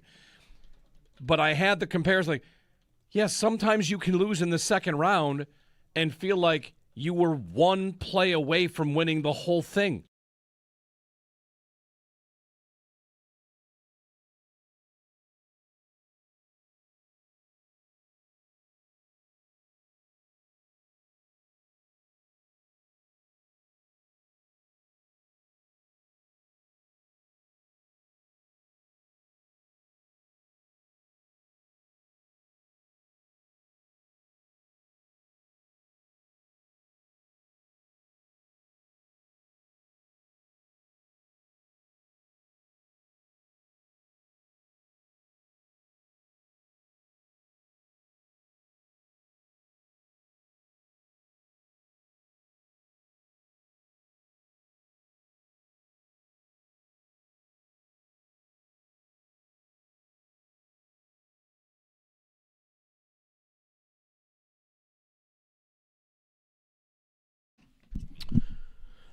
Extendo Sports, I think it's going really poorly for Malik Neighbors in New York.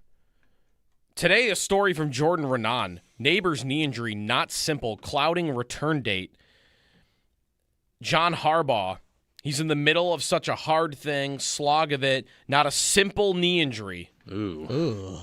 That's not a good thing to hear. Not at all. Impossible to predict. The goal is to start the season and get out there sometime in training camp. That'd be the goal. We'll see what happens. Renan goes on to write that the original goal was for him to be ready at the start of training camp, and that ship has sailed, and now fingers are crossed that he'll be ready for week 1. Yikes. That sounds to me like he's not going to be ready for week 1. That's exactly what that sounds like. And then if he is ready for week 1, we're going to have to watch Malik Neighbors and whether or not like he's going to be able to continue to run as fast as he used to be able to. No wonder they said it was going to be a run-based offense. Yeah, 100%. Right. Do you think that had something to do with it? Like, I hope this isn't an injury that could like start off the derailment of his career, like it happened with Beckham. Yeah. Because Beckham had the greatest start of receivers like ever had, and then it all derailed.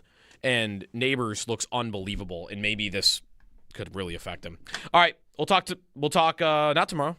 It's Friday. I'll get back to knowing the days of the week next week. Finally back at work. Talk to you Monday.